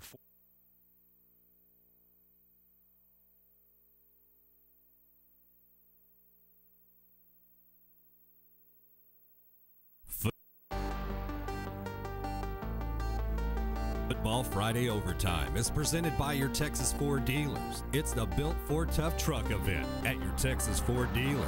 Enjoy huge savings on America's best-selling truck for 35 years running. Ford is the best in Texas. By Academy Sports and Outdoors. Right stuff, low price, every day. By Wendy's. Be bold with Wendy's Asiago Ranch Chicken Club in spicy, home style, or grilled. Try one today. And by FredLoya.com. And welcome back to Fox Football Friday. It is the overtime segment. Jeff Power, Travis Stewart, and Stevie on the camera up there, I might add. Doing a nice job up there. He's like Spider-Man up there. Good job. Spider Stevie. All right, so the Wendy's keys the game. I think you were right on tonight. Hey, man, every now and then you get lucky, right? Yeah. So a bunch of those keys ended up playing out. Balance Brenham, you saw tonight, they ran the ball well. They threw the ball pretty well as well. Ball security was a big factor because Montgomery fumbled that punt return early on, ended up turning into a Brenham touchdown, which more or less could have been the game right there. Ancient history, yeah, it played out tonight. Montgomery, they just didn't have it against Brenham. Brenham shut him down at almost every single avenue. The losing streak continues for Montgomery, but they will get him one day. Everything ends. And Star Search, I think we found one. Brenham's Darian Johnson stepped up to the plate big time tonight. 2 rushing touchdowns, an interception on defense. He was great. Brenham was great. They get a big win that they needed bad to win a district title. Yeah, 23-7, your final score, Brenham. Ice cream for everyone. Really? Little bluebell. Yeah, that sounds wonderful. All right, so next week, Smithson Valley at Converse Judson will be down in the San Antonio area. Of course, Judson, their only 2 losses were to Lake Travis and Steele, and they are 4-2, 1-0 in district. Yeah, and Smithson Valley undefeated. They look really good. We showed you their highlights from last night's win over San Marcos, so that should be fun down in the Alamo City area. And 2 good running backs out there, too. We talked about Lawrence Madison, obviously, for Smithson Valley. He's going to do his damage. He's a big back.